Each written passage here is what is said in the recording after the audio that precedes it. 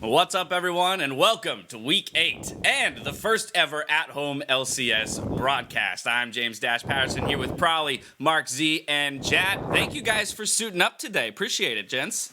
Yeah, I mean, you're definitely next level, but this is good for me. This is like date night Mark outfit. I usually don't look like this at home. Yeah, that's true. I This don't know, is Dash, a this step is up. my good hoodie. I don't really appreciate the.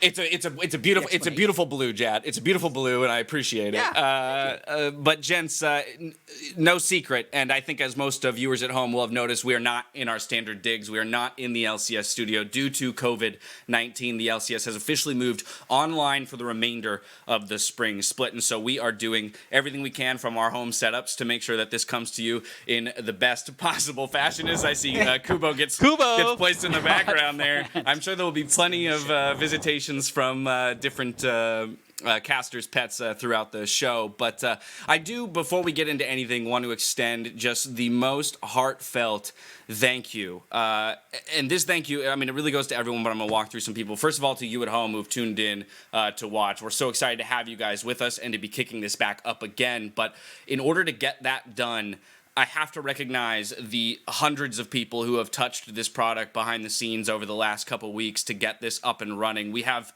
some literal geniuses, some wizards and witches of the technical realm that have been grinding hour on end, day and night over the last couple weeks to get something out in front of you guys and to get us on camera. So I can only say thank you from the bottom of my heart for all the hard work these people have been putting in. We're going to continue to try and level this up. I'm sure there will be bumps along the way, so please hang in with us. But we're super excited after a week off of LCS to be right back into competitive League of Legends. Yeah, and Dash, this is pretty incredible. It reminds me a bit of the first online tournament I cast back in really early 2012, Kings of Europe with D-Man. And that was just me in my bedroom with my headset. And at one point, I think I was casting off of D-Man's Twitch stream with like a 5-second delay. And the level of technology that we have for this show is just incredible compared to what was 7 years. The amount of programs that we had to download over the last 2 days. And if you saw our desktops right now, they've got like 17 different programs that all tie us into each other at different places within the show. But let's talk League of Legends, because that's what we're all here for. Yeah. And I want to reorient everyone. We did have that week-long hiatus. So just a quick refresher. There are 10 teams in the league. C9's in first, and then there's 9 more teams after that. Those other 9 teams are in a current race for the playoff picture with just 4 more games to play each. And so it's really crunch time when you consider that our second place teams have 8 wins and our 7th place teams have 6. 2 wins separate these squads, and 2 of those squads are facing off in our first game of the day. It's TSM versus Golden Guardians. TSM, the only team to hand our Cloud9 roster a loss. Yeah, I mean, we're talking about C9 being up above and then 9 other teams, but TSM did just beat them. They also beat FlyQuest, who was the second best team. So they basically had the best week any team has had so far outside of C9. And that made a lot of people, myself included, really hyped about TSM and looking at them as one of the people who could actually challenge C9 over the course of this split. I think based off their last week, it looks like they have a chance of running the table. They play Golden Guardians, Immortals, 100 Thieves, and Dig for the rest of the season. So you think, hey, maybe they can run the table. But literally the week before they beat C9 and FlyQuest, they went 0-2 against opposition that they should have been able to beat. So we still don't really know what's going to happen, especially now that we moved into this remote scenario. Probably, where do you fall in all this? I mean, I'm in kind of the middle. I'm lower in my enthusiasm because partially I sold my TSM stocks. But no, they have had some high highs and low lows so far, and the season kind of draft's been a bit wonky, but maybe they finally found their stride. That's what I'm hoping for, at least. But we've at least seen TSM being maybe the second place team in terms of skill cap. So that's pretty exciting to see. But going into playoffs, we kind of need to see them continue to crush it, and today is going to be kind of the start for them. Consistency is definitely something we're looking for out of TSM. Jat, where are we looking for it from within the squad?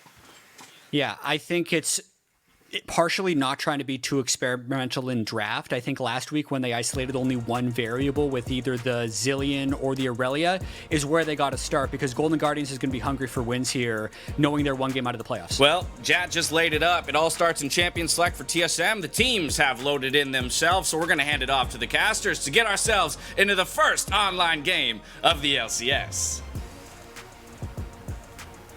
Thank you very much, Dash. Ladies and gentlemen, welcome to Champion Select for the first time ever here from the comfort of our own bedrooms. I am Clayton Captain Flowers Reigns, joined by my good friend and co-commentator, Mr. Isaac Azale Cummings Bentley. How you doing today, Azale?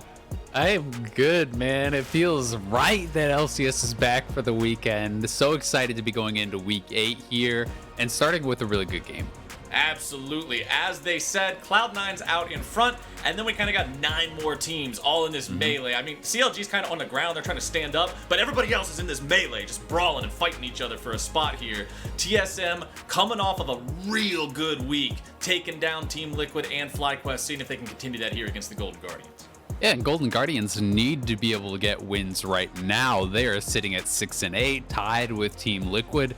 Very likely you need at least 9 wins to get into playoffs, so they're looking at really only being able to give up 1 loss over the next 4 games here.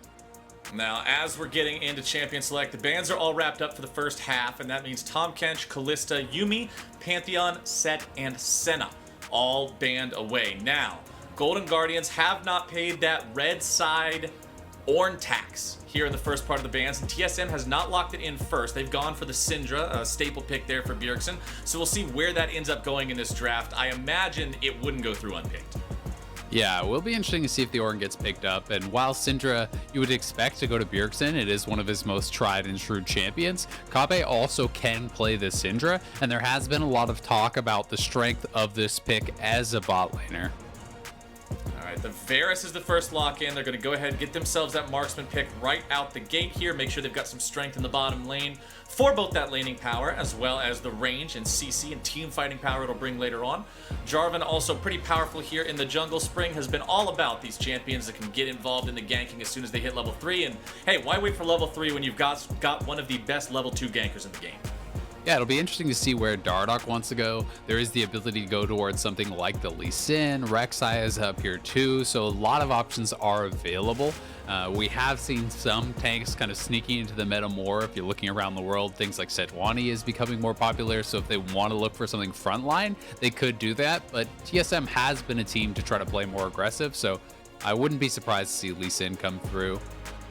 Well, we are going to get Aphelios picked up here for TSM, which means the Syndra is going to Bjergsen there in the mid lane. Aphelios will be for Kabe, their bottom side, to lane against the Varus. We'll see if they want to draft a support with him. Remember, they already banned Tahm Kench away themselves, and oftentimes you want to see a more defensive, more protective style support with Aphelios to keep him safe. And there you go. There's the Thresh.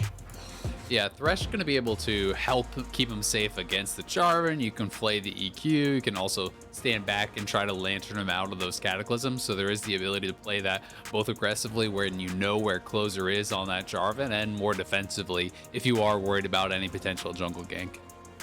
Let's see how Golden Guardians want to round this one out here for the final pick of the first half of the draft. Looks like they'll go for their support as well. Locking in the Nautilus. Varus Nautilus is a nasty CC chain and a very powerful 2v2. Yeah, it really is, especially post 6. It's so easy to line up that combo. Point and click ultimate from Nautilus. You get knocked up right into a hook, into the Varus ultimate.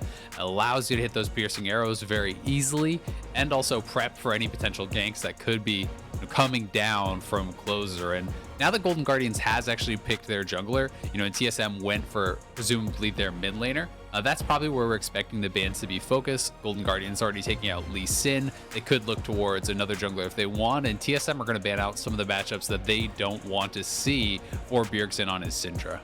Yep, the Zoe has seen a lot of popularity recently. The champion has had some pretty high highs here in LCS play in spring 2020, but it won't get to show those off here today, at least not in game 1.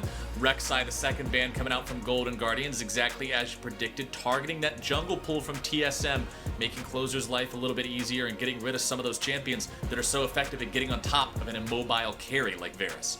Yeah, there are still some strong early options. Things like Olaf are available if you want to look towards that. Elise if they want an AP option, but that likely means they need to have some sort of an AD threat on the top side or risk being too one-dimensional up there for TSM. But double mid lane bans is expected here from TSM, and with that AD jungler, you could look towards Rumble. It is flexible between mid and top, so I actually quite like this as a blind here for Golden Guardians. Yep, the Rumble locked in. It puts AP in the composition, and I'm not gonna lie, they already have quite a lot of it. I mean, Nautilus is already going to deal AP damage with whatever damage he does deal. Obviously, the support's not going to be a main damage dealer. And even though Varus is an AD carry, a lot of the damage of the abilities in his kit is going to come through as magic damage. So let's see how TSM want to respond to this. Aatrox, one of the better champions to blind pick there into the top lane. They know the Rumble can be flexed to either one of those solo lanes, so they need to be safe. And Sejuani, the jungle pick here for TSM, knowing their opponents already have the jungler locked in. They can't easily counterpick it with Trundle. Let's see what Golden Guardians responds with. Yeah, very interesting. So Sejuani, something I talked about a little bit earlier, is a very strong tank in the meta right now, and Jarvan's not a champion that can really abuse you in that 1v1. This is not an Olaf type situation where you're going to get slammed.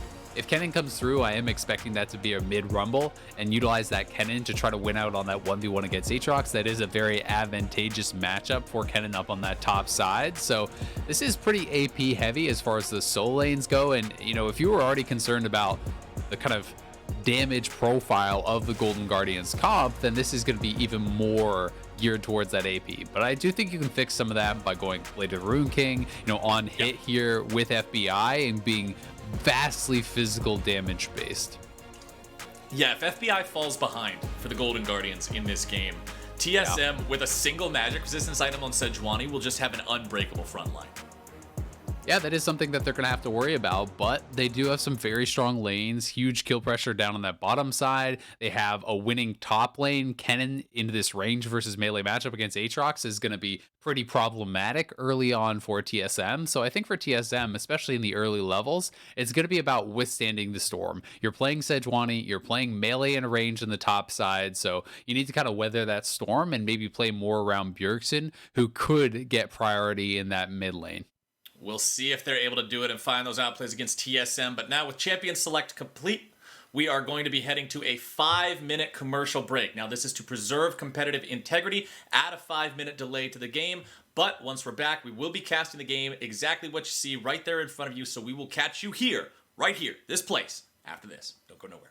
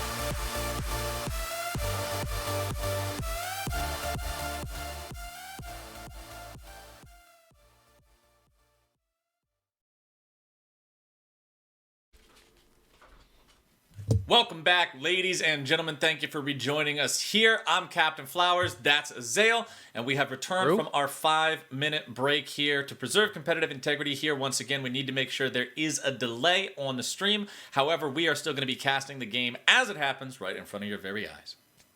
Yeah, I'm excited to see it happen. It's really kind of back to the heyday of esports, bedroom casting, everyone playing remote. And I think it's going to be a lot of fun. Yeah, I'm very fortunate. It's kind of giving me flashbacks to my days when I was grinding to get up here and join Riot, casting all the random stuff I could get my hands on just from my bedroom in my parents' house out in the cornfields, being like, all right, let's see if we can get up to maybe 15 viewers for this one. But man, you're doing a lot better than 15 viewers now. Yeah, we got a little bit more than 15 viewers these days. But TSM and Golden Guardians, they're going head to head here. We already talked about how this is super important for Golden Guardians, especially because it seems like they can probably only drop a single loss here in these last 4 games. But the one thing that they do have going for them, if you're a superstitious kind of person, TSM has been going 2-0, 0-2, 2-0, 0-2 every week so far in Spring Split. Last week, they went 2-0. Just saying. Well, TSM did have back-to-back 2-0s earlier in the season, week 2, week 3. So it's all just, if they win the first game, they're going to win the second game. If they lose the first game, they're going to lose the second game. So we'll see if Golden Guardians can set up their opponents for an easy alley tomorrow.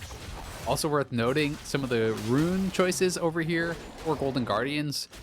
You see Comet for FBI. This leads me to believe immediately it's going to be Poke Varus. He's going to be looking to poke down his opponents and then hard engage, utilizing the Nautilus, Rumble Cannon, J4, and kind of hard engage on these softened up targets to wipe them out. It's going to be very team fight focused.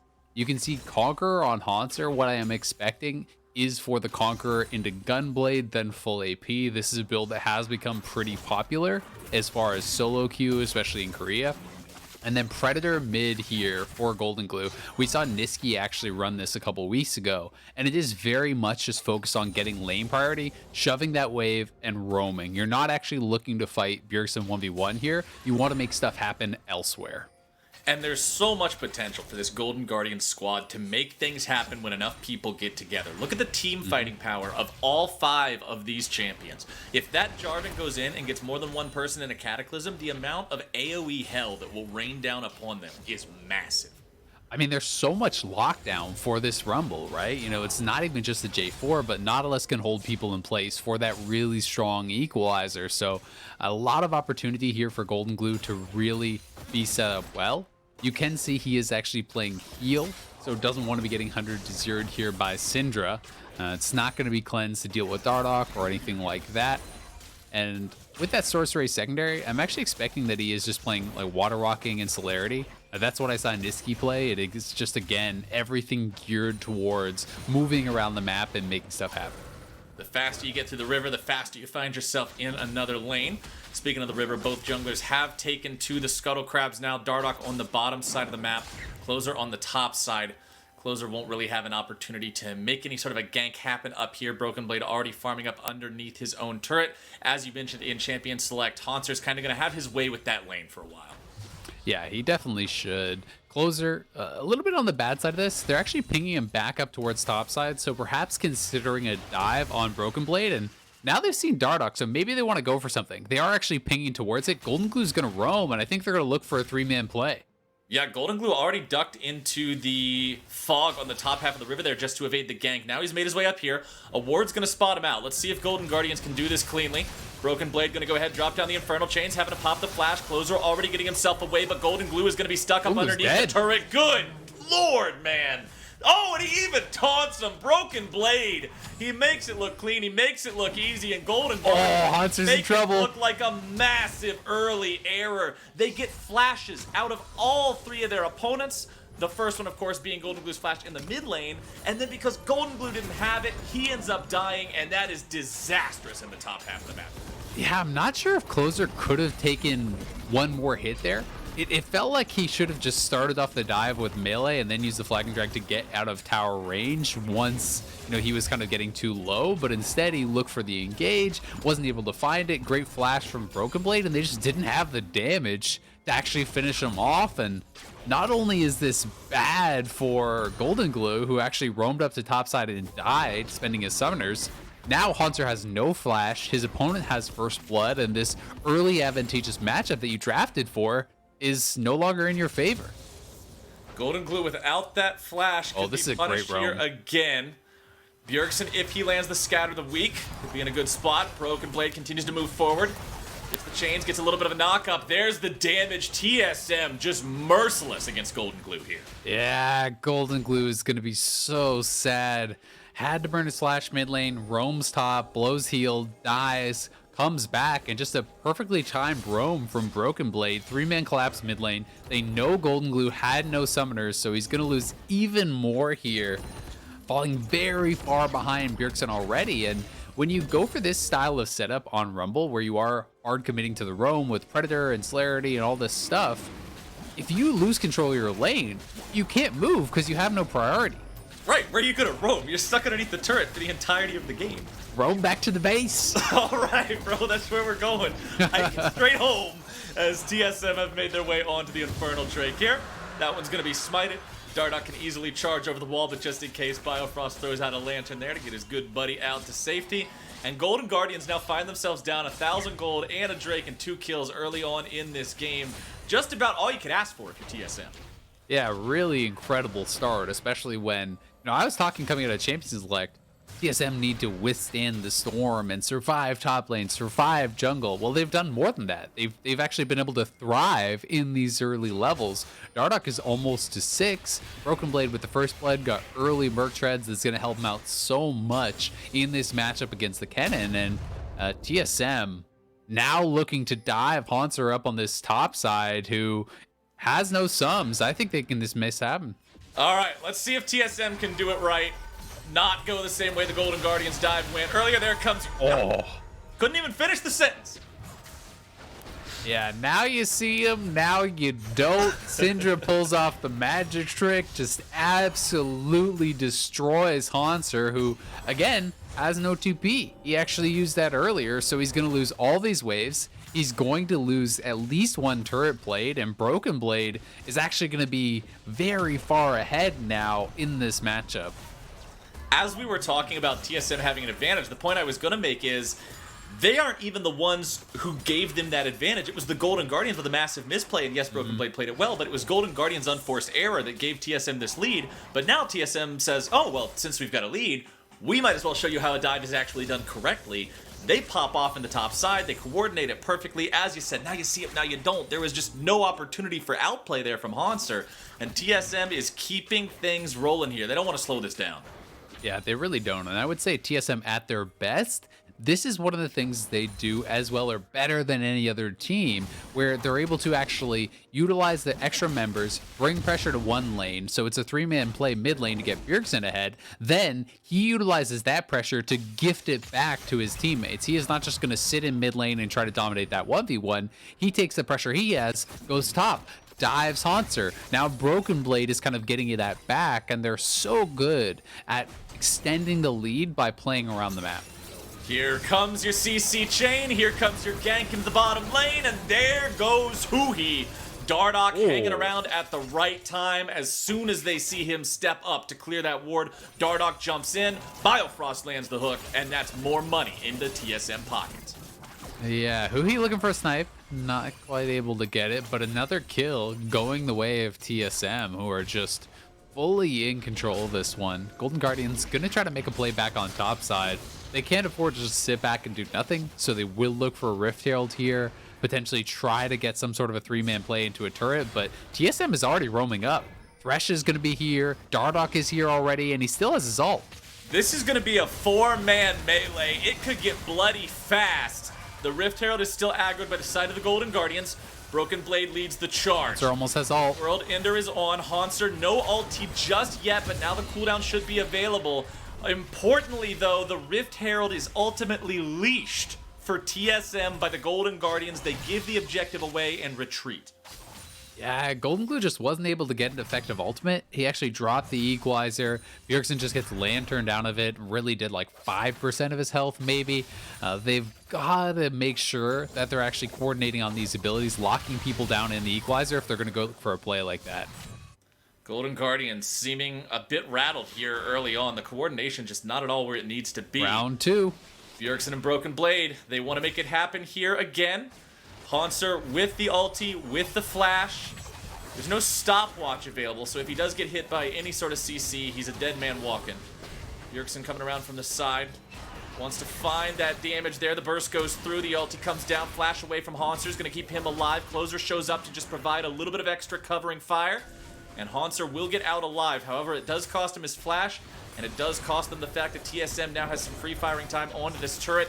Shelly is summoned at the perfect time to take down those last 2 incredibly tanky plates. They will get everything in the kitchen sink up here, Azael. It is a 3,500 gold lead for TSM. Yeah, these roams have been so effective from Bjergsen. Yes, Haunser survived, but loses his turret, right? He is now so far behind, just kind of getting bullied by this TSM solo lane duo. They don't overcommit. Dardoch just holding onto the flash and the ulti, so he's going to have that ready for the next potential fight, which likely will be at Dragon, because TSM, again, have priority on the map. Broken Blade is running over towards that Dragon Pit because they had the push on top side. He goes into the bottom side. Chains of Corruption is going to follow up the dredge line there, and Biofrost is taken low. He tries to get away, but a nice snipe from FBI is going to finish him off here to start this fight. Broken Blade makes a TP in as he is now the target, and Broken Blade will cut him down. A nice Sejuani ulti finds its way on the Golden Glue, who's forced to flash over the wall. They're going to use the blast, going to save 2 of their members, but that means that TSM now have 4 men in the bottom half of the map. They have priority over the Drake Pit. So although it was a kill going the way of Golden Guardians to start things off, grabbing that kill into Biofrost, it's TSM that come out on top. Yeah, they do come out on top there. It is the 1-for-1 trade of supports, but Dragon going TSM's way and forcing more summoners. Biofrost, I think, had his stopwatch available, so a little bit surprised that he didn't actually stopwatch. Maybe didn't see the piercing arrow coming through from FBI, or perhaps just thought he was going to be doomed either way. Yeah. One small advantage for Golden Guardians, though, is they do now have teleport advantage on Haunser. So they could look to try to make some sort of a play with that, but Haunser's not very threatening right now. He's just on a couple pieces working towards that Gunblade, so even if he TPs in, this is not a threatening cannon at this point.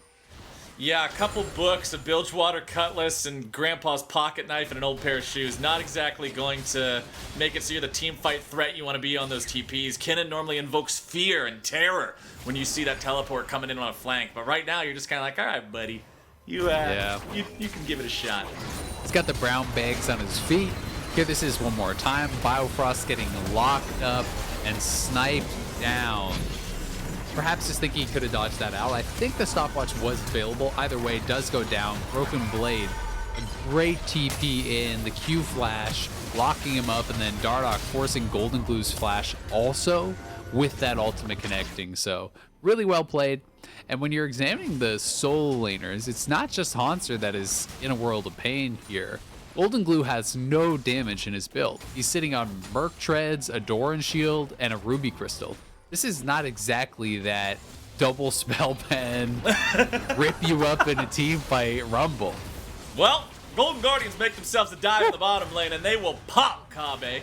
Nice coordination there to pull that one off, as now it's Dardoch and Bjergsen working together here yet again in the mid lane. Heal or not, Golden Glue is done.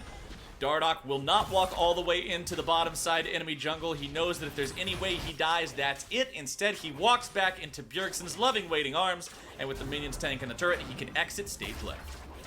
Yeah, he's going to get taken down again. Golden Glue having a really rough one after that early gank into failed roam. He has pretty much been behind the whole time and looking like he's going to stay that way. The one kind of shining light, I would say, for Golden Guardians is Jungle Bot doing pretty well. You can see FBI has a kill to his name. He's up 20 CS, is going for the poke style build, so has picked up some CDR boots, has double lethality right now, and he's going to be pretty strong. So perhaps if he can hit a little bit of poke before a fight starts, you can soften up someone on TSM enough that then maybe your solo laners can get something done. Yeah, when you go for a lethality build on any champion, the existence of Umbral Glaive means you have a first item completion point that is much faster than almost any other champion. It costs 2,400 gold, right? That's support item budget. To have your first item online, it gives you a lot of extra vision control. We'll see what FBI is able to get done with this and that Dirk put together for plenty of lethality stacking. If you look at the side of TSM, there is some armor on Biofrost. You're going to have some armor coming in here soon, most likely for Dardoch as well. But everybody else is pretty squishy and susceptible to these piercing arrows. Yeah, and I mean, it's also an item that really helps you with vision control, right? And one of the things that can be difficult as a team from behind is often controlling vision whatsoever, being able to contest that. And this is kind of like an extra sweeper, but Broken Blade going for the engage. Here we go, Golden Guardians once again in a bad spot, and that's a killing spree for Broken Blade here on this Aatrox. 3-0-2 so far. Another great pick. TSM collapses, gets a kill, and it's going to be straight over to Rift Herald. This is not likely to even be contested. Golden Blue's on that bot side, so I think Golden Guardians just going to have to give this up, which should mean TSM can likely take that mid lane turret. Mid lane turret with plating gone and already below half HP is going to take quite a lot of damage even without Shelly being around. Yeah. Demolish is ticking down for Biofrost, and with that big hit coming through, one more shot from Kabe finishes it off. Yeah, well done by TSM. They don't even need to use that, so they could save it for bot lane, try to get the last of the outers, extend that gold lead, or even look to pressure further in mid lane, taking down that tier 2 and opening up more of an ability to extend their vision into Golden Guardians jungle. And as things do look bad here for the Golden Guardians, we have to remember they do have one hell of a wombo combo. They also have two champions currently working on building a Gargoyle Stone Plate, which even when you're behind can make you just massively tanky with the incredible value the active gives. So there is a chance for a big Golden Guardians wombo combo here in a 5v5 fight, but they will have to play it very well, and they're going to have to make sure that everybody's coordinated. Yeah, I mean, it's going to have to be a perfect engage, right? Because you're going to be looking to fight through Broken Blade, Dardoch, and Biofrost, who are all going to be quite tanky. And Broken Blade is so strong right now. Not only is he very resilient with this early Death Dance and quite a bit of HP plus the Arc Treads, he's going to put out a ton of damage if you're trying to just ignore him and walk past to access Kabe and Bjergsen. Because if you can't get to Bjergsen right now, he is going to run over a fight. And with that third Drake going over to TSM, this brings them to Soul Point, which means they have the opportunity of taking a Drake Soul 22 and a half minutes into the game. Yeah, that is ridiculously early here. Being able to grab that up for themselves would be pretty devastating. I'd also say Cloud Soul, very, very nice for Aatrox in particular. You're already getting that movement speed on your ultimate when you do pop it, and now getting this extra burst from the Cloud Soul plus the passive 10% move speed would be really, really nice for Broken Blade and allow him even more access to the backline. It just becomes almost impossible to kite this guy. Yeah, with everybody on TSM doing as well as they are, one misstep from the Golden Guardians, getting caught out by a Broken Blade chain or a hook from Biofrost or Dardoch's ulti, it's really difficult to deal with these kind of situations when you're this far behind. Nobody can really tank it up. Until those Gargoyle Stone Plates get completed, if you're caught, you're dead. Yep, exactly. And that's what Golden Guardians are actually facing down right now. We are stepping into what will hopefully be a quick pause. We'll let you guys know as soon as we find out exactly what's going on. But TSM has played an incredible game so far. They are in full control. And I've got to say, this is kind of the TSM that I think people were expecting after their performance last weekend, taking down Cloud9, giving them their first loss, grabbing a 2-0 weekend. There was a lot of hype around this team in that, hey, if they're performing at this level, not only should they be the second best team in the regular season, but they could look to challenge Cloud9 in playoffs. And I think they have really picked up right where they left off. And for Golden Guardians, you gotta be face palming a little bit at that first dive. Honestly, you can you can feel the energy around a play like that happening. Everybody's walking up there. You're kind of thinking to yourself, I mean, I don't know if this is a great plan. Does he think this is a great plan? I mean, we're all here. Is this really a good idea? I've been there in solo queue 100 different times. And eventually you're just like, well, I'm up here, so might as well do what I came to do. And then it turns into that, and it's just so frustrating because you know it was all on your call, right? There's nothing TSM did that said, hey, you have to make this play. Yeah. But they made that play. It went horribly awry, and it gave TSM the advantage they needed to snowball this into some Frosty the Snowman tier abomination of wintry goodness that makes it so they're at the point that they are now. 4,000 gold ahead. I mean, it's one of those things that I actually liked the play. I just think it was executed poorly, right? And that's always frustrating to look back at and say, hey, we did the right thing, but in the wrong way, because, you know, yes, he got ganked mid lane. Golden Glue lost his flash, but then there was this potential for this 3-man dive topside, snowball what is already supposed to be a winning matchup, and then all of a sudden, you have a way into this game, a way to actually take over through side lane, right? So I kind of respect the play. I just think Broken Blade responded great, and Golden Guardians didn't handle the dive very well, and TSM has really made the most of it. They have done such a good job moving around the map, taking the lead top, roaming mid, getting Bjergsen ahead, Bjergsen returning the favor with multiple roams top, and they have just been everywhere. Well, here we go again. TSM pushing up, and Golden Guardians deciding it's time for a fight. They're going to engage on Broken Blade, who has to flash into the Cataclysm. However, a flash away from Closer is going to keep him alive as well. Broken Blade shut down, killed for the first time in this game.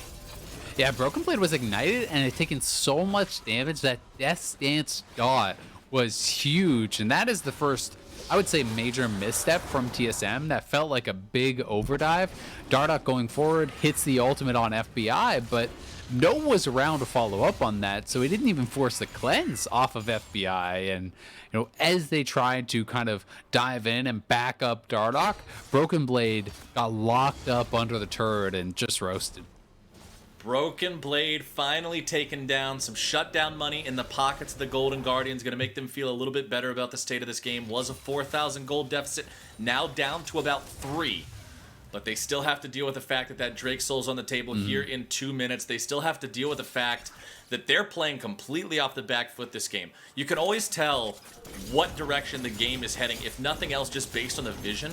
All the vision in this game is currently in the Golden Guardians half of the map. There's none on TSM's half, because TSM knows Golden Guardians will never be pushing into there. There's no way a battle is going to occur in TSM territory. It's all about them just choking Golden Guardians out of the remainder of this game. Yep, exactly. They're playing on their opponent's side of the map, so their vision is placed appropriately to do so. That being said, Golden Guardians does have good defensive vision, so they've kept a lot of vision, you know, in that Baron area. So if there was any potential rush towards that, they can at least move forward and check on it. They can keep tabs on that. And because of the nature of their composition and how much AoE they have, it would be really risky for TSM to make a move towards Baron. So while this last pick doesn't pull the game to parity at all, it does give Golden Guardians a little bit of confidence, right? It's like finally something went well for you, and maybe you can build some momentum there. With Drake still being a minute away, we're going to see the TP Golden bot Guardians try side. to make some kind of a play on the top side, but Broken Blade has made a TP down to the bottom lane instead, and Golden Glue, for the 4th time today, is taken down by TSM. They have punished him relentlessly. They have hunted him never-endingly, and he is just having a pretty unfun time here today. So much credit, though, to Dardoch, Broken Blade, and Bjergsen. This 3-man squad from TSM has been everywhere, playing together throughout the entire game. Again here, finding Golden Glue on the side. Broken Blade just TPs in, and they're able to chain that CC to not really give him any opportunity to flash out. Now, the good part here for the Golden Guardians is the fact that he's going to be back alive in time for the Drake fight. TSM goes for a dive underneath the mid lane tier 2, and FBI is forced to blow both summoner spells to get away. That's Cleanse Flash down on an otherwise completely immobile AD carry, who, by the way, does not have a defensive support next to him. He has a Nautilus. So if they can find the chance to engage, he's done. It's a great trade from Dardoch. Dardoch trades his flash to get both those summoners. It's also the strongest member on Golden Guardians right now. So there's the ability for someone like Bjergsen to actually look for a one combo. He has both his summoners, so he could try to flash in there if he can hit any sort of scatter, and probably 100-0 FBI, because as you said, there's no defense really coming to his aid from Huhi. It is all about the engage on that side. Yes, he can try to peel, but when Syndra presses R, there's nothing Nautilus can do about that. You're not peeling anything unless you have a stopwatch. Stopwatch. Try to bat the balls out of the air. Yeah, Nautilus is just gonna walk up. He's got the anchor, man. I got you, aiming bro. towards the stands. He's ready for a home run. But Golden Guardians are ready for an invade, but are they truly ready, Azael? Dardoch's going to be tanking up everybody, but the cavalry has arrived and the artillery is flying. Kabe's letting off a couple of bullets, but Haunter's made his way into the back lines. Kabe is going to be forced to run away as Bjergsen grabs a kill into Huhi, and Haunter is kept under control. TSM will keep their AD carry alive, and Golden Glue and FBI will hobble away from the fight. Dardoch, the only casualty for TSM. At the very least, they got some summoners off of TSM, but TSM winning out so much. They have the health bars to continue this push. FBI and Golden Glue have got to get out of there because Broken Blade could easily dive in and take them down. It's going to be another turret going the way of TSM. They have that soul now, and everything is in their hands to close this one out. TSM with their 6th turret of the game. That means everything standing outside of the Golden Guardians base has been removed, and it's all about sieging that inhibitor line now, a task which typically falls to a team that has managed to get themselves Baron, and with the lead that they now have, I don't think the task of taking it's quite as daunting as it was before.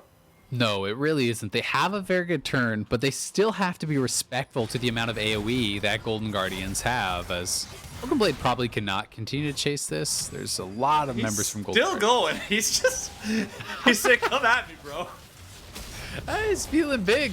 He's feeling big, and he is really strong in this game, so I get it. But I think for TSM, you're more looking for the turn at Baron rather than just hard committing because of the potential AoE combo that could come through from Golden Guardians. And TSM now just moving forward their vision. Broken Blade has the ability to kind of poke forward very aggressively, which made it easy for TSM to grab some vision on the other side of the map because everyone is worried about Broken Blade. He's working as this mobile ward.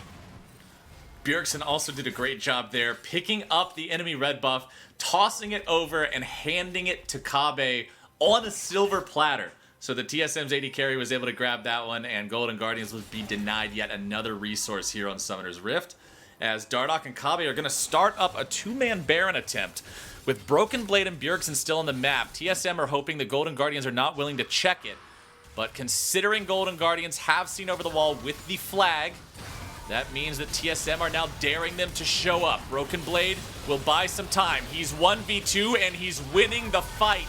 He's found a kill into Golden Glue. He's chasing after Haunter. FBI is here. They won't find the damage they need because of the stopwatch, providing a couple of extra seconds of reprieve here for Broken Blade. He's going to eat a lot of damage coming down from Bjergsen as Biofrost gets the kill to finish things off. That is a 2-for-0 for the side of TSM. Almost 3-for-0 as Closer nearly dies as well. And TSM is right back onto the Baron. Closer is nearby. He's in that Tribe Rush. But man, if a stray projectile hits him, if a stray freeze hits him, he is dead. The smite came down onto the Baron early, but Biofrost is just going to kill the enemy jungler by himself. Sure, why not? Flashes over, doesn't even need the ignite, takes down Closer, guaranteeing them the Baron. And damn, Broken Blade has been a monster this game. He is in the 1v2 and he likes those odds. Broken Blade coming up huge for TSM here. Pops the ultimate early. Lantern gets dropped. He says, nah, I'm going in. Taking down Golden Glue, taking down Haunter. What a monster. As on the other side, Closer's getting pushed out, and TSM are able to keep Broken Blade alive, even healing back up and grabbing another kill, plus the eventual Baron. That fight ended up giving 2 kills over to Biofrost, who currently is 3-1-6 on Thresh. He has a 300 gold bounty on his own head as Thresh because of the fact that he is just dominating this game so hard. TSM firmly in the lead, 7,500 gold up. They've got Baron, everybody's ready to go, and they're pushing up the top side here. Bjergsen and Kabe will be the two standing out in front. Bjergsen with that Banshee's Veil to nullify some of those piercing arrows, as you saw there, blocking one of the shots from FBI. And now the rest of the squad is joining up. Dardoch ready to be here on the front line. Remember, the Stone Plate is ready to go, and with the Chains of Corruption missing, TSM are now aware that Golden Guardians have one less big team fight mechanism. Yeah, it's really hard for Golden Guardians now. Broken Blade pushing in mid lane. They're pushing on the bot side, utilizing the Lantern combo there. Kabe starts moving forward, hits the turret. Lantern is sitting on him. As soon as Golden Guardians even looks at him, he can just jump out with that Lantern and stay really, really safe. Meanwhile, Broken Blade is just in mid lane doing work on that turret all by his lonesome. That's 2 inhibitor turrets now down. Dardoch over the wall with the initiation, and here we go.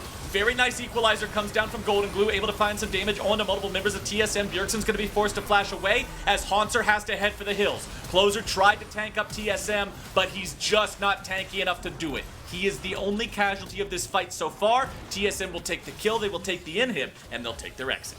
And they're running straight towards Elder. Pings from TSM. Broken Blade will go back to base, but he has teleport, and everyone else is looking healthy enough to just straight up take down the Elder right now. Golden Guardians have got to rush out and try to contest. It's really your last chance, but You can't give it it away. will be a 4v5. There's just not much going on for him. Broken Blade doing his best to keep everybody at bay. 1v4. The Elder Drake taken down. The Elder Drake gone means it's time for TSM to turn things right back around. There comes your first Elder Drake execution. Haunter goes over the wall trying to find anything onto the TSM 80 carry, but the damage is not there. Broken Blade will not stop pushing. The Guardian Angel brings him back, and he spams the stupid emote during the resurrection. Oh, Broken Blade, he is feeling it this game, Azael, as Dardoch is feeling these ultis as well, dialing them in onto value targets. Biofrost the Fearless, 1v2 on the Thresh. Golden Glue and Closer will finally take him down. Shut that Thresh down, get that money. Unfortunately, it comes at the cost of your base just fall into shambles. The Nexus turrets are under fire. Broken Blade's just dodging and ducking and dipping and diving around as Dardoch's on the front line there. He's almost going to be taken down. There you go. But unfortunately, a kill doesn't mean a whole lot when the Nexus goes down too, and TSM make it look easy against the Golden Guardians. Yeah, that was a dominating game. 30 minutes on the clock, 18-6. They got the Baron, they got all 4 dragons, they got the Elder. TSM really crushing Golden Guardians here today, and that's just such an impressive win. It started off with an error from Golden Guardians, but after they got rolling, TSM just never knew how to stop. Now that Game 1 has concluded, we're going to be stepping away for a moment to set up Game 2, but we'll see y'all back here after the break for Cloud9 versus 100 Thieves.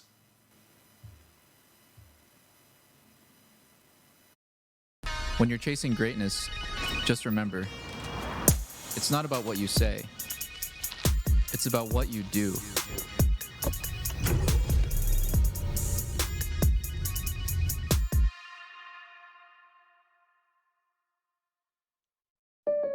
So Josh, you going for our Drive Safe and Safe discount? Yep, using the app, driving safe. You wanna go? You wanna go, bro? Hey, do not mess with my discount. You can save up to 30%. Let's go! Nice to meet you. Go get him, Tiger. Sounds like you've got this. Yeah, definitely. Get a discount up to 30% with Drive Safe and Save from State Farm.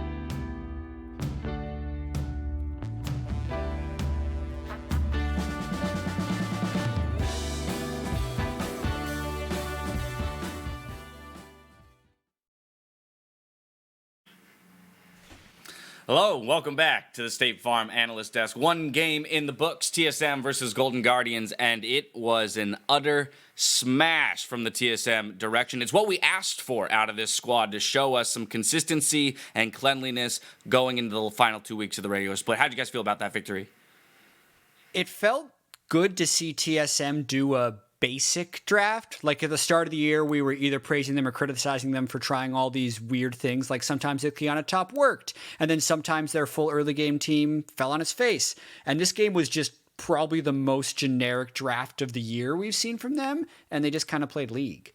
Yeah, I mean, Syndra, that's the 5th game for Bjergsen. I think they're 5-0 on it. And so I understand, especially in this new environment that we're all kind of in, just going with something super standard to get some comfort, get your legs under you. And I mean, they just that looked like a scrim game. That was one of those over at 15, FF, get me out kind of performance. Yeah, I was happy they got their lead and kept it the whole time. There wasn't really a moment where you thought, like, this is the mid-late game that TSM is having issues with. Like, they got the soul at 22 minutes or something like that, so they never got to a point where you could kind of criticize their like macro later in the game. Utterly dominant from the TSM perspective, and that's what you want to see out of the team that just took down our previously undefeated Cloud9, and that's where I'll transition to our second game of the day. Cloud9 versus 100 Thieves. Cloud9 still looking to kind of rebound. I want to see how that loss really affects their play going forward, and how they're going to sustain that and use that to better themselves. On the flip side, 100 Thieves, they're just coming off of a 2-0 week, finally getting that and tied for 4th currently. It's a lot to think about because C9's locked the first seed. Right. They tweeted after that win that which champion should we play? No. But at the same time, like I think they should take these things seriously, especially like we haven't seen the team in 2 weeks. We know they've already locked the first seed. Are they going to keep improving? I hope so. But if not, 100 Thieves needs these wins with the second most difficult strength of schedule from here on out, playing C9, FlyQuest, TSM, and then CLG. Right. They play the top 3 and then last place to close out the split. But it was mentioned they're tied in 4th. Not guaranteed playoff yet, but squarely in the playoff picture. Probably let's talk about what aspects of 100 Thieves are going to put them kind of over the line. What if anything, is going to allow them to creep into that playoff picture? It's going to be same as always, some daddy, baby. Okay. I think he's been playing really well. I think continuing to give him kind of agency in the game to be playing that way, I think is really, really important. Especially going up Licorice, who's a really big, solid kind of top laner up there. Being able to kind of enable Someday is really good. And I think Ryoma's been kind of secretly improving throughout the split. He's not this big star player that Someday is, but he's actually holding his own in mid lane a lot more than he was earlier in the split. And I think against C9, you can't necessarily do the whole all-in on someday win condition that you can maybe pull off against some of the other teams who are struggling a bit more, because we saw in the Lane Kingdom thing with Azael breaking down Licorice's weak side play. He's actually super good at facing pressure and not needing the team to back him up. And so I would have a concern if 100 Thieves went all in on it, on just like someday you get like the Lucian, like he had that one game, and then he was able to hard carry, stuff like that. I still think he obviously needs to play well and be the primary win condition, but I don't want to see a complete all-in on someday, because I think C9 are too good everywhere on the map to completely abandon the other lanes or something. It's a scary thing to try and come up with a game plan to take down C9. We've seen one team do it. C9 bounced back pretty hard the following day to take another dominant victory, and so we'll look for them to kind of continue to close out the split in dominant fashion. A big part of that has been Niski, and so while we talk about Ryoma probably perhaps looking better than he has throughout the split, he is up against somebody who is in the conversation as a Honda MVP frontrunner right now. Yeah, whenever we talk about C9, I'm probably the first one to start talking about Niski, because I'm a really big fan of how he's playing this split. It's very different than how he played previously, and it's very different than any other North American mid laner right now, where he's playing this really high pressure roaming style, and it's actually gotten them a lot of wins, a lot of leads that I think no other mid laner can do right now. Well, 100 Thieves is looking to do what only one other team has done here in the LCS for 2020 spring, and that's take down Cloud9. With that, the teams are into champion select, so we're back out to Captain Flowers and Azael for the call. Thank you very much, Dash, and here we go into the second game of the day. Cloud9, 13-1. the royalty of the LCS, presiding on a golden throne with a jeweled scepter, looking down at all the peasants, saying, "Fight for my amusement." Unfortunately, one of those peasants has come to challenge here today, and 100 Thieves are looking to earn their way into that upper class battle. Yeah, 100 Thieves in that playoff hunt. Any win over Cloud9 would be so big, but especially for a team like 100 Thieves sitting at 7-7 on the precipice of playoffs. You know, a little bit of an easier path than Golden Guardians, especially the Golden Guardians now took that loss, but still, you're going to need to get a couple wins down the stretch here as 100 Thieves to make your way into playoffs, and Cloud9 is not a team that is easy to beat. So bans are now done. It's Olaf, Xayah, Renekton, Set, Pantheon, and Senna banned away. Again, Ornn manages to make it through those 10.5 Ornn nerfs that took down some of his brittle proc damage and also made it so the Ornn items come up later. Seem to have taken him out of the priority for a few teams here, as Cloud9 will be the first team to pick. They go for the Gragas nice and early. Yeah, more of an ability to actually bully him in lane. You know, he can't trade as well, I should say, with some of those nerfs, so he can be punished at times, but still Ornn a very strong pick and someday going to be locking it in. His Renekton had been banned out, so someday we'll be moving to this. I'd be interested to see if Cloud9 are willing to really look for like a 1v1 top lane matchup, something like Fiora, to really try to play the side lanes. You know, did get an advantage out of some of those top lane buffs, third place being worth more gold. You know, Tiamat into Ravenous, that buff, but oh my god. Okay. Gragas Yasuo. This is going to be a bot lane Syndra. So this should be mid Yasuo, I think, alongside Gragas jungle. And I'm expecting the Syndra to actually go bot lane. And they're just saying, all right, dude, take Ornn. We don't care. We're thinking that it's not big enough of a deal to have to worry about. They believe they can outplay it. Yasuo is also one of the champions that works very well against Ornn because Windwall can completely shut down the ulti in a team fight. So Gragas Yasuo here for Cloud9. This is an exciting way to return to some LCS action after an off week. Yeah, no kidding. And now the ban on Aurelia, thinking that it is in fact going to be bot lane Syndra. That's what I'm thinking too. And going to be banning out some of these top lane champs that they might be worried about from Licorice. Clearly Cloud9 wanting to go aggressive here, so they do look like they would probably be drafting a physical damage top, right? Because if you have Syndra bot, if you have Gragas jungle, you can have double physical solo laners. So it'll be interesting to see where C9 does decide to go. Rek'Sai banned out. They could look to even ban out, you know, the Olaf maybe over the Lee Sin. Meteos does seem to prefer that. Let's see what it'll be here with Irelia Nautilus, Rek'Sai banned away in the second half. Last ban of the game. Cloud9. I'm interested to see, too, just how creative this draft will get with the last couple of picks, because we know Reaper is the kind of coach to experiment, especially in a situation like this where they've already got their playoff spot locked. And I want to see just how far they're willing to dare here in this champion select, as Yuumi will be the last ban. Yeah, I mean, it's one of those things where I know they were tweeting out, hey, what should we play, guys? You know, kind of joking about it. But I've talked to some of the players. I do think that they want to win. You know, I do think that despite the fact that they're locked in, most pros want to be able to show a good performance, want to be able to play serious picks and look good on stage. Trundle is an option here for jungle, for Meteos, but there's not really anyone to actually ult. And that's generally where you depend on getting a lot of your tankiness, right? This is going to be an AP Gragas. And if Sven does lock this in, then this could actually be Yasuo and Syndra as the sole laners. There is the possibility also of this being Kalista top. So this could get pretty wacky. I still think it's more likely that it's Syndra bot, could be Kalista top. They could also do, you know, Syndra mid and just do Yasuo Gragas as the combo on the top side of the map. But I can't say I've ever seen Licorice play Yasuo, so that would surprise me. I do think this is more of a Niski pick.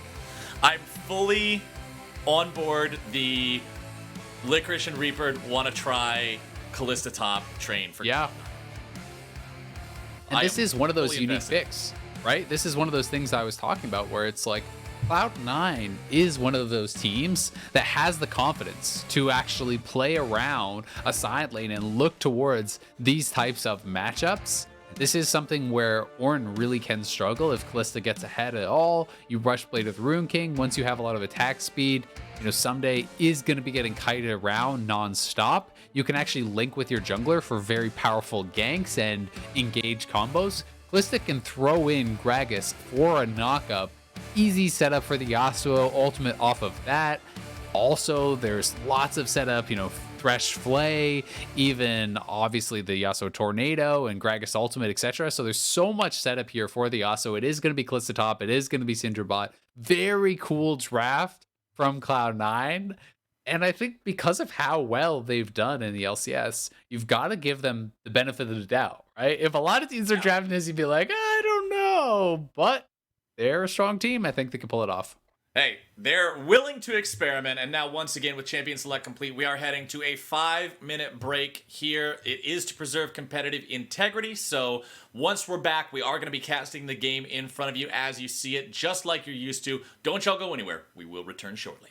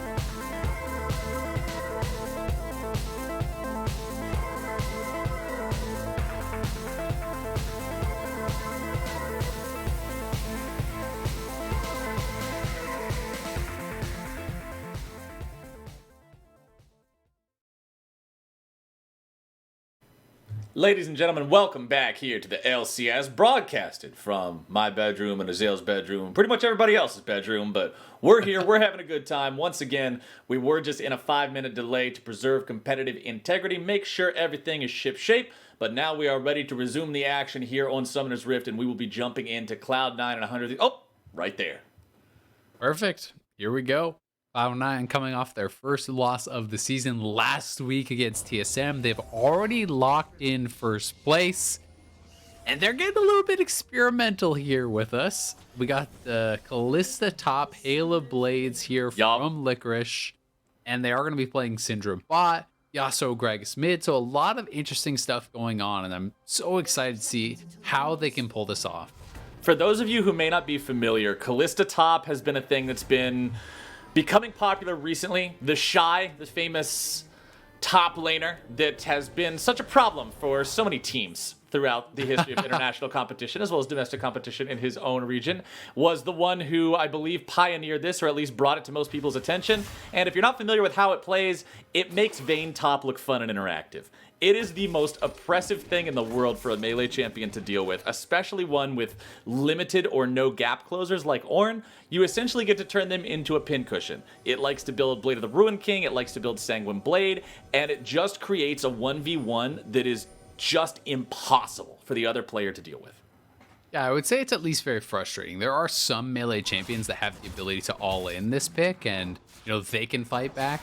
Especially at level 1, though, Ornn has no recourse. There's no way for Ornn to actually trade back here, right? You need some levels. You need to be able to have the opportunity to actually, really kind of threaten an all-in. Otherwise, you can't go for it at all. Because if you can't threaten that all-in, you will just continuously get chased around by this pick. And it's kind of interesting because people are talking about it, as this new innovative pick, and it is for pro play.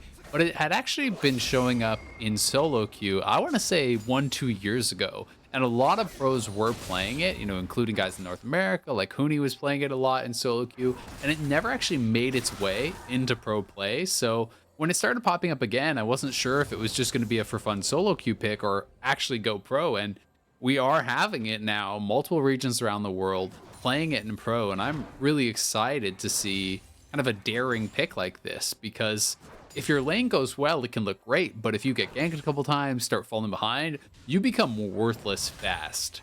Oh yeah, you can turn into a caster minion faster than you can count how many times you've been killed by the enemy jungler paying attention to you. It is a very volatile matchup here. We'll see how it goes for Licorice. He did start off with the Cull first item, so just trying to maximize that abuse potential here in this lane with this matchup. Blabber instantly going towards the top side. He recognizes that the only way out of this for Someday is for jungle attention to be given, so he's going to move up and prevent Meteos from doing just that. Throwing the cake down, trying to steal a couple of these medium-sized Krugs. He'll get one. That's not exactly much to write home about, but the last couple two, they're ticking down there. Blabber walks away with a little bit of extra money in his pocket, but most importantly, he keeps Licorice safe so he can keep pushing this lane up. Exactly, that's the main thing. It would be a bonus to steal away more of that camp, but it's not that big of a deal, and it's still annoying for Meteos being harassed at his Krugs. Then Niski moves over from mid lane, just poking away, trying to keep him under threat over at that Raptors, and keeping Licorice safe in the meantime. Because you compared this pick to Vayne top, and I do think it is similar in a lot of regards. Obviously they're both marksman picks, but one of the big things here is there's no kind of true damage component on this Kalista that you're depending on, so you really do have to get a big farm advantage and kind of stay ahead of the Ornn to be able to threaten a lot of kill pressure, right? Whereas Vayne can more rely on just kind of the scaling of that true damage with your Silver Bolts. Meteos showing up here in the mid lane. Niski throws down the wind wall, tries to put up a bit of a fight here, but he's going to need some fast feet. Blabber's coming to help him out. Ryoma and Meteos walking away now. Niski will manage to keep himself alive, but down to 150 HP is not exactly the shape he wants to be in. He will go ahead, head back in between the two turrets, and likely look for himself for a recall. He's actually going to stay around, so I think he's just stacking up the fleet footwork and the passive for that shield, hoping that Ryoma maybe bases so he can get a free wave, but very calm play. from Niski. He got chained up. He was ignited. He didn't even flash. So just walks out of that, is going to stay around and try to farm it out because he doesn't feel that Ryoma has kill pressure pre-6 with no ignite, because with that Doran shield, with the fleet footwork, he's going to be able to heal up quite a lot, and Ryoma needs to reset. So Niski's actually not even going to be pressured off the wave, still up in farm, should even be able to push out the wave himself before recalling, and we'll have a pretty nice time of it. And you're going to see Licorice go ahead, get back there from the top side. One thing that's important to remember when you're playing these lane bullies for your solo queue games at home, he was okay on health, but he was completely out of mana. His harass potential was diminishing, and that means he won't be able to build those leads you were talking about just a moment ago, Isaac, saying that you need to stomp your opponent in this lane to really be successful. So he takes the opportunity, gets back to base, TPs back in, and now once again, he's full on fuel, and he's ready to keep harassing this Ornn for eternity.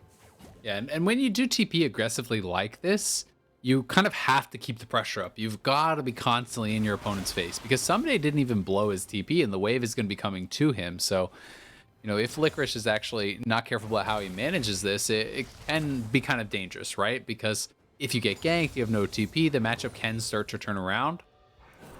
But we'll see how much Someday can get as this wave does push in. There's also the opportunity for Someday to just try to withstand this lane and utilize the teleport to go elsewhere and make a play.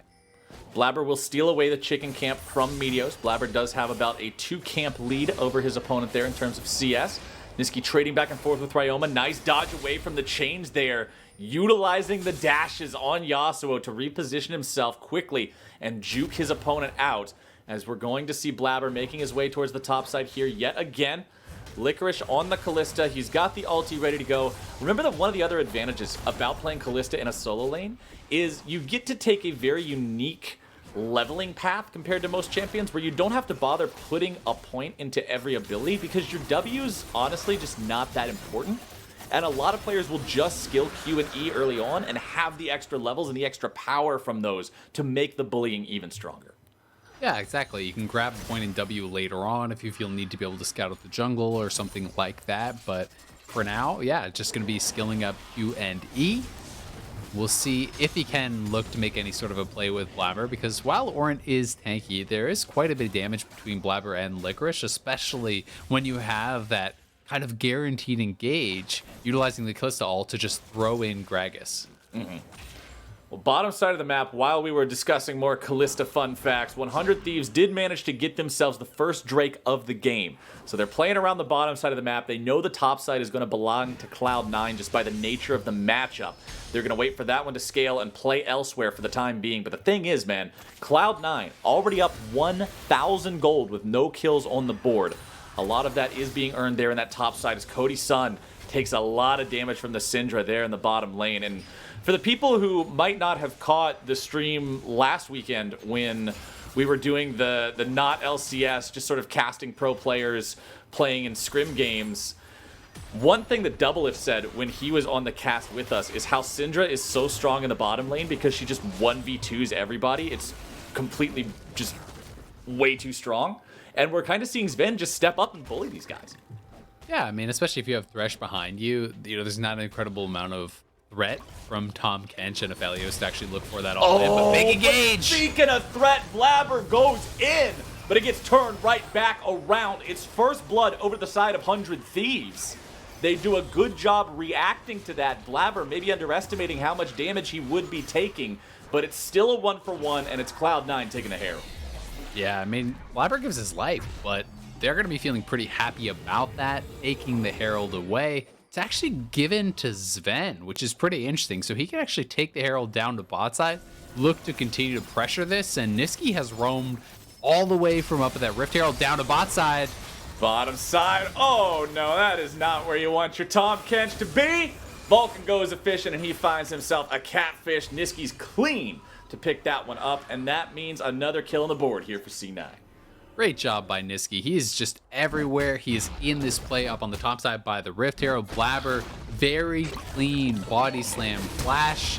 No way to react to that right as the teleport is coming through here from Sven. The first blood does go to 100 Thieves, but C9 lean up the mid laner.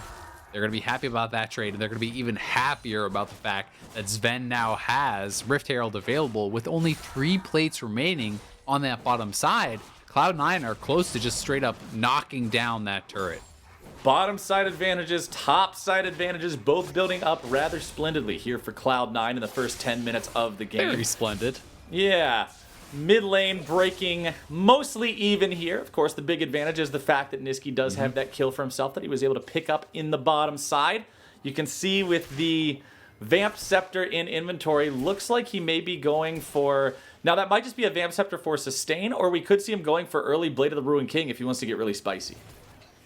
Yeah, the Bork would be interesting. It has gotten buffed a lot, so I'm seeing more people actually rush this on champions like Aurelia and even Renekton and various setups as they are looking for Meteos. That was a really good chain, though. Ryoma actually had Niski locked up in the chain, so he could not ult off of Blabber's ultimate on Meteos there, so pretty big deal. Well, that's going to be 100 Thieves getting themselves away from that one. And yes, remember the Blade of the Ruined King changes. Those are live in this current patch. We're playing on 10.5. So that could be the change that Niski wants to go for here. But Cody Sun now going to be in some trouble. Gobbled up by Stunt to be kept alive. And Blabber is now punished for going in too hard. Vulcan finds himself isolated. He's going to be picked up as well. And that is 2 kills for the AD carry of 100 Thieves. And that's a teleport advantage. 400 Thieves. Licorice teleport still not quite up. Someday was able to just teleport down. Yes, he's way behind in farm, but he's making plays around the map. Didn't even quite get involved, but having the additional man there meant Cloud9 had no chance of actually responding, and that is Blabber just going a bit too far. Thankfully for Cloud9, though, they're getting a lot of turret damage up on this top side. You can see Licorice is massively ahead in gold, and Sven still has the Rift Herald available, I think. And remember, it was the Ornn nerfs that came in on 10.5, where the Brittle does less damage, and the champion's super items no longer activate at level 12. Instead, he has to wait until 13. Now, once he hits 13, yes, he's going to get 3,500 golds worth of free stats again. But that's an extra level where he doesn't have that influx of power that Licorice will still be able to have more of an impact on the game. It's interesting also to note that Someday actually went Grasp, and that makes me wonder, did he think it was actually going to be Yasuo top? Because generally, Grasp in range matchups is a really poor choice. You'll never get to so exactly, you never actually get to just auto Licorice and proc this Grasp, so would have expected him to go Spellbook or something along those lines, but C9 going to drop the Rift Herald bottom. Turret almost down, but 5-man bot here for 100 Thieves. 100 Thieves, they want to collapse. The lantern has already been used. The box goes down. 100 Thieves will be pushed back as Blabber throws in a cask. Stunt goes into stasis, but it only buys a moment as now he's going to be exploded. Wind wall down by Niski, going to prevent a counterattack coming out from the Thieves as Cody Sun is chased down, and it's a double kill for Sven. They might look to go for even more. Blabber body slamming his way right back out of the fight. As Ryoma jumps over the wall, he drops down the electrocute with the ignite, and that will pick up the kill in return. They do lose that first turret there in the bottom lane, though, and Niski is not willing to stop here just yet. Someday doing a good job with the Bellows Breath to go unstoppable, prevent the knockup, and get away from Cloud9's attack. Yeah, very well timed to survive there, but still has to blow his flash. Cloud9 running over that fight, taking that turret. They will be able to likely start up the dragon here too. Blabber did go down, so he's got to run back out on the map, but Licorice just gonna take out Meteos. Oh, Meteos popped there in the brush, and 100 Thieves with their jungler out of the picture. That means that Cloud9 can just go for this Drake here. Remember, Kallista's pretty much a pseudo jungler when it comes to objectives. You put enough of those Rin stacks in something, you get a bonus smite on it. So there's really no opportunity for Thieves to contest it. That also cost Stunt his flash. He flashed over the wall to try to save Meteos, to allow them to have a shot at that dragon. Instead, Meteos still goes down. Stunt uses the summoner, and Cloud9, 4,000 plus gold ahead. Business as usual for them. They have been dominating the LCS. Almost always able to end games at about 30 minutes, and they are looking like they have the kind of early game you would need to be able to do that again. Blade of the Ruined King done for Licorice. As let's go ahead and take a look at the replay here of how the fight went bottom. Here's this one more time. It is actually just the straight up 5v5 bot. Niski a little bit later to that play. Cloud9 disengage well. And then stopwatch to buy some time here from Stunt. One min Yasuo ultimate onto it, but Ryoma gets chunked incredibly low at the same time. With Ryoma pushed low, with Licorice able to get up on top of Cody-san and shove him out of that fight, Thieves really had no opportunity to actually continue the fight. Was a good pickup on the end though from Ryoma over the wall, sees the angle to take down Blabber. 100 Thieves are going to need more than a single pick onto a jungler at the end of a fight if they want to come back into this one. Almost 5k down at 15 minutes. They are going for the second Rift Herald of the game, but Cloud9 aren't exactly the kind of team to just let you get away with something like that. Meteo's still keeping the aggro there on Shelly, as Licorice is Ryoma trying to be side. careful not face check the brush there, but Ryoma's able to chunk him down pretty powerfully. But it's Ryoma who's now going to be in some trouble, having to walk over the wall. But Meteos and Someday will work together to take Niski down. Without Yasuo around to throw out the wind wall, the Ornn Horn is sounded, but Cloud9 is able to disengage. Low health bars on 100 Thieves mean that even though they got the pick onto the enemy mid laner, they now want to retreat and make sure that everybody's at full HP. Ryoma just barely getting away from one of those dark spheres summoned by Sven, and that means Cloud9 now once again has control and priority over the mid lane. Yeah, Ryoma had to go back to base where Licorice could just lifesteal back up, utilizing that Blade of the Rune King. And we also saw Cody-san again getting poked out of these fights. I have to credit Sven. He has been very patient with the Cinder ultimate. Too often you see people just drop that ultimate early on, and that actually gets completely negated by Tahm Kench. And he has been really good at holding on to that, waiting until Stunt uses Devour, then throwing that through to try to get the most out of it. Licorice continuing to lead the charge here in the mid lane now. After that Shelly has been secured, it will be immediately summoned by Blabber. One charge from her should be able to nearly, if not completely, finish this turret off. There you go, down to one single auto attack. Licorice will put the arrow in that one, and that means third turret of the game goes over to Cloud9 before Thieves are able to take even a single one from their opponents. The gold lead now almost 6,000. And as I mentioned, the Blade of the Ruined King for Licorice, it's also worth pointing out that that was the choice here for Niski too. Wants to go for that upgraded weapon. Remember, it went from 8% current health to 12 for melee users only with the buff. So 50% more power on that on-hit effect is nothing to scoff at. And it kind of just allows you to set up a situation where you're wind-walling off the backline, you're just wind-walling off Cody-san and Ryoma, and you're actually just hitting frontline. You're hitting Tahm Kench, you're hitting Trundle, you're hitting Someday, these guys that will have a lot of health stacked up, and you can get the most out of that Blade of the Rune King. Yep, it's very logical for how they want to play this based on the tools that they have in their kits with these champions. As the stopwatch count, we're at 17 minutes now. I got to take tally of these things. Blabber and Vulcan both have them. I haven't been diligent, Isaac. This week away has it's got me slipping a little bit. Normally I like to check in on them as soon as they're active, but shameful. Yep, I know. I'm slipping in my old age, but we're gonna get to two of them on the side of Cloud9 for two of the big initiators, actually. Over on the side of 100 Thieves, there's only one, and it's already broken. Stunt not having that available any longer, having used it earlier, means Cloud9 has even more tools in their inventory to keep pressuring forward, keep playing this game how they want to play it. You already said most Cloud9 games end around or before 30 minutes, and by that measure, this game's only got another 12 minutes left on its lifespan. It's also important to check in on how many pink wards Cloud9 have active right now. They already have 5 on the map. They have 4 more in inventory. Off that RAS recall, all 5 Cloud9 members actually got a pink ward. So they were rushing out of the map, fully ready to take over vision control around that dragon to set up the next fight. Where you can see, over on the side of 100 Thieves, their vision is much more limited. And some of their players don't even have room in inventory to be able to grab a pink ward. I feel like if you've got your little green drink bottle with your refillable potion, might be time to yeet that one back to the shopkeeper, as Licorice is going to be taken down there. Meteos takes a bite at a crime and takes him out. Nice pick there on the top side. 100 Thieves knew they were not prepared to actually go for the dragon or contest that fight. So they move up to top side, they get a shutdown, they'll grab a turret. So that's a very good trade for this team who is quite behind. And you can see just how effective Exhaust is against Kalista. because your attack speed is also your movement there. And when the attack speed is getting slowed down, when you're getting pillared up and all these kind of movement impairments, it becomes very difficult for Kalista to really have any sort of threat. Yeah, with Licorice taken out there and some money going into the pockets of 100 Thieves, which they desperately need. That's going to go to Meteos, though. So 3-1-1 here on the Trundle. The best score, actually, on the team of 100 Thieves. Working on that Gargoyle Stone Plate here to be the big tanky boy they need on the front lines. Someday level 12 now on the Ornn. Remember, he will need to wait until 13 for the Ornn upgrade. And because he needs to so heavily prioritize armor in this game, dealing with that Kalista, Thornmail is not an Ornn upgradable item. So that means he will not immediately get the maximum surge of gold for upgrading both of those items. Like normally you see them go for Sunfire plus Abyssal, instantly get that huge infusion. It's only going to be the Sunfire upgrade for now.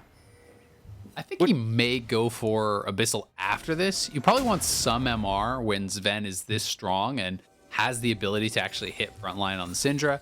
That can be pretty threatening.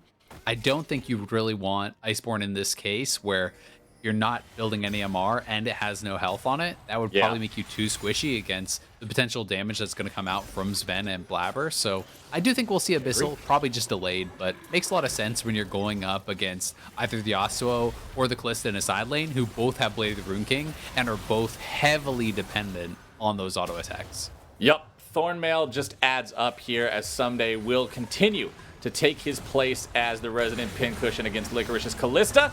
He eats about half his HP and damage there, fires off the ram. They're almost able to take Licorice out, but a well-timed redemption is going to keep him at least away from death's door for the time being. He will be able to heal up if he has something to hit with that blade, but with no targets around, it means it's time for him to fall back. He's teleporting to the top side instead. No reason to go back to the base. You can see his health bar on the side of your screen just rapidly regenerating from auto-attacking that wave.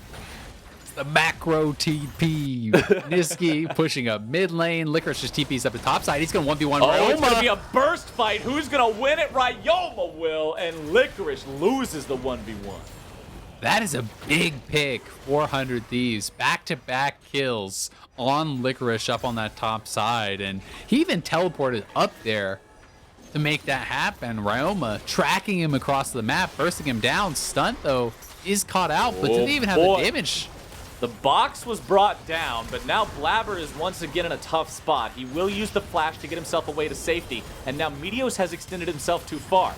Subjugate is going to keep him a little bit tankier than he would otherwise be, but the reinforcements are coming in from the side of Cloud9. Stopwatch is used by both junglers here in this fight. Ryoma dashing back over the wall to the safety of his squad, and Cloud9, considering they are down a man, will not chase this any further. Credit to 100 Thieves. They're hanging on pretty well. The gold lead is significant for Cloud9, but they have not been able to really extend it and just put it to kind of that monumental level where you know the game is over. Warren scaling is very good. They do have this very beefy front line. If 100 Thieves are able to keep getting picks and hang around, hey, maybe they can make something happen. Ryoma's getting strong. Cody-san has good farm and a couple kills. So if there's a guy to be behind, it is the Ornn. Yeah. You've got exactly what you were talking about, too. With the Catalyst in his inventory, going for the Abyssal Mask as Blabber is pulled to safety there by Vulcan. Stunt looking to keep the chase going here with some slows coming through. Niski throws out a wind wall to make sure that they can't chase his allies any further. But 100 Thieves are not willing to go quietly into the night on this one. Cody-san scaling up here on the Aphelios. Essence Reaver is completed. Remember, that is not an Ornn upgradable item, so I will always keep my eye on people's inventories when you've got Ornn on your team to make sure that you've got stuff that champion can appropriately upgrade. And we'll see how that continues as we press forward here. One thing that Thieves also have to be aware of is the next Drake that is spawning here in 35 seconds. Cloud9 are only at 2. Because 100 Thieves managed to grab themselves one earlier, it does mean that they aren't under the threat of that soul going over to Cloud9 here with this take, so they can't afford to give up one more. But after that, it becomes a very critical objective. It really does, and it's kind of a tough decision. Do you give up the third, and then you're in a situation where one pick or even one steal can mean the end of the game, potentially, with that soul going over to your opponents, as Blabber may just get picked off. Speaking of one pick or one steal, Blabber, though, he's got the fully completed Hourglass now. It means the stasis is available once more, and it critically saves his life, where 100 Thieves were almost able to claim it with another pick from Ryoma. C9 now heading up into the top half of the river. They know they have control. They know they have vision in this area, and you can see the little, what are they called? The particles on Baron as Licorice and Niski are attacking it there. 100 Thieves with some wards over the wall will be aware of this attempt, and with their jungler low and not having a stasis, Cloud9 are forced to back away. 100 Thieves are actually just going to get the dragon for themselves. Meteos is on it. They're able to ward Cloud9 off the Baron 4v5, and 100 Thieves are really kind of scraping their way back into this game, it feels like. I've got to give some credit to Vulcan too, though. He has had such good lanterns pulling Blabber to safety time and time again. And not only does Blabber have the lantern and the Zonias, he's also bound to Kalista. So there is that Kalista ultimate to pull him back also. And that's going to give him the ability to play even more aggressive, knowing he has multiple get out of jail free cards. It feels so good to be able to go in haphazardly as the jungler and know that Kalista can instantly yoink you to safety and make sure that you don't get punished for just playing completely ham whenever you feel like it in the team fight. As 100 Thieves, although we're praising them for doing a good job at stabilizing here in this game, they are still 4,500 gold behind their opponents. This is still not a game where you're looking at 100 Thieves and saying, okay, yeah, this is definitely within reach very easily. Granted, that 4,500 shrinks down to about 3,000 when you take in the value of the Forge Fire Cape from Ornn. That'll shrink down again to almost just 1,000 once he completes the Abyssal Mask. But I'm mostly keeping my eye on Ryoma here. He's been the guy who's been finding some pretty critical picks, some pretty good setups here for 100 Thieves, and I want to see if he can keep this up as the game moves forward. You also have to take in consideration how hard is it to actually execute on the win conditions of the comp, and 100 Thieves have a very easy to play comp. You have 3 frontliners, you have Stunt playing Tahm Kench, which is going to give a lot of safety to Cody Sun, and they can kind of just play this front to back, run at you style team fight, whereas Cloud9 is going to be more dependent on picks, more dependent on playing side lanes and outplays, where they could potentially get cut off by an Ornn ultimate, a Tahm Kench ulting in, and these types of things. So we'll see how 100 Thieves is able to manage it. Well, we got a fight in the mid lane to start things off for Cloud9 here as they try to make an attempt on Meteos, who's going to be kept alive by that Gargoyle Stone Plate. Sven, however, loses about a third of his HP. With Ryoma lurking in the shadows, that's something you got to worry about. Anything other than 100 means you're under threat of death if LeBlanc's able to find the full rotation along with the Ignite. 100 Thieves and Cloud9, both sides walk away, no casualties incurred, as Licorice will be just free firing onto this bottom side tier 2 turret. He takes that one down. Blade of the Ruined King with that Hurricane completed as well, working on the next lifesteal item here too. So often you see Kalista's heavily prioritize this lifesteal, makes her almost impossible to kill unless it's an instant burst. Blabber eats half his life in damage there from a combo from Ryoma over the wall, who instantly disappears once more. When you are playing Kalista into a tank like this and you get to double lifesteal, even if your opponent has Thornmail, you can start harassing him under the turret, knowing that you can just heal up to full off of a minion wave. There's so much lifesteal in this build, so now going to be getting some MR, trying to make sure they cannot get 100-0'd by Ryoma, who really has been that big threat onto Licorice, so trying to get himself in a good position to be able to take anyone who matches him in that side lane. The big thing I'm looking here for specifically from Ryoma, as I said I was keeping my eye on him, is can he find Sven? Sven's Syndra is at 268 farm, second highest in the game, only to Cody Sun. He's 3-0-0, hasn't been taken down yet, but importantly, there's no stopwatch, there's no Banshee's Veil, there's no Hourglass. Nothing about his inventory is defensive. It's double Spell Pin, plus Hat, plus Super Soaker. If Ryoma is able to find the angle, you can pop him there. Yeah, he could be able to actually just 100-0 if he's in a bad spot, but he's been positioning very well and he's been positioning very defensively, so it feels like he's pretty safe. Cloud9 also really close to some big items here. The Infinity Edge would be huge for Niski when that completes. The Yasuo will be so much stronger. Not only will he have that Blade of the Ruined King to help shred frontline, he also has the backline potential as Blabber just going in, knowing he has Kalista in his back pocket there to continue this pressure, and they're looking like they want to fight. Oh, Vulcan found a hook there onto Cody Sun, but they aren't going to go in any further. Meteos with the Stone Plate, popping a Subjugate here now as well. Niski's able to find a Massive Engage there off of Blabber, starting things off with the ulti. There's your wombo, there's your combo. There go 100 Thieves. Something's about to be taken out now as well. Yes, Niski fell, but all of 100 Thieves are annihilated off of that amazing engage from Blabber and Niski. And that looks like that's going to be the game here, Flowers. Cloud9 with the ace just destroyed 100 Thieves, who had been hanging in for so long. They find the perfect engage. Cloud9 will run it down mid lane and clean this game up. Meteos will be alive in 3 seconds. However, a full tank Trundle is not normally what you think of when you're trying to think who can stop an entire enemy from a victory push. He's like, all right, guys, here's the pillar. I'm done. All right, he has to flash away.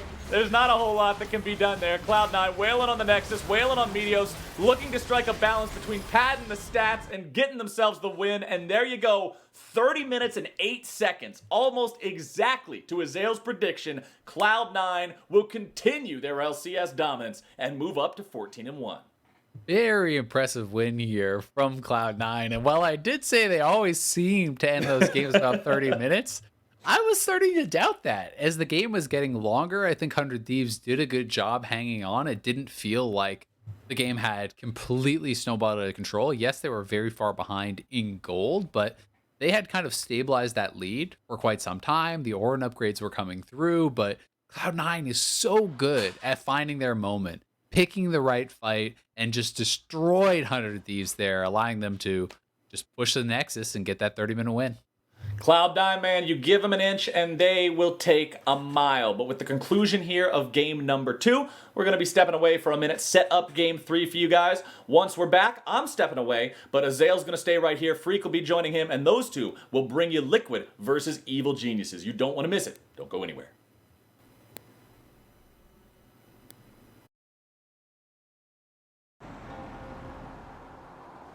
I'm Randy Diaz, mayor of Seltzer, Pennsylvania. If you love Bud Light like me, you'll love Bud Light Seltzer. It's a hard seltzer from Bud Light. It comes in 4 flavors and tastes great. Bud Light Seltzer. It's unquestionably good. If you don't love Bud Light, you'll love Bud Light Seltzer.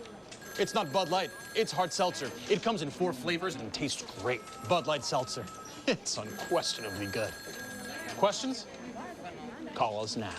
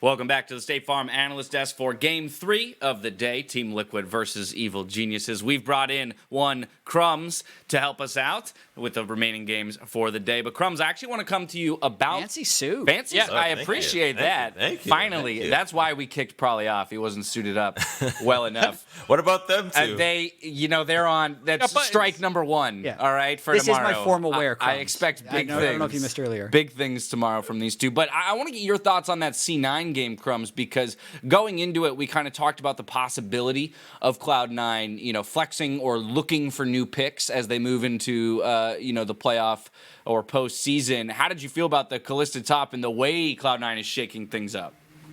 So I think, first off, since Cloud9 is already locked in, everything they do from now on is just adding to the research that teams will do against them in playoffs. So when you're picking the Kalista, that's such a strong flex right now in the bot lane, the Syndress as well, or potentially even the Gragas later on as a support, you're making it so that when playoffs come around, the prep is going to be such a nightmare when they first pick one of these champions and you have no idea where they're going for, hopefully getting them an advantage in the draft when the matches really matter.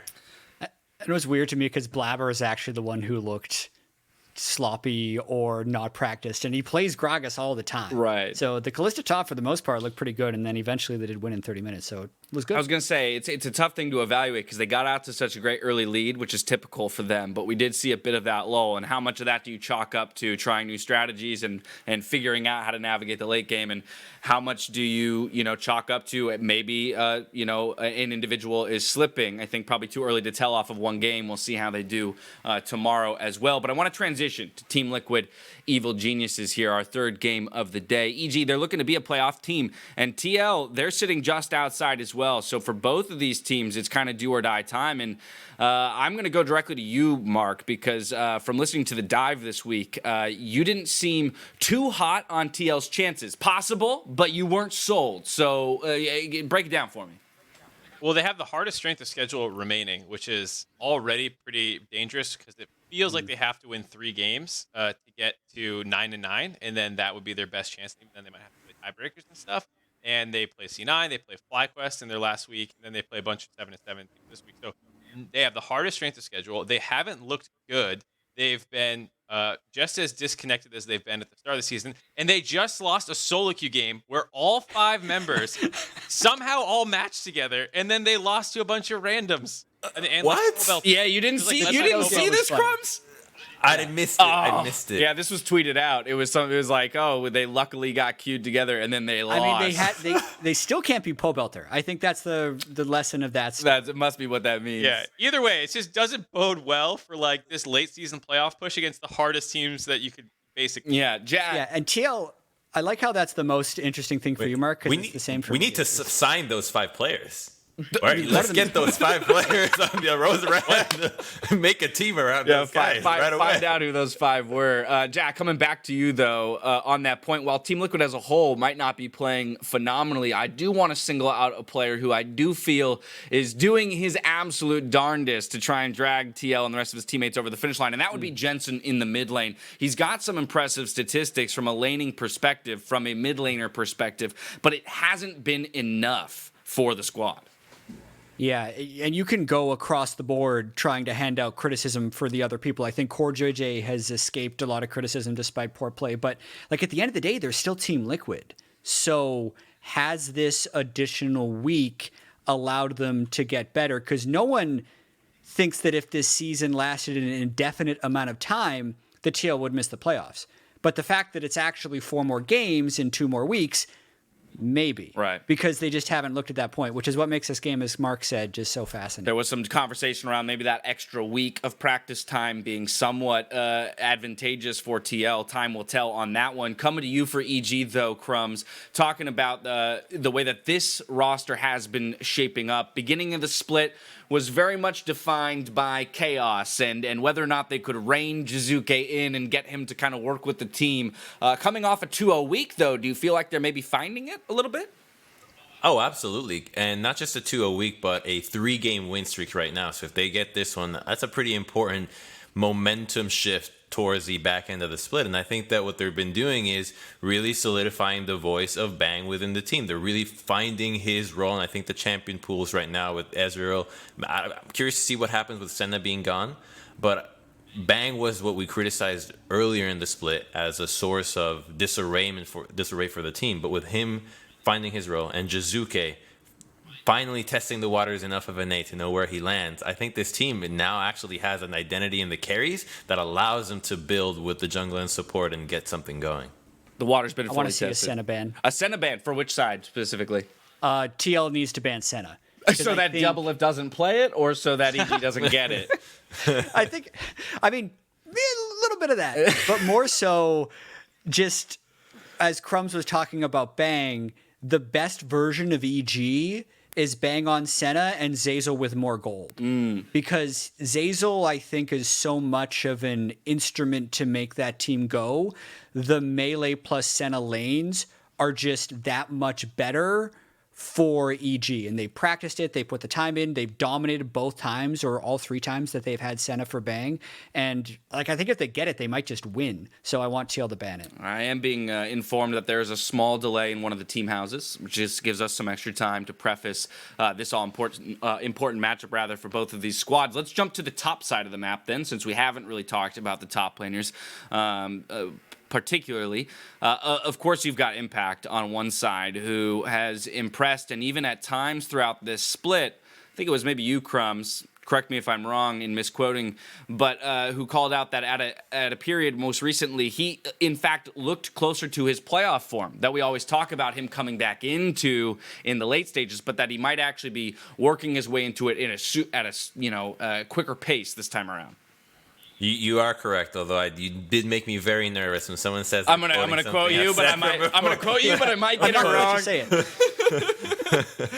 Yeah, no, that was on a set game. I think he had a really impressive set game. It was kind of like what Broken Blade was showing, and I thought that it was going to be Team Liquid having all their members geared into that playoff form and come together and really have an amazing end of split. I think it's still possible, but it might have seemed more like an anime dream back then. Yeah, I think it was one of those things where he had a flash in the pan, but for me, Impact's been not terrible, and I don't think the biggest issue on the team by any stretch of the imagination, but not standout either. And that's where you would like to be able to attack, because Kumo's supposed to be one of the weaker points for EG, but he's actually been one of the players that's been improving steadily over the course of the season to the point where he's actually had a couple big games. So this is one of those things where EG is starting to plug all those holes that were in their leaky ship at the beginning. They're getting more on the same page. Individually, they're playing better. And I think, Team Liquid will actually need to play well to win this game, because EG has mostly gotten on the same page and there's no one place to pick on. What is the expectation for EG's regular season finish? I was just taking a look at their strength of schedule. The only team above them in the standings that they have to play is Cloud9. Otherwise, it's Immortals, Team Liquid, and Dignitas remaining. Are we thinking that this is a team that's solidifying top 4 if all goes to chalk? I did a projection for end of season standings. I have them at 2-2, which puts them at 9-9, and would actually tie them for 4th and 5th with Liquid if you can predict 20 games in a row, which in the history of predictions we've never been able to do. Right. But that's where I'd have them. So I think because of their 2-0 last week and some of the improvements we've seen from the rest of their team, there's a good possibility they can actually get 4th. Now, Crumbs, you gave me, you recoiled at that. Yeah, I'm not in this, yeah. Well, who do you put above them when you do this? Because that's the bigger thing. That's what I thought. So I'm not putting anybody that's TSM or Cloud9 and TSM are absolutely above them, but everybody else does not seem to have nearly as much momentum as they have. And the win here that's decisive against Team Liquid absolutely solidifies that. Even if FlyQuest and Immortals duke it out in just some amazing game that we've just never encountered before, I think that it's still going to be EG showing that late game identity that they found is actually pretty good. I think EG was the team I put in my top 4 at the start of the preseason, my power rankings, and then quickly was like, oh no, what have I done? But with how topsy-turvy the season's been, I have kind of come back around to having them as my 4th best team right now, just with Team Liquid struggling so much and having a good amount of third? distance to close. FlyQuest? I still think FlyQuest is third. I don't want to, spoil what's coming later in the show, but there was a substitution made for them, so we'll have to see how that plays out. But otherwise, I still think that they have enough good things going for them that I don't think EG will overtake them. But I've become an EG fan. I think they are looking a lot like how I hoped they looked way back when the roster was assembled. Can you dive into that a little bit more for me, Mark? When you say they're fitting the image I had of them, what is that image? What is the correct way for EG to be playing?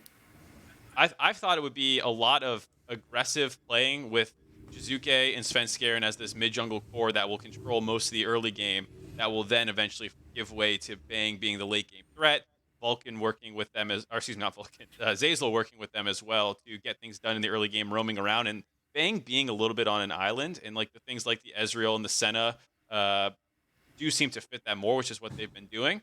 And so that's why I think before, when they weren't on the same page at all, it looked a lot worse than that. But that does seem to be the identity where Jizuke is definitely the main playmaker in the early and mid game, and always kind of the playmaker. But Bang is this great insurance policy that they have for team fight. That was always Bang's identity too. Even when he was playing on SKT, he was never the star, except in a few comps that they was specifically designed for him. But he was always just the guy that you would count on if Faker couldn't pull it off. So we're putting a lot of focus to the mid and jungle for EG, at least in the early game, to get things rolling. Then I want to talk about the response for Team Liquid, and particularly from Broxa's point of view. How would he disrupt that early game plan from EG and or protect his lanes? It's interesting to me just because Broxa has actually been maybe the most hit or miss player. Weirdly, when he's came in and played his first, 8 games. He's actually been here for longer than you think. I think actually just shadowing Svenskeren is the best version of this if the Team Liquid laners end up showing up. Because Doublelift and Cortege should be able to win 2v2. Jensen should be able to beat Jizuke. Impact should be able to beat Kumo. So unless something throws a wrench in the early game, TL should be fine. But when we look at the way the whole split has worked for them, a lot of it's just been them slowly losing and not doing anything. So I'm still so confused by Team Liquid's path forward. And isn't that just wild? That we're 14 games into a regular split, and we are still talking about Team Liquid as if it's like their preseason expectations. What is it going to take? At what point do we resign ourselves to this Team Liquid not being good, or good enough right now, or not living up to that? When their split's over. When it's over, we're going to hold on to hope until they're mathematically eliminated. Yeah, I mean, that's what happens a lot of times when these greats, all-time greats, start sliding off the summit of their performance. It happens all the time in traditional sports and as well in esports.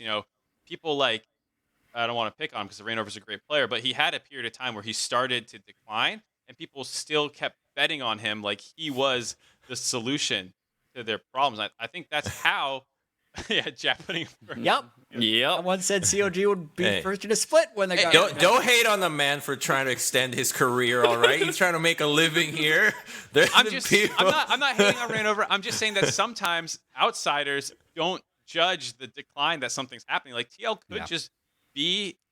So that's okay. So Mark is more directly asking the question that I wanted to ask, which is is somebody on this team? Is it the end? Are we identifying that these players just aren't, number one across their positions in North America, like we would have said last year with, only a couple maybe contentious positions? Clearly, we're looking at Cloud9 as the team that kind of boasts, the number one player in every role. But how attainable or re-attainable is it for the TL guys is, I guess, what I'm asking versus gone forever. Yeah. I've seen flashes. Oh, go ahead. Oh, sorry. I've seen flashes where all of them this split have looked good. Even Doublelift had one of those bot difference games earlier on. Impact has had a couple games that make you think that. So I think it's easily obtainable, and I think we've heard a lot of stuff come out of the TL camp early in the split when they had Surenfire and they weren't actually practicing at 100% because they're just waiting for Broxa to arrive. And there actually are a lot of valid excuses, at least in terms of what I'm considering, and a lot that just can't be excused and are things that they're doing poorly. I don't necessarily think it's oh yeah, Impact is washed. I don't think that's the case here. I think he's just a little bit out of practice. Like, do you remember? Sorry for the NBA reference, but like Shaq when he starts the season overweight and he plays himself into shape. Right. I kind of think TL has been trying to play themselves into shape. Some of the players. It's just a matter of can they make it in time. I get the feeling that it starts at the off season where the change of Smithy will kind of happened in a surprise to a lot of the players, and then the issues with the visa compound into kind of just an environment that becomes really difficult to grow in as a new team. So I think that it's a matter of how Team Liquid is just being dealt this hand of this year right now, and it's obviously not being helped. That is actually causing these issues. I think all their players are underperforming. Every one of these players is at least consistent to some degree, and we're not seeing that out of their players. And I think that it's almost always coming from the leadership. Yeah, I mean, poor JJ, the last game that we saw him where he died twice just in weird ward battles are things that we're not used to seeing out of him. And he's right next to Broxa, and so obviously there's some disconnect still there prevalent in the team that is not like, oh, he just missed a skill shot because he's bad now. So I'm definitely not in the TL players are washed camp. I'm definitely in it's been a weird season, but this is more problematic than their excuses give them. I like it. That's a gap to be in. Yeah, that's the camp I prefer to be in as well. And I think it's an important thing, as Crumbs mentioned, to recognize where this team started, right? All the obstacles that have been thrown in their way here in the spring split, only to get to this point here, just past that halfway point. We do have a little bit of a technical issue that we're still working through with one of the teams to make sure that we can get this game up and running. And so with that, we are going to take an opportunity to jump to a quick break for about 5 minutes, and then we'll come back, hopefully be ready to load up into game. So we'll see you soon. Stick around.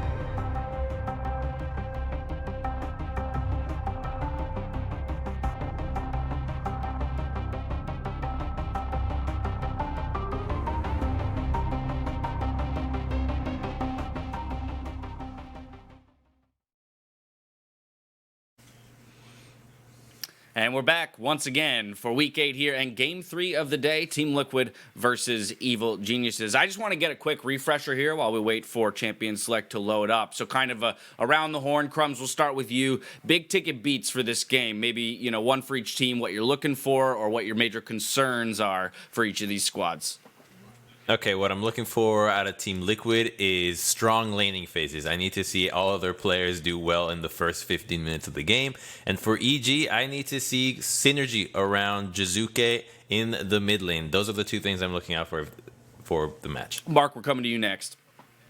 Okay, I would say I want to see specifically better mid-jungle synergy between TSTL. Just that last game that we saw from them, 2 weeks ago before the week off. Just how the Olaf pick did nothing in the early game except for shuttle traps basically, and then poor JJ died a bunch of times. That was an example of I need to see better teamwork out of those two guys. For EG, I really want to see Jizuke get a counter pick on red side here and have something that can punish Jensen and Svenskar and play around that. Well, sweet. We are into Champion Select, and we will be taking you through this. Jad, I'd ask you what you want to see, but you already told me earlier you wanted the Senna ban, and we got it. Yeah, down for that. The Yuumi ban is interesting in the case that it's more of a scaling pick at the moment, but if TL thinks their games are going late, I'm not going to fault them. I think also the interesting thing is the Ornn. It was kind of abandoned in Game 1, picked early in Game 2, and now banned in Game 3. It feels like people are still trying to figure out where to land on that with the patch nerf that came in. I think against TL, it makes more sense since they've relied on it so much in their wins that if they maybe want to sneak one of those, we'll just farm and scale kind of win, it's not allowed in this time. The Aphelios will be the 6th ban to come through in that first phase, and Varus of highest priority here for Team Liquid. So likely in Doublelift's hands, they're indexing into their superstar. I think this could be a back to basics draft for TL. They've banned a lot of the meta ADs. Varus, Tom Kench can be locked. That would be a decent denial. I just don't know what EG would pair with it if they end up locking Tom. Ezreal? Yeah, you could do They're still losing lane with that, though. EKMF, 1P just a little safer, a little stronger in lane. I mean, at this point, Varus will win most matchups if you get support counter pick. So there's not much you can do here for EG. If you want to deny the TK, you just accept that bot lane's going to lose. But that is kind of in line with their general game plan, I think. Zeyzal's never been one for the laning phase. He's about getting out of it. Yeah. So I think this can work pretty well for EG. All right, quick couple lock-ins there. Braum and Mordekaiser for Team Liquid. I think I like the Mordekaiser. Ashe, so not the Ezreal or the MF. How does that lane play out? Back when there was the kind of utility marksman meta, you saw a ton of this matchup. I think it was almost even the same supports. There might have been a few more range supports like Zyra and stuff running around. This is back in 2016, but Ashe's range lets her actually get the auto advantage on Varus, so he has a little bit of the poke of his abilities, but he can shoot W back. So this is a fine matchup, usually for Ashe. Second phase of bans coming through. First off the table will be Rek'Sai, so some jungle targets here, trying to knock Broxa off kilter a little bit. So I think they know Jensen's probably not playing physical damage mid laner, so they're going to just ban out the ones that Broxa is more likely to have a strong ganking impact on. Maybe Jarvan will come here, and if they want to force a Lee Sin, or just a Lee Sin here, but maybe they think he won't be able to perform. Oh, Syndra ban to follow, so one jungle, one mid coming from Evil Geniuses. Crumbs, are you expecting that Mordekaiser to go top lane? Yeah, I am. I think you usually take that one here. I like the Syndra ban by EG, assuming that they're going to blind LeBlanc. So Team Liquid should probably ban it. Yeah, I think the LeBlanc ban should go here. Right. Otherwise it would be Pantheon. Yeah, like a jungle Pantheon. I think that's been picking up a lot in scrims. I've been seeing it a lot more. But with that banned, what do you think? I mean, I'm with Mark. I think LeBlanc is the pick, but Lee could be a good denial. Yeah, I was just going to say, maybe you do go with Lee, because it's also Brox's best champ, and it's basically the best jungler. So and then what are you relegating him to what then? Because they do pick Jarvan. up Lee Sin. It's Jarvan, Olaf, Sejuani. Sejuani? Yeah. Maybe. And you want to give Jizuke the counter pick. It's what Mark wanted to see. It's true. It's true. They I just don't like what actually counters LeBlanc with Syndra off the table though. Lissandra? Yeah. It's just it hasn't been played by either of these guys all split, so. And it doesn't seem like a Jizuke. Trundle. Oh, Trundle. So you're expecting LeBlanc here, last pick for Team Liquid, with the Syndra off the table? I think. Yeah. I mean, Against Jizuke Trundle loves it, so. No, I mean you can just so pick good. it for Jensen here if you want it. Yeah. Really taking their I think time Team with Liquid this draft. should do like Oriana and play it safe. LeBlanc just doesn't make sense for them here. It's a big team fight. Cassio. Team fight. All right. So we got the late game hyper carry there, if it does go there. And now what will be the response for Jizuke? Well, I mean, you He's have got the LeBlanc. mid-jungle Exactly. 2v2, yeah. It seems like the absolute most signature pick for him. So he will pick that up, and we'll have to see if that jungle mid duo that we've called out will actually step up to the plate for either team, really. I think that will be the challenge here. Svenskeren and Jizuke versus Broxa and Jensen. With the team comps locked in, where do you guys fall on the chances of either of these teams? EG. Yeah? I like EG? Lee Sin LeBlanc, I think, can do so much. I think you can really let them have their way in the early to mid, especially when you have Ashe hitting level 6. You can do a ton in that 3v3. I can also see TL just having a massive scaling advantage. So if if the LeBlanc Lee Sin doesn't pop off early, I feel like TL would kind of have it. That's exactly what I was about to say too. I was saying that what my thing I wanted to see out of EG was more good mid jungle synergy. This is the game to basically prove that that's your main win condition. You can stomp most people in it, and then you basically punch your ticket for playoffs almost if you can take out Team Liquid here, because they're one of the teams clawing to get in. So this is a great statement game for EG if they can win. All right, for both of these squads, it looks like they've got what they want. Let's see if they can pilot it to victory. For Crumbs, he's looking for that aggressive early mid-jungle duo for EG to take down TL. TL, they got to hold on and play it in to the late game. We are going to head to a quick 5-minute competitive integrity break. As is explained before, we're taking this 5 minutes to allow the game to play ahead to make sure that we preserve any competitive integrity issues. So we'll see you here on the other side of that 5 for the game.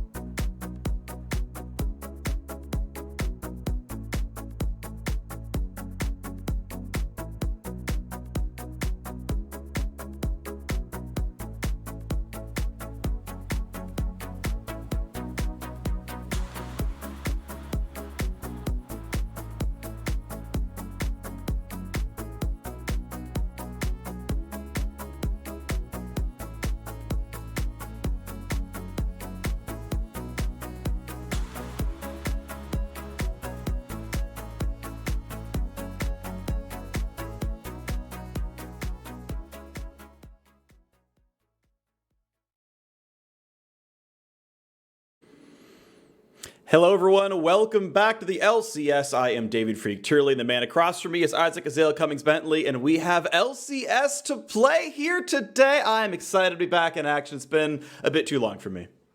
Yeah, it's so nice to have LCS back. Some normalcy in our lives going on here amidst all this chaos, and it's a really important game for playoffs here. TL versus EG. They'll need to win, very likely, 3 of their next 4 at least to make it into playoffs. So they've got to pick up wins. They still have Cloud9 coming up next week, which is going to be a really tough one. And if you're painting that as an expected loss, they have to win every other game. Yeah, I had our stats team put together a sort of predicted win-loss. I know Jat did his individual game predictions. I asked StatSpot to do the same thing. And based on just sort of ELO predictions, TL ends the season at 7-11 in 7th place outside of playoff contention. And on the other side, EG would go 10-8, going 3-1 overall. I mean, we are in a world right now where Team Liquid, results-wise, have shown us they are not a top 6 team in the LCS. They are 4-4 with Broxa in the lineup. If you even don't include his first week with jet lag, they're still only 3-3 with him, and that means they really do need to step up and have a better result by the end of the season with 4 games to go. They really do. It's kind of this weird thing with TL because they're the 4-time champion, back to back, and you're kind of stuck in this world where it's like, are you looking at what we expected from them at the start and what we have seen from them in the past and saying, okay, they could still do it based off that? Or are you looking purely at what they have shown us for this split? Because what they have shown us for this split has not been impressive. But if they can get back to the form that they've had over the last 2 years and really start to work with Broxa, then of course a 3-1 is possible. A 4-0 is even possible, as we've seen tons of those weeks over the past 2 years from Team Liquid. Well, we'll see if they've got what it takes for them. Meanwhile, Evil Geniuses have been, I think, honestly, a complete delight in how the edge of their season has gone. They've actually got that same 3-3 and 4-4 run that TL have had in their last several weeks, but it's EG sitting at 7 wins. Their expected schedule is fairly easy. StatBot puts them as a 10-8 team. TL, of course, being one of those expected wins based on ELO here. And one of the, I think, great performers here is Jizuke, who is second place in First Bloods league-wide behind only Dardoch, and went 8-1-14 last week, but now we've got a gank coming to the top side. Svenskeren wants to turn that record down a little bit as he ganks up to the top side. Impact going to be slowed, and I believe is going to burn Flash, but the W is going to land. That's an easy Sonic Wave as well. First Blood, Evil Geniuses off to a great start. And they make it look really easy, getting the Flash at Impact, taking him down. Very good start on that top side. Aatrox looking to get ahead, and in the mid lane here, Jensen does have the minion advantage, so Jizuke cannot trade too long into this wave, but Jizuke is trying to hold a bit of a freeze here and force Jensen to stick around on low mana and health, and he's going to be in a bit of a dangerous spot with Svenskeren in the area, so Broxa will come over to try to help him safely reset this wave. this is the barrier tax. In a lot of cases, you can still do this even if you do have teleport, but if you do, if you are stuck in a spot where your lane is like this and your jungler can't come over, oftentimes you can take the reset, then burn TP and get back in a lane. That's not a big problem. With barrier, you are completely beholden to actually have good lane management, and just the fact that Trundle showed to make sure there was no gank means he was able to push that wave out. But otherwise, knowing Svenskeren was top lane, that's a very easy 2-on-1 in most cases without having a good way out. Do want to point out a milestone. Thank you, producer Arthur. Doublelift is a single kill away from 1,500 regular season LCS kills. I expect he'll get one at some point in this game, somewhere down the line. It's gonna happen, so watch out for that one. You would hope he would get one in this game. TL At least one kill for a marksman player. Generally, you're having a pretty bad game if you don't even pick up a single kill as a marksman, who tend to get at least a couple. Meanwhile, speaking of people who are getting kills, I also want to give a lot of accolades to Jensen here, who I think has actually been having one of his very best seasons. He's got by far the best laning stats. He has roughly as few, so he has like basically the least deaths of any mid laner in the league, roughly tied with Pobelter, who hasn't even played all the games. I'm not saying deaths per game, I'm saying deaths total. He's tied with the guy who hasn't played all the games for first place as far as like least deaths here. Jensen has been having an amazing year in the mid lane for TL, one of his best. And I remember hearing from him back around week 2, he was saying that it felt like he was doing everything that he could. He was putting in his best effort. He was having a good season. And it was frustrating that it wasn't enough for him. I know TL fans are a little bit sad about this. I would love to see him turn it around. I'm not just saying this so that TL fans can be sad and, to like, celebrate the downfall of TL. I would love to see them back on top form. Jensen is on top form, and the rest of the team just needs to keep up to his level. I would say a lot of it has been about draft issues and team play issues and these things. At times, you're watching the individual players and they're looking okay. It doesn't seem like that's the big issue, as we have a gank here in the mid lane. Beautiful ward hop in, and that's going to be a nice pickup there, but should be a trade as Broxa brings down the Ice Mallet. It's a 1-for-1 overall, but it does mean it's a slow walk back to lane with Jensen having no summoners. That was just a great play. As soon as Jizuke hit 6, Jensen did not yet have level 6 there when he actually died, so couldn't turn around with the ultimate, just now hit 6 afterwards, and unfortunate for him, is going to actually die with the wave pushing to him. Thankfully, though, he has CS'd quite well, so he's not going to be that far behind, despite actually losing some of this. And Broxa is way up in farm over Svenskeren, will have the earlier level 6, got to pick up some of that mid lane farm. And you can see now this game state is 400 gold apart. Evil Genius is having a pretty good start here overall. TL, not an incredibly great laning team, just across the board. They've, I think with their jungles ups and everything else, have had some really rough early games. So statistically, this is not very far from average for them. And they still managed a decent record despite several bad early games. But you can see, yeah, a lot of lanes are very, very close. Obviously, top lane is rough with the early gank. Mid lane might be a bit difficult here as well. Half HP down to Jensen, and good block probably from should not follow that. Yeah, I think if Broxa didn't actually block that, though, Jensen may have died. And now on the bot side, 2v2 fight, going pretty heavily EG favored. Ashe is a very strong laner, and despite the fact that we haven't seen much of her this year, I do think it is a champion that can match up quite well against Varus. Yeah, she is very, very good. Got buffs fairly recently as well. Better attack reset on Q, things like this. I want to point out very, very, like, almost pixel perfect moves there by TL. Core barely got in front of the arrow, put the shield up, took the stun. He still could have blocked damage for Doublelift, but the fact of the matter is you still would rather have the Braum be the one who's stunned, can W back, and kind of make up for the slows and everything else. So pretty tight timing there. And it was another fight, by the way, that was EG pushing the 6 versus 5. That was the level 6 wave. They had the wave pushed down. As soon as Ashe stings 6, they go for it. And there's no chance that they have the ults to fight back. So a couple of really good plays here by EG. With the mid pressure, with the bot pressure, you get a fairly early Cloud Drake picked up there as well. Ulti cooldown, it's going to feel really good for LeBlanc and really good for Ashe. Those are champions that I think can reliably spam R to good effect, nearly on cooldown.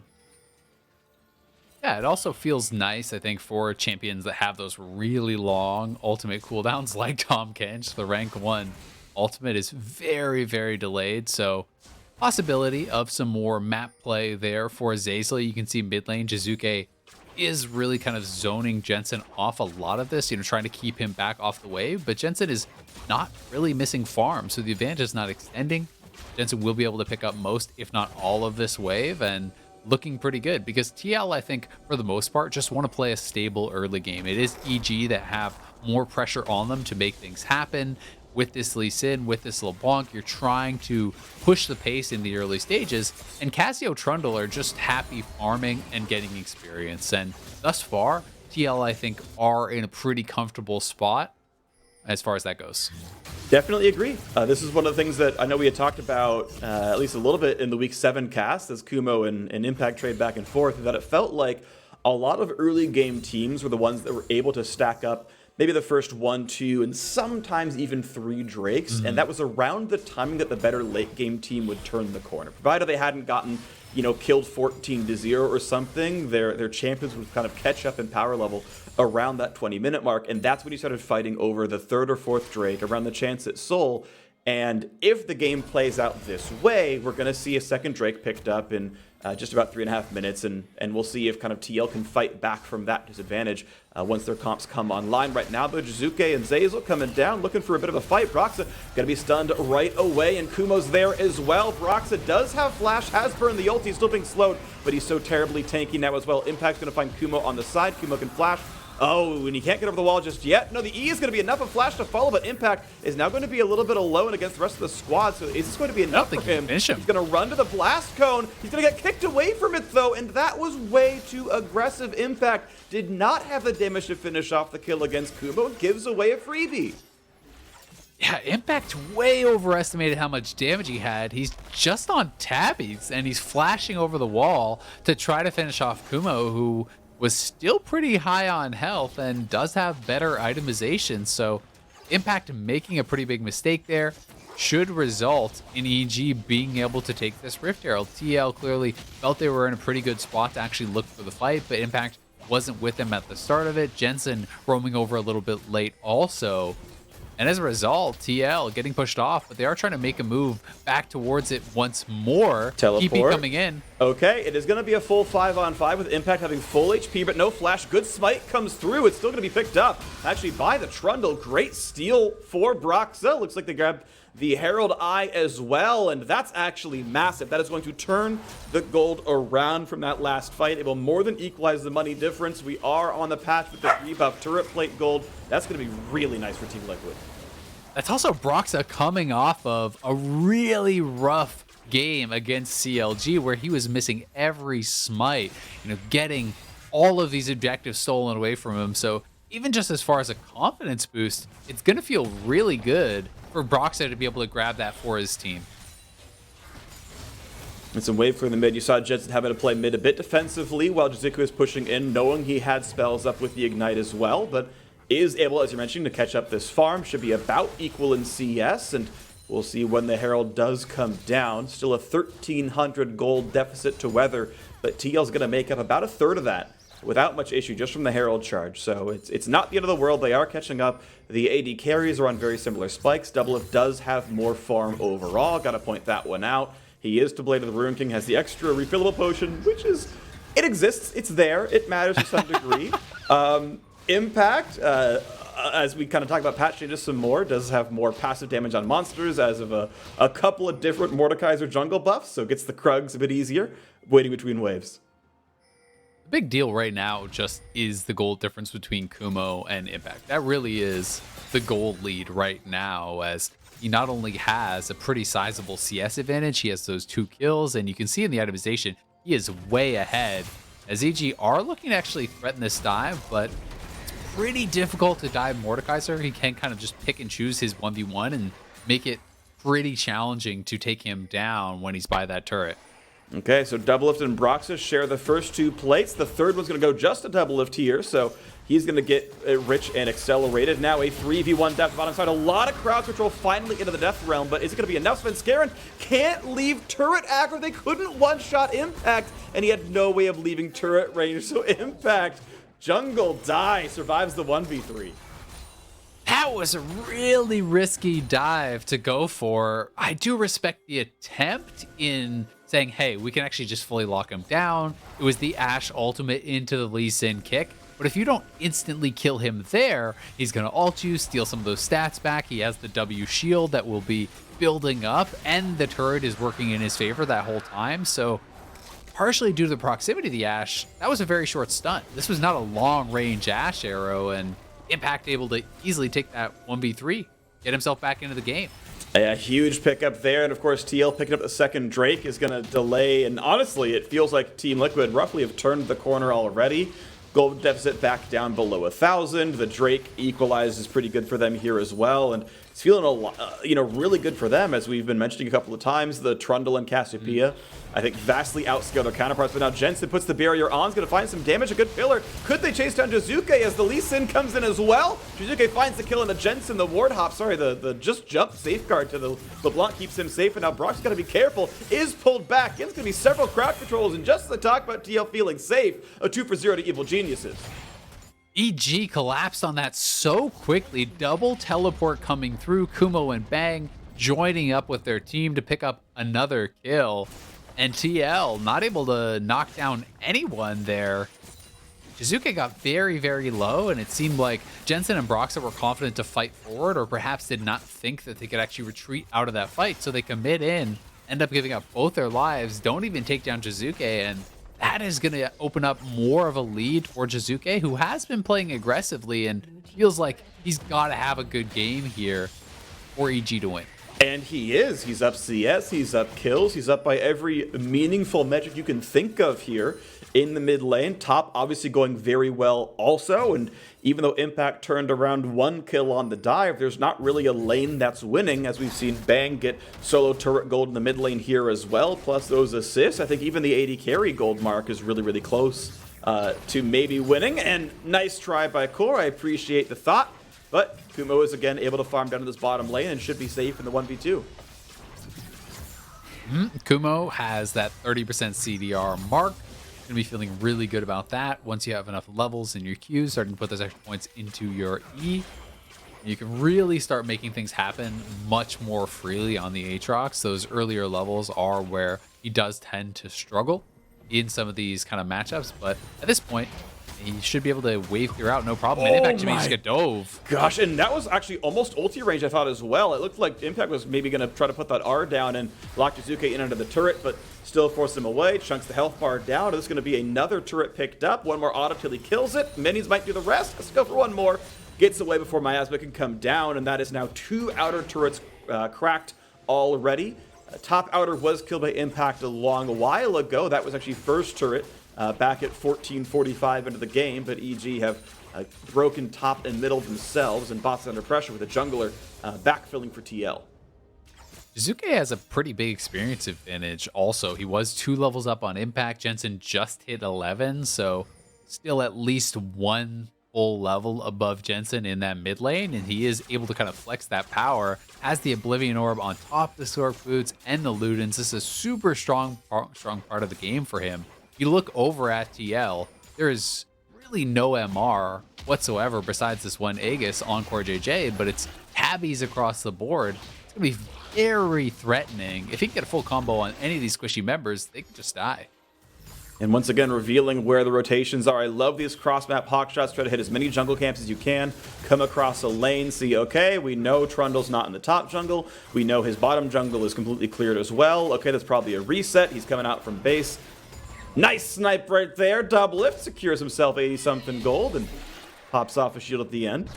Svenskeren, though, able to solo the top's Herald. That always feels so frustrating when you're spending all that time working on the scuttle, and someone just walks up and steals it. It's one of the most tilting things, I think, in League. I totally agree, especially when you are the jungler. Like, if you actually had to run a crowd control or something, you'd do, like, stack up Sejuani E or something dumb, and it's like, nah, just kidding. Cross map steal, no big deal. So, okay, a little bit of money, right? It's a 150-ish transferred from one side to the other, or like in total difference rather, is 86 gold goes from one side to the other. It's Team Liquid now playing defensive wave clear. They have no lanes with pressure. Drake is up in 30 seconds. I know EG maybe kicked themselves a little bit off of the Ocean Drake they had lost off the botched bottom side dive, but they're resetting. The team's going to that side of the map. Jizuke not going to stay top side either. He's going to head his way towards that Drake as well. Oh, it resets. Jensen couldn't get the money. I don't know if he was afraid of getting attacked or not, but now Doublelift on the way over. They're baiting a Jizuke for this one. He wants the jungle camp as it resets again. TL's going to send 4 top side, and it looks like EG might be trying to match. Unless Jizuke commits, they shouldn't be able to get him. I do think TL were just saying, all right, we can't fight for Dragon. Let's see if we can get something on the other side of the map. So try to get a pick on Jizuke, shut him down. But Jensen now stuck in this 1v1. He's in trouble. Jizuke couldn't W backwards, but he never gave him an ulti line. Never gave him line of sight for that one. There is the Drake picked up. EG on 2 Drakes. Again, wish they had the third off that bot lane dive, but still going to feel pretty comfortable here. 2,500 gold lead up an Infernal Drake, which is raw stats, of course. If they can keep Drake control, they can pad that as well, and it does one of the most direct things at answering scaling differences, in that LeBlanc can maybe find the one-shot when she shouldn't or wouldn't have otherwise. Sarah's finally done here for Jensen. That's a nice fight coming through. We're getting close to some of those first big TL power spikes. But for now, EG has the run of the map. Yeah, and EG are just kind of spreading the map. Jizuke really has done a good job aggressively trading, constantly looking for poke, constantly looking for plays to draw pressure and allow his team to get things done elsewhere on the map. He's maintaining this experience advantage. He's constantly darting forward and looking to attack Jensen. Forcing off that Seraph shield in their last fight is a pretty big deal. And now EG will reap the rewards of that second Rift Herald. It's going to be another tower going down on the bot side. Over a 3,000 gold lead now here for EG. This is a very, very good lead. Props to EG for a pretty solid early game. All 3 outer turrets are gone, and you got to give them props for this one. They come into this week tied for 4th. They've, fought tooth and nail. Again, prediction has them ending at 4th place based on, stats predictions. It's been a hard season to predict, don't get me wrong. The teams have been back and forth constantly, so no guarantees that really happens, but EG are poised to make their triumphant LCS return as a top 4 spot in playoffs. And I really got to point out, if we got some downtime, 4th place is such an important seed to get in the spring split playoff format. There's an upper and a lower bracket, and if you get 5th or 6th, you start lower bracket. You get an extra life if you're top 4. Good smite comes in, stun's not going to matter. And now there's going to be more damage for Jizuke, knowing he can't get chased down easily, jumps backwards, and EG feeling comfortable. Jensen chucked down pretty low. They lost the Gromp there. Jensen has just been fighting this Gromp, it feels like, for the last 5 minutes, trying to take it over and over and over. He got it. No, actually, I think Spencer Aaron got it. Didn't he smite it? You're right. He did smite it. That's my fault. So now we got the attempt at Kumo yet again. 2v1 on the bottom side. Gonna go for some damage. Doublelift. He gets the shutdown. He gets killed number 1,500 in the LCS regular season all time. Will that be enough to make TL win a game? Congratulations to Doublelift. Such a fixture in this scene for so long. This guy has just been winning championships wherever he went. Getting the shutdown there puts him on his Rage Blade power spike. It looks like he's working towards a Wit's End next. So full on hit style build. And if he can actually get the opportunity to stand and fire in one of these team fights, he will tear through EG. But that being said, there's no guarantees you get that opportunity with LeBlanc, zoning you potentially, and the threat of Lee Sin kicking you in, and these types of things. Yeah, it is double flat pen LeBlanc, which is a lot of why he's going with Send. The math really supports getting some MR while she's dealing true damage otherwise. And, can maybe sustain through some of that one. Does have some lifesteal, so he can stay full health with this shield over the top as well, thanks to Overheal. I expect Doublelift on his farm and his decent XP to survive most burst combos from Jizuke. We'll see, though. Has a couple of teammates nearby as well. Not quite going to catch the CC. They know that LeBlanc is too elusive. 2-level lead over Jensen. Has caught a lot of farm, a lot of experience overall, and TL have to kind of go back to their own lanes. I wouldn't expect Doublelift to just get 100-0, but even if you get chunks, say, half your health, maybe you can't teamfight anymore, right? Unless there's a minion wave to actually lifesteal off of, that can be enough for them to get the next dragon or get the next objective that they're fighting over. And that is why Jizuke playing so aggressively and playing in the face of TL has been so important. And I really feel like over these last couple weeks, EG has been able to find this healthy balance between the aggression and the playmaking that Jizuke wants to go for without it being a bridge too far, without him having all these silly deaths that he had at times in the earlier weeks. He's still really kind of riding that line and putting on pressure, pushing TL out of their own jungle, extending his experience advantage, yet he's never really getting picked or even being threatened. Yeah, at the very beginning of the season, he was a death leader for the league. He was, way up there. He had some solo kills. He was doing well in solo kills, but he's even worse in isolated deaths, and managed to kind of keep the former while dropping the latter. It's really, really important that he's managed to your point, right, keep the aggressive play style without bleeding the stats away. And yeah, again, nothing but props and credit to Jizuke. We know Bang has been really low on deaths. He's always been a very safe backline damage dealer, and Jat talked about his play style back in his heyday, back in SKT, where he won 2 world championships. He was a supportive cast member to Faker and players like Marin, who were, arguably the best top player in the world at the time when they won that championship. And if Bang gets to, support a 3-in-1 Aatrox and Kumo and support Jizuke, who's solo killing and winning in farm against Jensen, that is Bang's comfort, and it's an EG that looks good. It really is. And he also, to his credit, he is playing that supportive style, as you said, during some of those world championships. But once it came to the late game, once he had that farm and it was his time to really get things done, he was incredible at team fighting. One of the absolute best in the world. So it's not as though he was just riding the coattails of these other players. No, he just wasn't always about dominating lane. He was about farming up, getting to these power spikes, and then taking over the game at that really strong point. So it's a tried and tested play style for him. If you have those winning solo lanes, you can do that.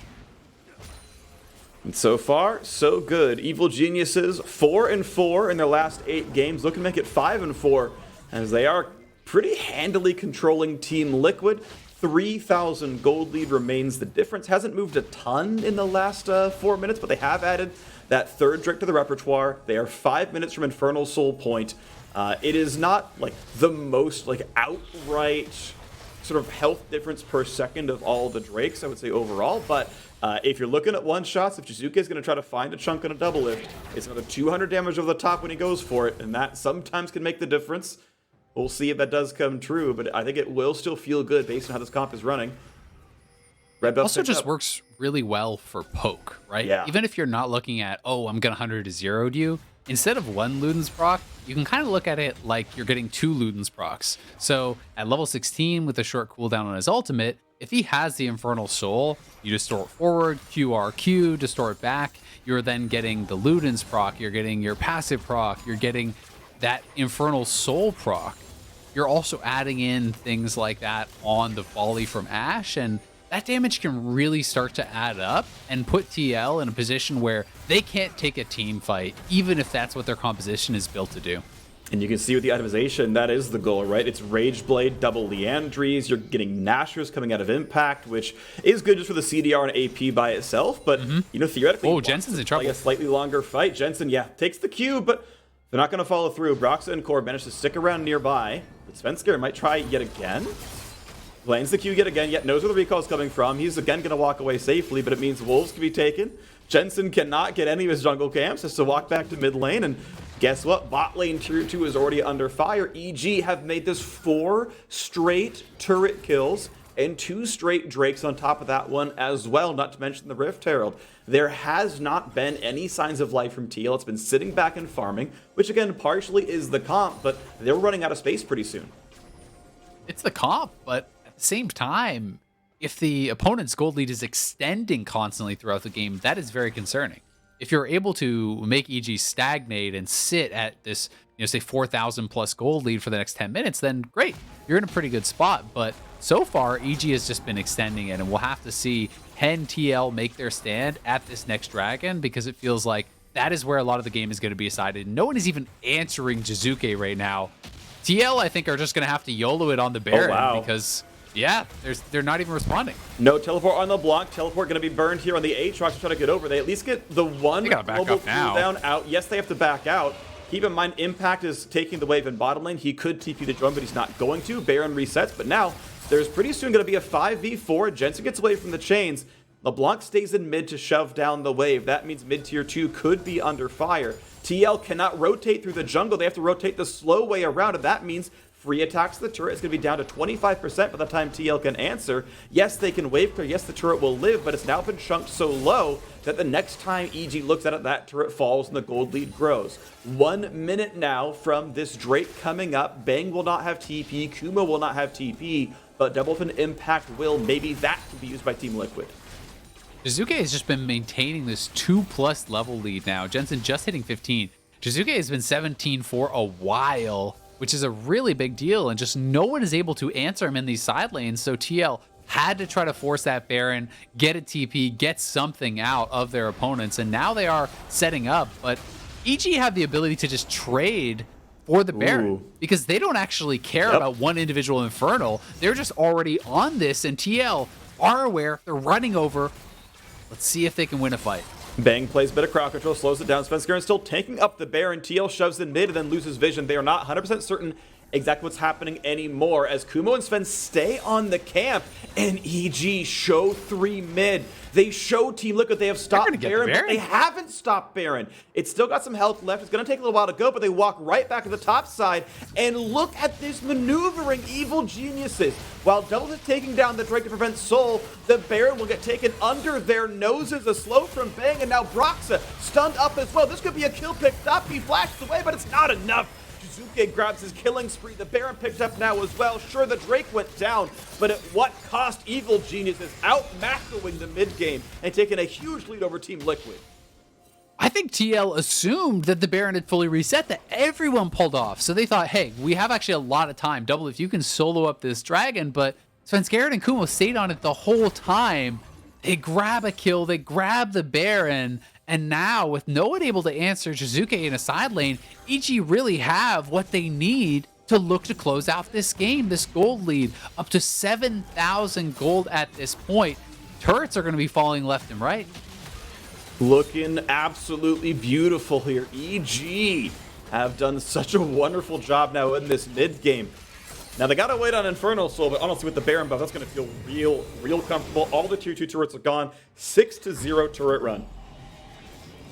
That's huge for EG. They really are in a great spot, but I will say they need to continue dealing damage with this Baron, because if they don't get anything more, if they're just sitting back and again, allowing TL more and more time, then hey, maybe that dragon was worth something extra as it pushes TL to perhaps a possible win condition if they can grab the soul themselves. But right now, EG have multiple ways to win this game, potentially through split push with LeBlanc. They're winning actually a lot of the team fights. They have good ability to actually pick people off with the Ash Arrow as well as Lee Sin. And if anyone tries to answer Jizuke, they have a rank 2 ultimate on Tahm Kench who can be used to bring someone in and create a 2v1 or a 3v1. Yeah, they've even got answers for the Mordekaiser Trump card. You've got a combined 5 Quicksilver Sashes and or stopwatches on the squad. Jizuke the only one without one. He's going to feel safe enough on the LeBlanc. I think he actually 1v1's impact every time, who doesn't have any magic resist at all. So pretty sure that's true. Yep. Mid now under fire. Still got 50 seconds left of the power play. Jizuke splitting to the bottom side. Kumo splitting impact at the top, the 3-on-3 and the 2 1-on-1s, and the minions themselves working well. Jizuke, jeez, that's just the RW. Puts Jensen down to 2/3. Jensen's got to heal up off these minions, and he's trying to do so. Doublelift now has his Hurricane, so he has pretty good wave clear, but Jensen, oh, that Q, if it hit, he might have gone down. Either way, he will lose the turret, and TL, the base is cracked. Yep, auto's still coming through. The turrets are falling. The inhibitors are falling. Team Liquid at this point, you have to wait the last 15 seconds for Baron to time out, but it means bottom inhib is gone. Top and middle turrets are barely alive. The minions, there really aren't any in the mid lane, but there are some top side. Those aren't really getting pushed in. So TL, at least during the Baron buff, will only lose 1 inhibitor. That's still rough. It's still an 8,000 gold deficit. but it doesn't get better from here. At this point, you've got to try to find the fight. Impact, the Q's going to land. They might kick him as well, but it only kicks him backwards, able to walk away, and Bang has to get chomped out to save with Doublet, running out of health, trying to lifesteal, dodges the arrow, but he's running out of HP, trying to lifesteal off of something. The flash forward, the shutdown comes through for Daisuke, and they have cracked into the base. The turret's going to be gone now as well. Stopwatch burned by Core JJ, and EG still winning the fight. The poor Braum is going to drop a double kill for Daisuke. Jumps backwards, going to get pulled in almost by Mordekaiser until the kill comes across. The 2-for-1 so far. A quick jump back for Svenskeren, but now Team Liquid down to only 3 members. Can't really defend their base. Minions floating on the bottom side. 4 members on the top side. Triple Inhib is going to fall. They don't need to wait for the Infernal Drake. They don't need to wait for anything. It's 25 seconds of 4v3. Evil Geniuses looking to have an 8th win on the season. Looking to make it into playoffs. The revival and return to the LCS. They're going to walk backwards. The pull-in's going to be really nice. Kumo has to run for dear life. Might have to get shot. There it is. Jensen has ult flash. All right, will he make the play? Has to get away from the pullback. Does so, doesn't. Go for the ult flash. I wonder if TL should have tried for some kind of extra kill. Kumo was not in a spot where he could have really fought. Bang had no mana. Maybe they should have tried something. You're right. I was thinking maybe they'll look for that miracle play. As soon as Zeyzal actually used the Devour on Tahm Kench, I was thinking, hey, maybe you go for it because your chances of winning this game are so bad at this point. You've been triple inhibbed. It's that sole point. How do you even get out of your base to actually try to make something happen? TL will have to be extremely decisive, immediately force a fight, and dominate it. Otherwise, their base will die, they'll lose soul, or maybe even both. Well, Doublelift now going to be stunned up. Bang is in a 1v2. TP comes in. Maybe this is a fight that can look pretty good. 3v2, theoretically, but Kumo just jumps back over the wall. Won't find much to do on the TL side. A couple of teleports traded back and forth. Honestly, to me, favors Evil Geniuses. TL locked in their base is a good thing for them. Won't quite find the kill on a Jensen. Drake has been started, and it's time to play the delay game. As Jizuke is pushing down the mid lane, someone must answer him or the game ends.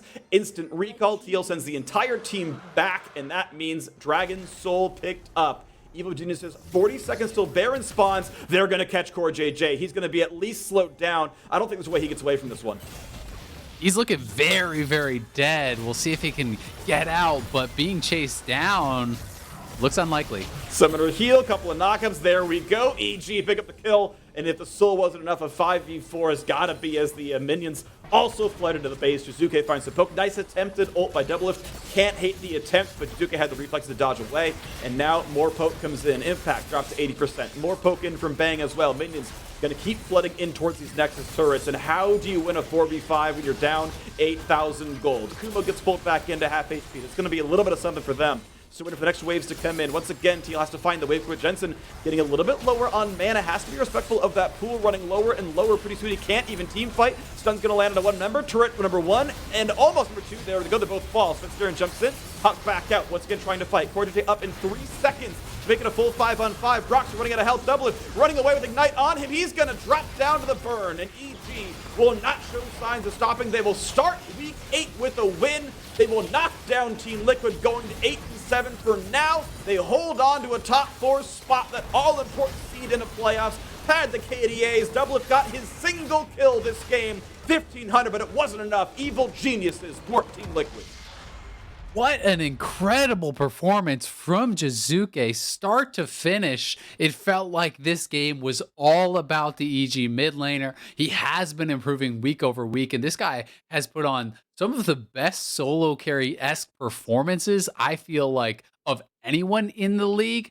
Another one here where he is just constantly pressuring Jensen, constantly pressuring TL in the side lane, and it never felt like they were able to properly answer him, which gave them so many opportunities to play the map, and all the credit to them for that Baron play. I think that was brilliant. Tahm Kench alting your marksman player off, making TL think, okay, the Baron's reset, we've got time, but meanwhile, jungle top lane stayed on it. Yeah, I want to see someone tweet out that they made the 5-head play of, we're going to keep the fighters on the Baron. Let's go send the Tahm Kench ult mid, debate it. Beautiful play. They were already winning. They probably win even without that Brainiac play, but I love seeing that. Huge kudos to EG. Well-played game. They're in prime position to make playoffs. Super happy for them. We'll see if the last 3 look as good as this one did, but we're stepping away to set up for game 4, which is Dignitas versus Counter Logic Gaming, so don't go anywhere.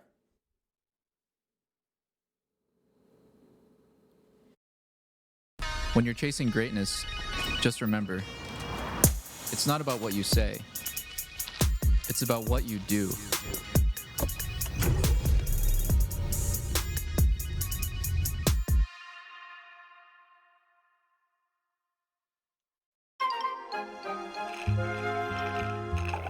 Well, it's about time we got to work.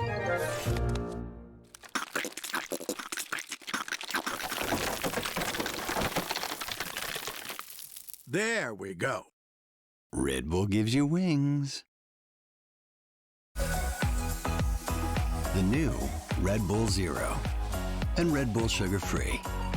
Full of wings, free of sugar.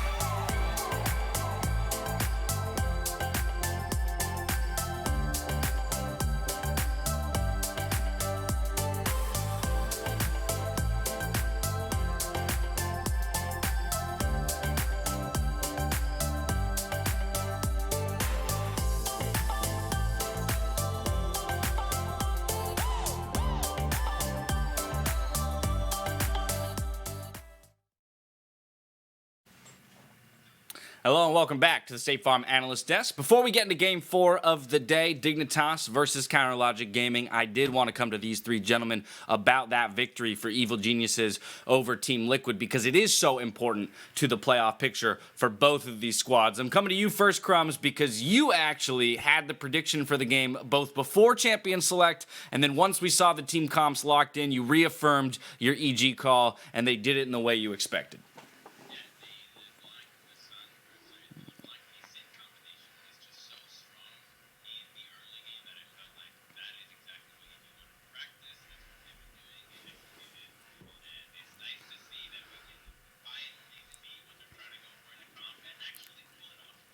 Well, and Crumbs predicted them. We're not showing predictions with that homework, but like I predicted TL, and in the pregame, I was talking about how sometimes you just need to accept reality that like the things that you used to think don't hold true anymore. And even as I said that, I still predict TL despite seeing them lose to people in solo queues. So I was like, It's natural, Mark. They've been good for 2 straight years. I can't let go. Neither can I. And how, I just keep predicting. Right? And they're 9 losses now. They're so close to out of the playoff picture with 3 games left to go. 3-0 basically. You think I don't think they're going to beat C9. No. Well, and that, or even FlyQuest 2-0 is so difficult. It's over. It might be over. It's not statistically over. That's like saying CLG's not over. I'm going to jump in here and just inform everyone that I've just received word from the producers that apparently, Alberto Crumbs, your audio isn't going out on air. So although we hear you in our headsets, I'm not quite certain that the audience has heard anything that you've said. How does that even work? So I'm sure we've got tech in the back working on that now. Okay. I'll give a quick recap on what he had said. He was happy to see them utilizing the Lee Sin and the LeBlanc for that early aggression that he had been looking for out of this team, and it's good to be good that they're finding that consistency in their win conditions, being more early mid focused. From there we transitioned to the TL conversation. Again, it's just wild to me that our 4-time defending champions are staring down the barrel of missing playoffs altogether. Yeah, Crumbs, I'd appreciate it if, since you can't speak, you give us reaction cams to the things that we're saying, like make sure very animated, moving around, and, like, exactly. Big yeses and nos. I give Crumbs props for calling this before Mark and I are willing to admit it. I'm also just not willing to admit it. This is definitely one of those Even things. now? No, they are bad, but they have 9 losses. And even 10 losses can make it into playoffs sometimes. Yeah. Oh, yeah. So just give him another week. Give him another No! It's enough. It's enough. Crumbs is back. We got Crumbs back, baby. Welcome back. Welcome back. All right, maybe this is a good time then to shift our focus to that 4th game of the day. While Team Liquid has a lot of work to do, let's talk about some teams, or one team specifically that still has a bit of a shot, but plenty of work to do themselves, and that would be Dignitas, losing out on 9 of their last 11 games. That's a pretty wild stat, to say the least. So they really have to turn things around with Acadian in the jungle. Let's remind people that substitution was made just a couple weeks ago. With 4 games left, they got to put up a number of wins here in order to slide into that top 6. It gets even more context. Oh, sorry to cut you off. They won the first 3 games of the split. Right. So they actually they started from that overconfident place and now have only entered in a spot where they feel like their alternative was bringing back Acadian into the roster. So I think this team is just throwing stuff at a wall and seeing if this works, we're in there. If it doesn't, then we don't really know what will stick. And luckily they're playing CLG, so on paper this is the easiest opponent to potentially have to rattle off 4 in a row to make playoffs. But with how CLG looks recently, like, that's not really true. Chat, final point? Oh, I just think that CLG with Pobelter is actually not on paper that weak. I think they're pretty good. Exactly. What did you predict? CLG. He calls the CLG prediction. Again, I think that's a very important note to make as we head into Champion Select here, that Pobelter, recently added to CLG, has been a spoiler machine here in the last couple weeks of the split. We'll see if they can dash the hopes of another LCS team here in Dignitas, looking to make that late season playoff push. With the first bans hitting the table, let's hand it back over to Freak and Azael for the game. Thank you much and welcome back to the show. I am still Freak here with Azael, and I want to very first reinforce the point made about, is CLG really weaker than Dignitas here? CLG with Pobelter, it's not great, but they're 2-4. Over those same 6 games, Dignitas are 1-5. Since Pobelter, Dignitas are seemingly a weaker team than CLG, who CLG technically, I believe, not mathematically eliminated, but the model right now shows that 8 wins is the playoff bar, and CLG cannot get more than 7.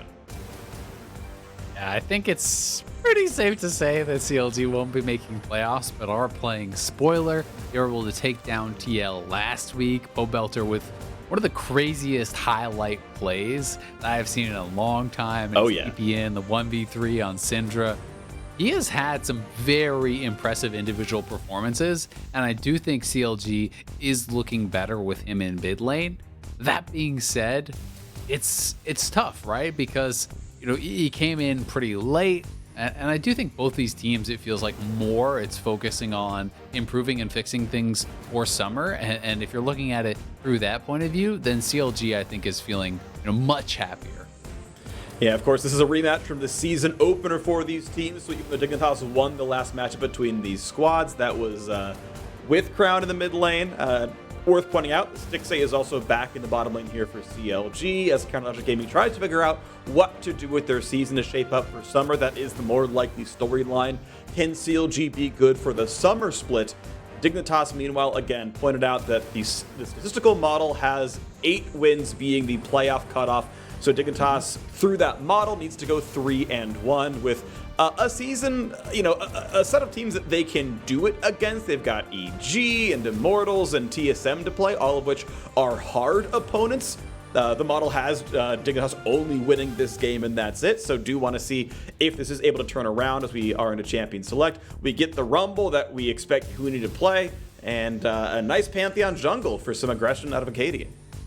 Should be very interesting. Could be mid lane potentially here too, or even flex top for Huni. So there is some options, but expecting it to be in the jungle, that's generally where we have seen it. Expecting Huni to be playing his Rumble, which has been such a good pick for him over the years and historically.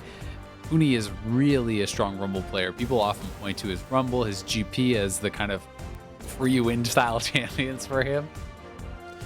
Gonna hope for it. All right, we're gonna wait and see as they are trying to maximize flex picks. We know that Johnson's probably gonna play a pretty regular AD carry here. Looking at his games played, it's been exclusively Marksman. He's not been one of the Syndra players or Cassiopeia players this season. Counterlogic Gaming gonna grab their own support. Nautilus MF, definitely a very strong bottom lane. That's gonna feel pretty comfortable overall. Ruin, I know we can see Ornn in the mid lane. I just expect it to be top almost every single time. You're pretty happy to buy something like an Adaptive Helm. Even Abyssal Mask is fine against Rumble, because of course you can upgrade that item and you pretty much can tank it through. So CLG so far on a pretty standard team composition. I think they'd probably just go for the Abyssal Mask Rust, try to withstand that. Yeah. Maybe you go for the Adaptive. It's really good in that 1v1, but because you're not getting that free Ornn upgrade on it, you're missing out on so many stats that are going to be useful against everyone else in the team fight. I do think that Ornn has the ability to withstand that matchup, and similar to how we've seen Rumble, in a lot of the games this season, it's much more about getting pressure in your lane, pushing it in, and then making things happen elsewhere. And with this pick, part of the reason people feel it's so strong currently is that so much of the game is revolving around these neutral objectives in the river, and those are areas that can get your opponents clumped up, where you can sometimes find these great equalizers. Absolutely. I mean, we saw just last game that, Dragon and Baron were actually incredibly important parts of the EGTL win. And okay, sure, in a lot of these they were snuck, but you have to imagine the team fights are right around the corner there as well as some more bans come through. Silas dropped off the table. Olaf gone here as well. Have seen Silas getting picked up more and more over time. W Max, very low cooldown, a lot of healing, makes him a really good duelist, very hard to push out of lanes. And if you are trying to play something aggressively like this Pantheon Rumble, that is a champion who kind of handles that pressure well. There's also a couple good ultimates already for Silas to steal, taking away Equalizer, even the Pantheon ultimate allowing you to make plays elsewhere. So you have to kind of protect against that if you are concerned about any sort of potential Silas pick. Yep. And of course, we got Aurelia locked in here for Counterlogic Gaming, expecting it to go here to Pobelter in the mid lane. Hasn't played a non-mage so far this season, so Ornn and Aurelia would be new for him. Again, only 6 game sample. He is a new addition to CLG here. Re-addition, I guess, to be fair. But fighters like Aurelia got a lot better this patch. The Tiamat upgrades are stronger. Blade of the Ruin King, the real heavy hitter. And we're going to, I think, see a lot more of these fighters, both top and mid, for the rest of the season because of those buffs. I'm very interested to see what the build is going to be from Pobelter, because we have seen in kind of the not LCS, the scrims that we cast last week, people were doing Blade of the Ruin King Rush, even forgoing the Triforce until much later. I have been seeing that on ladder some still too. I want to see what kind of a build he is going to bring out, and we actually get the Fiora. So this is looking now like Rumble mid You put that Fiora top against the Ornn. Fiora, I think, was one of the biggest beneficiaries of some of these top lane changes. Ravenous Hydra, something you love to rush. The additional lifesteal there is very helpful. And also, if you can get access to the turret plates, Fiora is one of the fastest, if not the fastest, turret killers. The Q works on the turret, the E reset and crit works on the turret. So you can really destroy those turrets incredibly fast if you can get a winning top. And Counter Logic Gaming round out the lineup with a magic damage jungler in the Karthus, finally adding some of that texture here. And yeah, this looks like CLG looking for where the matchup is going to be, trying to find the correct one-on-ones. I feel like I like Fiora in both matchups. You mentioned like things like Rune King being better, obviously great against Ornn. I think I like Fiora in the Irelia 1v1 as well, just in that you can fairly easily riposte to the E-stun and then fight from there. I think you know the matchup better than I do, so I'll defer to your wisdom here, but looks like as the champions are locked in, at least Huni and Ruin are going to be playing those fighters. We'll see if they play mid or top themselves, but the top laners have that matchup. I do think Irelia has a chance. I think as the game goes longer, it can get more and more difficult, but even if you can pair their posts, Irelia has some really good trading, even with just the longer range autos you can do in lane, and there are ways to perhaps outplay that, especially if you go for something like an early Executioner's Rush, can be okay in that 1v1, but I'm going to be interested to see if they want to try to follow the Ornn around the map, or if they're just going to be happy to play in that side lane, but either way, ton of focus expected to be around Fiora. Yeah, going to be really exciting. I love this champ set. Going to be a whole lot of fun to watch, a whole lot of fun to cast, and we'll see if CLG can play spoiler or Dignitas can make their way into playoffs from the outside looking in.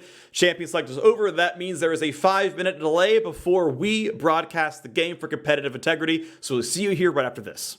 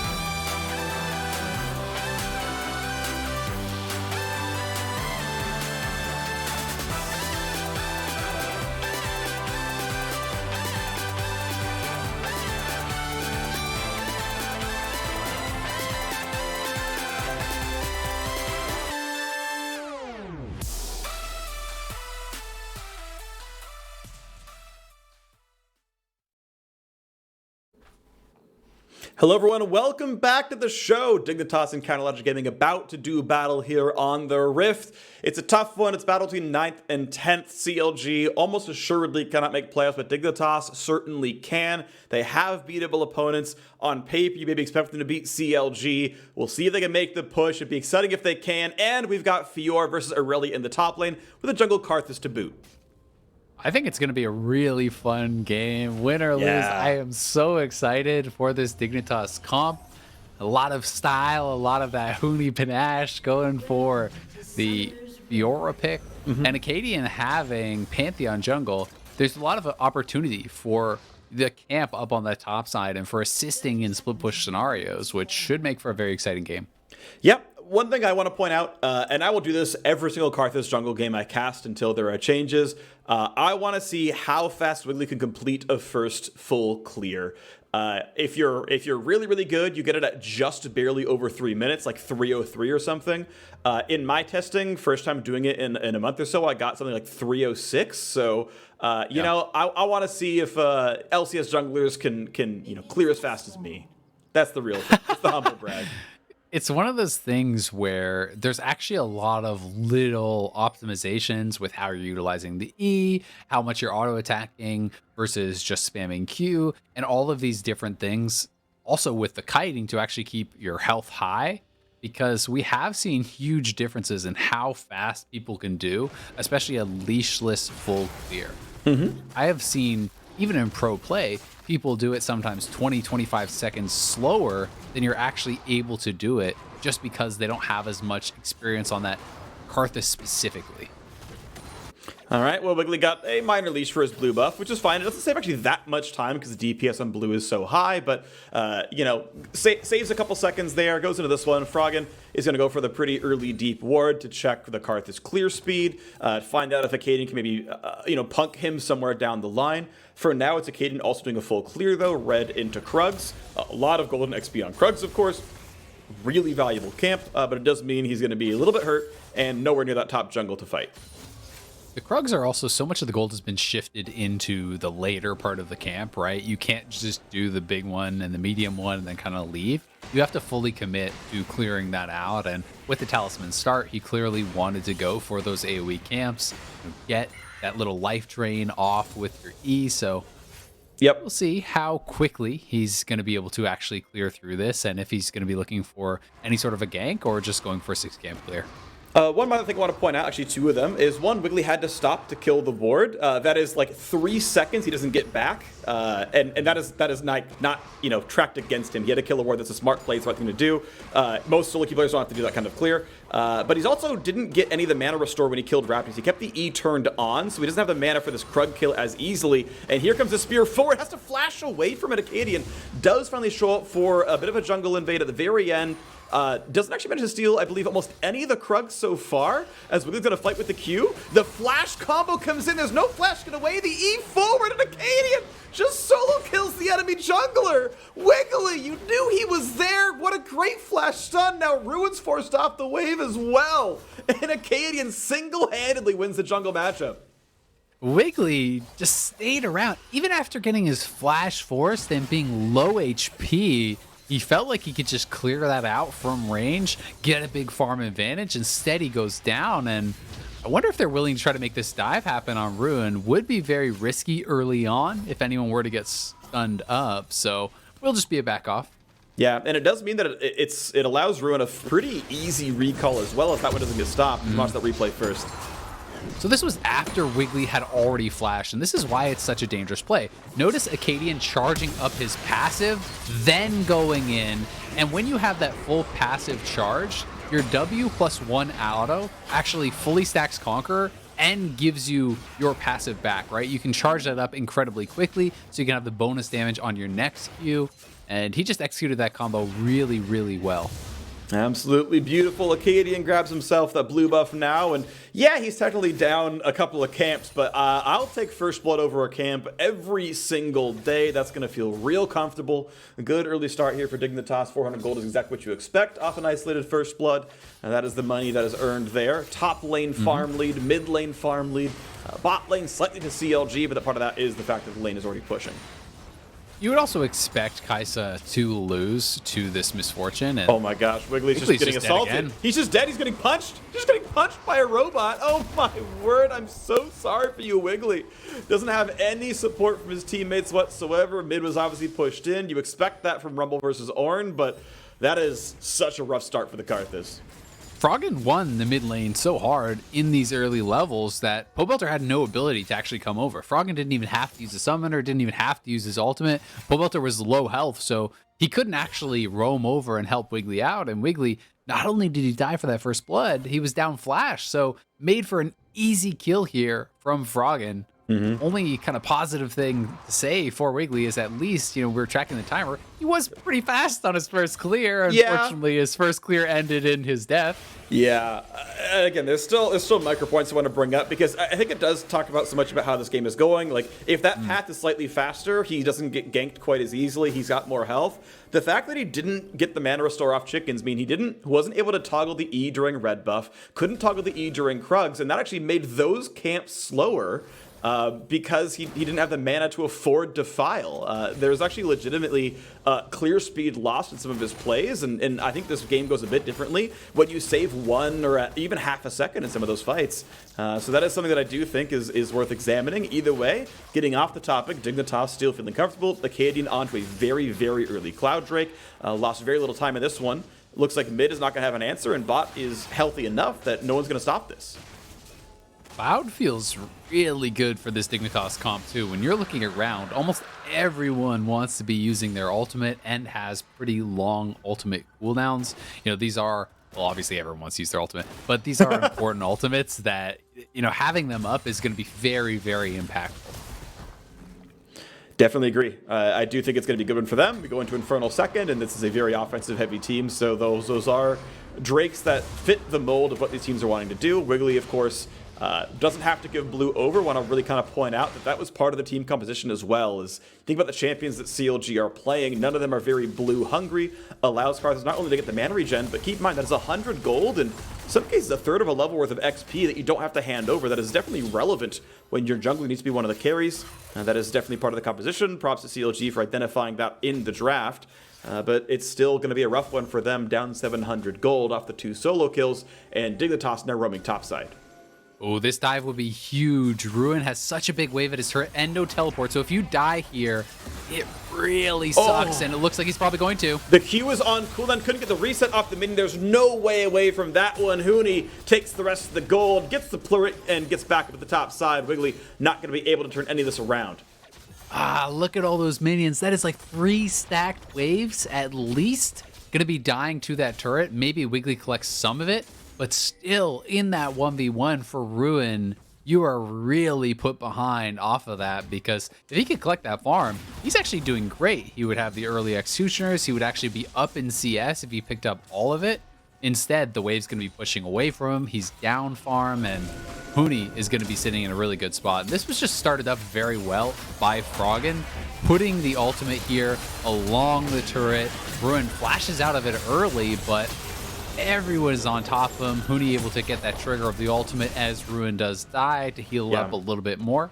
And no danger of going down. Doesn't even have to flash. And that fight is legitimately different if Ruin has his Q available. Was about 20 health off getting the reset of the melee minion. That is a lot more damage. It's more healing as well. That fight honestly looks different. These little small things, honestly very, very small edges are turning these fights from at least getting an answer kill or at least getting away from the jungle gank. And now again, Froggen aggressive under the tower, but Wiggly can challenge the ult here. Does it have you come back in time? Can he get the shield? Does so. And of course, Dark Harvest already on cooldown. With 100 health to spare, Froggen walks away. The overheated scrap shield just barely enough to keep him alive. But Ornn ulti, can he snipe him? Is it? Oh! So close. Froggen had to burn the flash. Honestly, yeah, okay. You can't really do any better than that from out there. The flash will always get away from that one. But at least it's summoner down. Well done from Pobelter.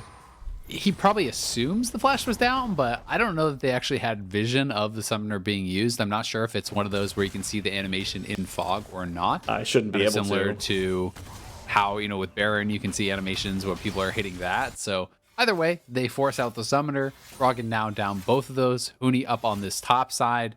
Will looking we'll be looking to actually play pretty aggressive, I think, in this. You want to kind of poke down the Aurelia, utilize those vital hits, get him fairly low to a point where you can then threaten the ultimate and all in. Gets one Q in, but again, Ruin down a level is going to have a hard time actually winning the fight, especially with Acadian back up at the top side. Knows he's there as the control ward comes down.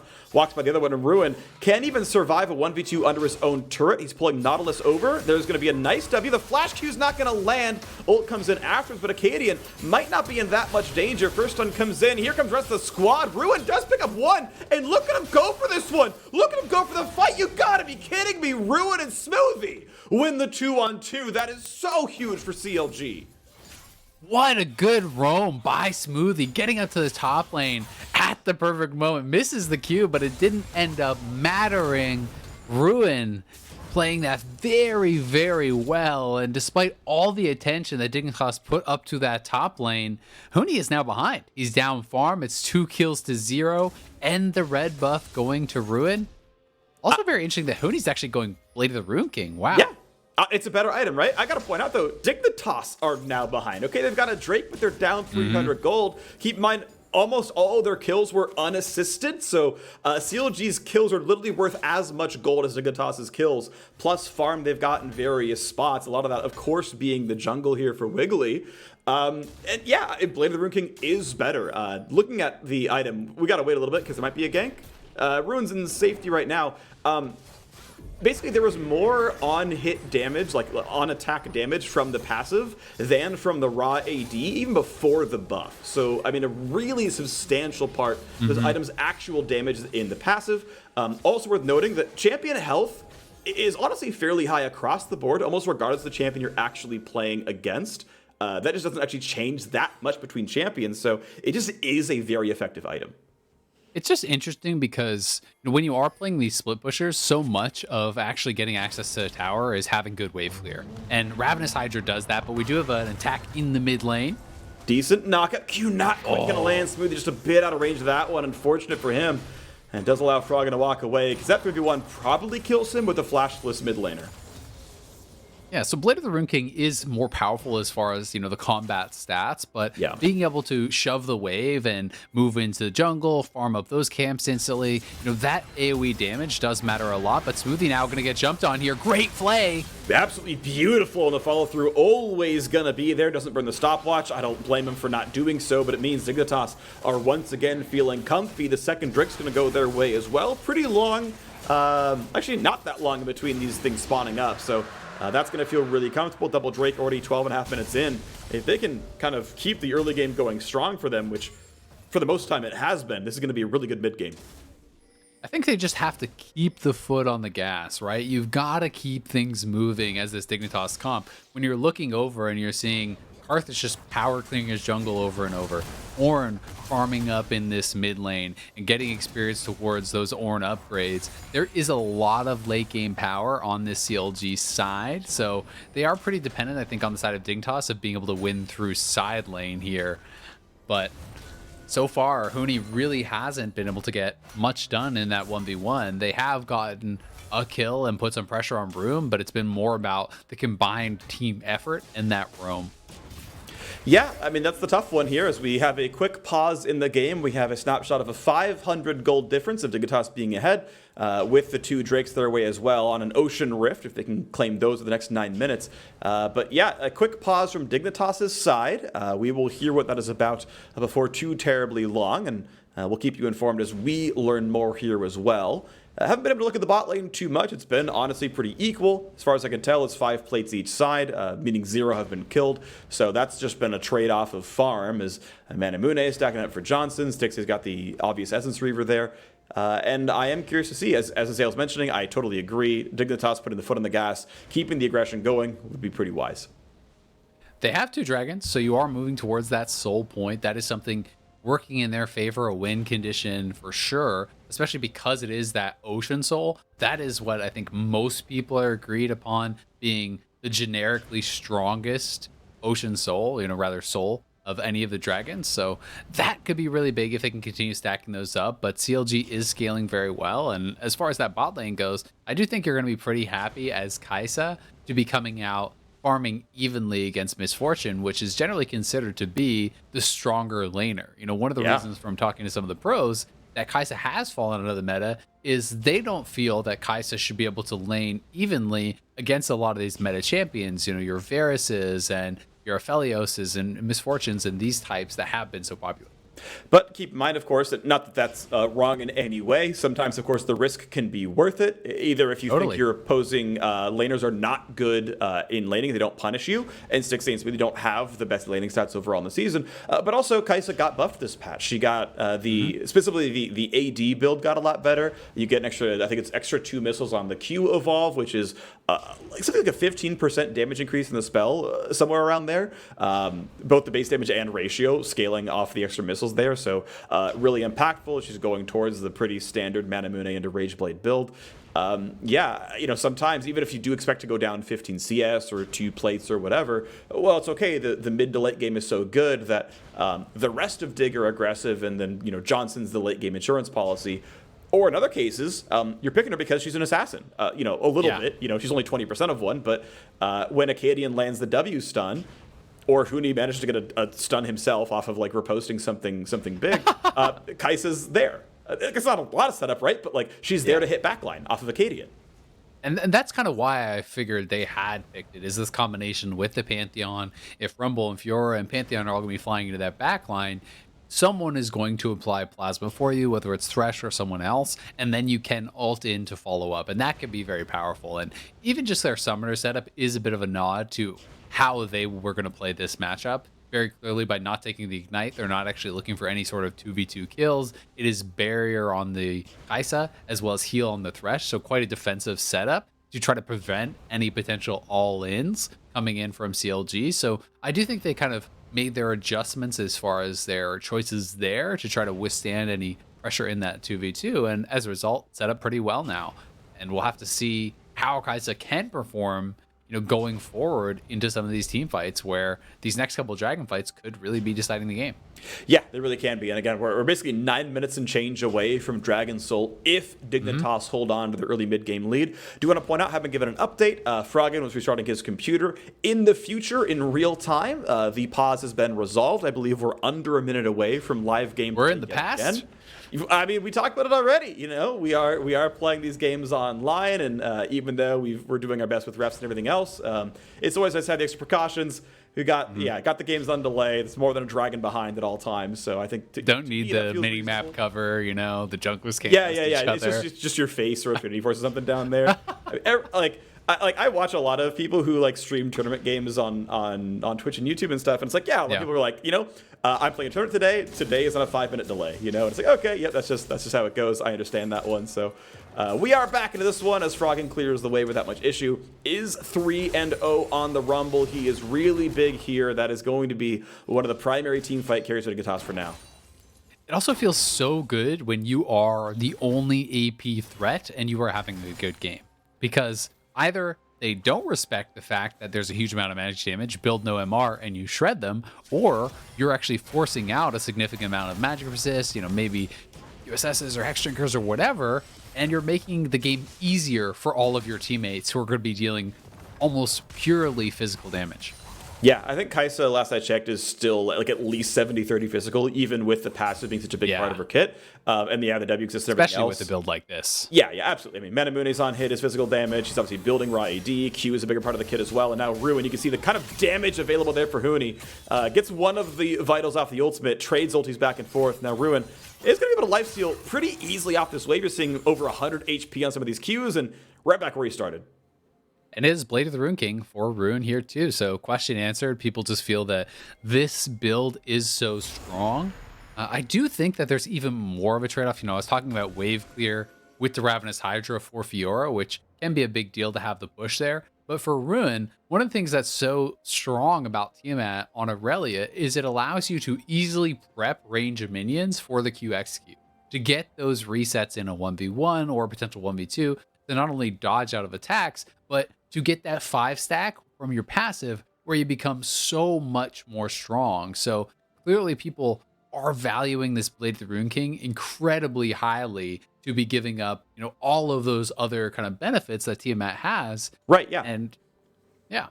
It's super interesting as well. I actually like the topic. Real quick, by the way, I was informed this is a CLG side pause. Stixxay and Ruin having FPS issues, so we'll wait to see what the resolution is there for them. But I like this topic a lot. Talking about how, okay, sure, it's probably correct to go into Blade of the Ruin King. Like, okay, yeah, the item got buffed. It makes total sense. That not to convince me on that one. But what it means for the game, what it means for the champions. Yeah, you're objectively stronger, but you're way stronger in PvP combat, and you're objectively weaker in PvE, right? You have objectively less wave clear. You kill fewer minions over time, and that changes sometimes how long it takes you to catch a wave if you're playing the defensive side, or how long it takes you to get back to your team if you're even the one who's pushing first. Exactly. There's a lot of extra things you can do. It can mean not only just how many minions you kill through the lane, but when you have Ravenous and you're playing Fiora and you're ahead, you actually just insta-clear the wave out, and if you can't pressure your opponent under turret, then you just go into the jungle and you power farm the Krugs really quick, and things like that become very, very easy. I also think that one of the things that can be very difficult when you play years and years and years of a champion like Aurelia, like I recently tried the Blade of the Ruin King build, and I do think it's strong, but if you're so used to playing with Tiamat plus Triforce, which has been the standard like basically forever, right? Yeah. It is so easy to mess up a Q reset compared to what you were doing before, because you don't have the bonus damage of the Sheen to kind of one-shot those caster minions. You don't have the Tiamat to actually prep those minions. And all high-level Fiora, or rather Aurelia players, do play around these resets very, very heavily, both for healing in fights, for dodging skill shots in fights. And if you ever actually fail a reset and can no longer use your Q in an all-in, you just lose. Yeah, you really do. We saw it in the top lane tower dive at the very beginning of the game. Yep.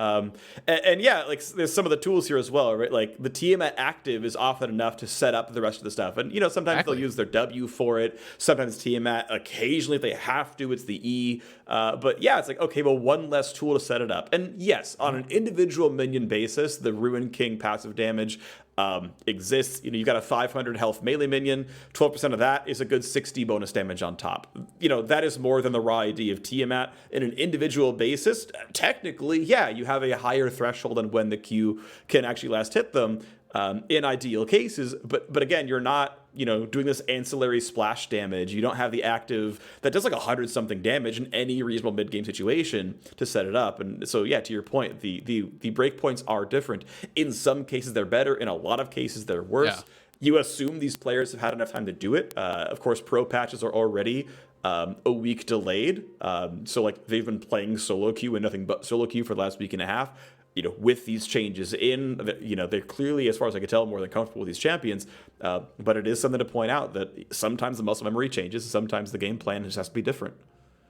And Triforce is delayed quite a lot too, right? Because traditionally you would just go Tiamat and then stop on that on Aurelia and go straight into your Triforce. And some people just skip that and rush straight Triforce. So, with the completion of the Blade of the Ruin King, obviously you are pushing that back. You're not just going to go Bilgewater Cutlass and stop there and then go towards, a Triforce. It doesn't really make sense. If you're going to go that build path, you want to fully commit to it. But just a little update for you guys. We are getting some computer restarts. Hopefully we'll resolve the FPS issues that CLG are having.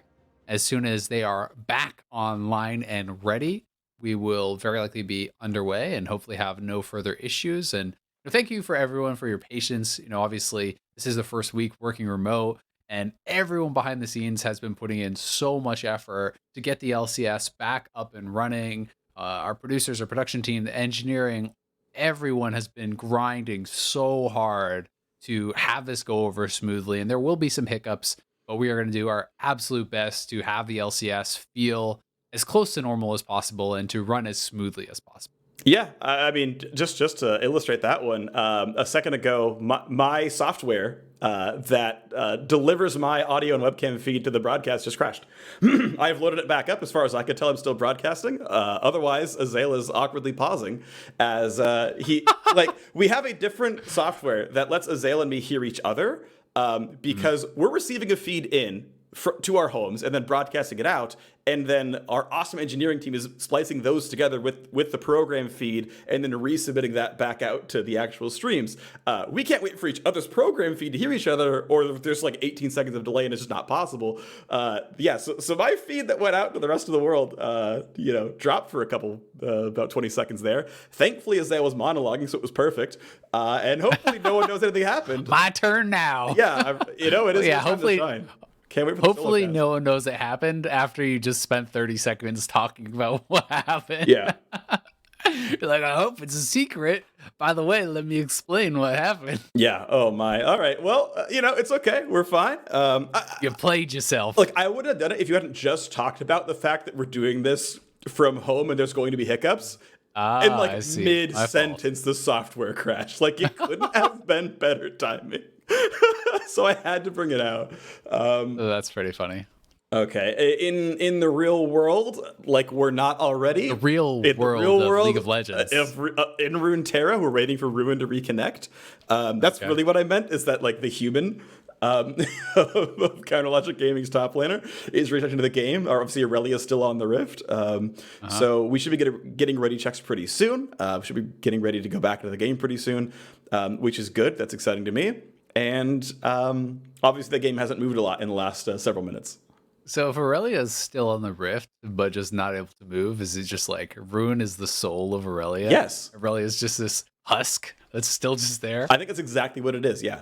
I think Champ... Well, so keep in mind, right, like, this is no longer canon, but the old lore of League of Legends was that, basically these champions were controlled by summoners. They were summoned to do, battle, and they were absolutely more or less husks. That's been retconned. Summoners no longer exist.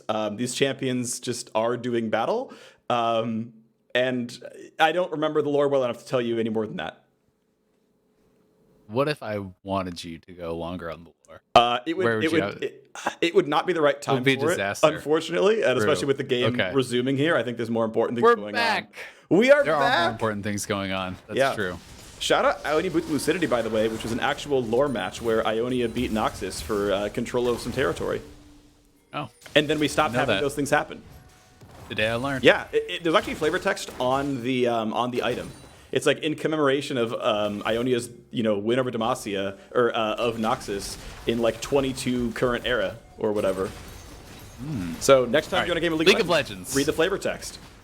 Okay, I will. Great. Back to the start. Back to the game. Ruin, they're gonna die. Ulti, Ruin, gonna be tagged, gonna be stunned. Is there a way out? He hops around with some minions. He's actually no, he's not walking away. Acadian claims the kill with a shutdown bonus over the top. Dignitas, 5-2 in this game. Great dive up on that top lane. They've got to keep going back to Huni. They need to keep him in a position where he can play aggressively. Unfortunately, he's not picking up these kills. He is just getting assists. So really not getting as much out of it as you would like.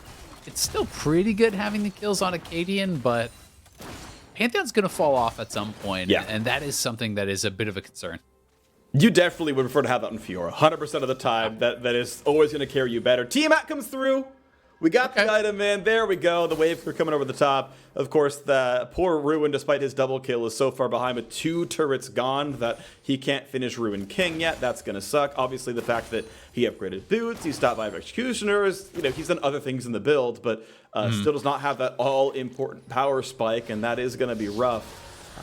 So we'll see, though. Huni got some turret gold. He's feeling real comfy. I'm interested to see if Huni's going to go Tiamat into Triforce now, or if he's going to do something different, like full complete a Ravenous or even a Titanic Hydra with that Ruby Crystal.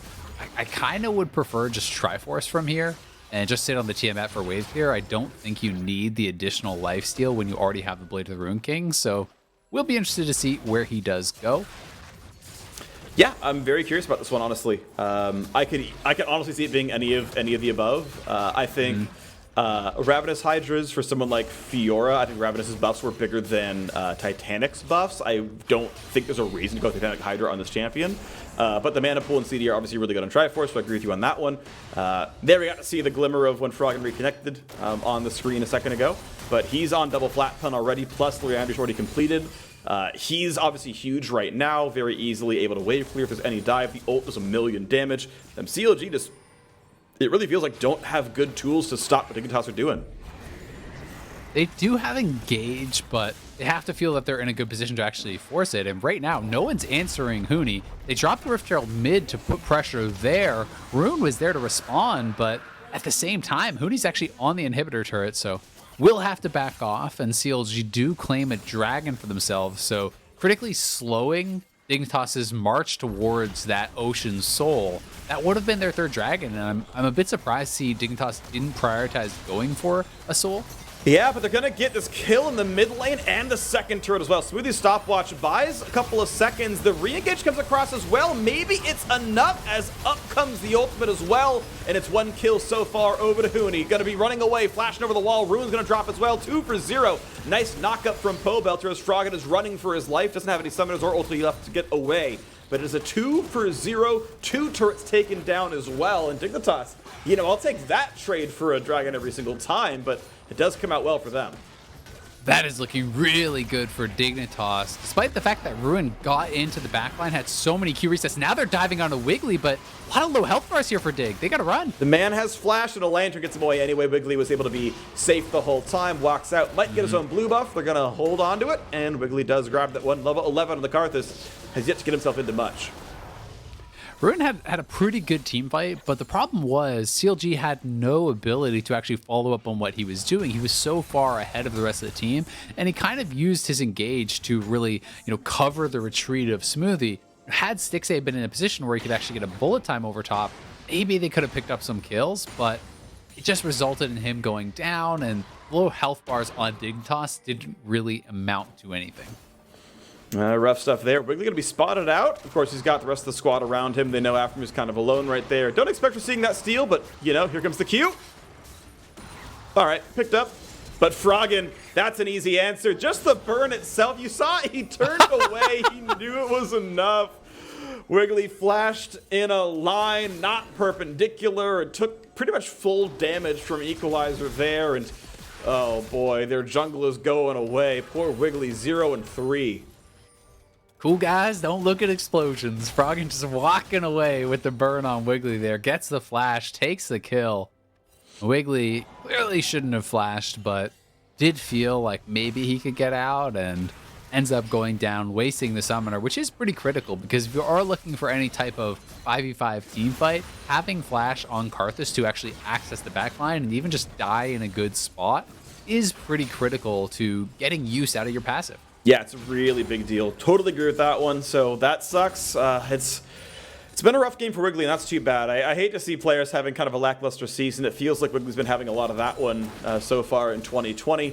We'll see if he can turn it around a bit more. He was such a big part of CLG's 2019 summer split being good. And sadly, back to his old spring split ways. Again, a dive comes. Oh, here we go. Big damage for Acadian. Gets queued back. Smoothie gonna get hit by the hook. Aftermo, a nice pickup there. But CLG feeling tanky. Equalizer Rune's behind on them. The backline cuts him off. Froggen gets 1 kill picked up. Knockups come over. Rune's here as well. But he doesn't feel like he can fight. Gets away from Aftermo. Just a simple 1 for 0. Stixay could not survive that fight. Yeah, Ruin looked like he had a promising flank, but the ultimate actually only landed on Aframu, and then he missed his stun, so had no real ability to continue the fight, and the big problem is that was a 5v4 for CLG that they lost. Meanwhile, Huni's power farming in the bot lane, takes another turret down, and is injecting even more gold into this Fiora. He has gone towards Phage, which I expect is going to be the Triforce, but Black Cleaver could be an option here too. I don't like it as much, especially since Acadian's building it though. Well, right now the games, as far as we can tell today, at least, are going to expectation a little bit, at least based on Elo here. Dignitas, being a couple of wins over CLG, a little bit expected to win this game, even though the most recent results haven't been in their favor. If Dig close this game out, they are tied with Team Liquid and Golden Guardians for 7th. They would be only a single game away from a chance at a playoff spot. With 3 to play, this is a must-needed win. They are in position to claim it, and this is maybe that very, very late resurgence of 5-game loss streak finally maybe ended here today. If CLG dropped, by the way, they would be guaranteed locked out of playoffs. They would cap at 6 wins. 6th is already at 7 wins right now. It definitively ends the spring split playoff hopes for CLG, even if it was already slim coming in. It's also been so interesting, with that week off due to going remote, we've seen more of these crazy team fighting kind of comps. Like, we've had more variety, right? We have a lot of team fight that we've been seeing, but we have had the Kalista top for Licorice, we had Fiora top for Huni, things that we had not seen yet that is kind of moving away from the team fighting towards split push style, towards focusing on top lane, and I wonder if that extra week of preparation gave it to him. Nice riposte by Huni, stuffed Smoothie down to half HP. They don't quite go for the play, but the team is grouped up. Pantheon has the ulti available. This Drake is live and ready to be fought for. It's CLG cutting it back. Can they land the smite? Go for a quick hit over there on the top laner. Huni has to cut away. Ornn hits 2 knockups, and Huni forced completely out of the fight. Lantern able to resuscitate him here, and that means numbers advantage for CLG for a little bit. Can the smite come through? Nicely picked up by Acadian. Puts them on soul point. Wiggly had the ability to smite that one. It was his team dealing the damage, but it's Dignitas and Jungler coming out on top. Great job by Acadian there, smiting that away, because Dignitas wasn't really in a position to fully commit to the team fight. Froggen didn't have his ultimate, and they didn't want to fight without that, so it was just going to be down to this 50-50. They do get it, and are now on soul point. Another win condition added in here for Dignitas, as Froggen may spot Wiggly. He may know what's going down. He obviously sees the wolf corpse, and yep, just ulties into Fog of War. It's not going to be enough damage. Wiggly able to walk away and still at half HP. That wall might be enough. Ruin gets his own slow. Going to look to try to get an E-range, but he can't quite do it. The empowered Electro Harpoon, too big of a slow. Ruin on Ninja Tabby to fight the top laner, not the Berg Treads you talked about, the difference in damage types on the team. Can't break the slow in time, not able to get in range for the stun. Does get pushed back. We can see Pobelter now kind of getting to those levels where he can start upgrading for his team. Obviously, that all got pushed back, but soon he will be able to upgrade the Infinity Edge for Stixxay. He has his own double upgrades for himself, so things looking a little bit better now for CLG when you're counting in all the additional gold from that. It's 3,000 plus gold of stats on the items that Pobelter has. Added in, it's an additional 1,000 or so for Stixxay. So when you're kind of adding that in, the gold lead doesn't seem so big anymore. And despite the fact that it's a 0-3 Karthus is farming well.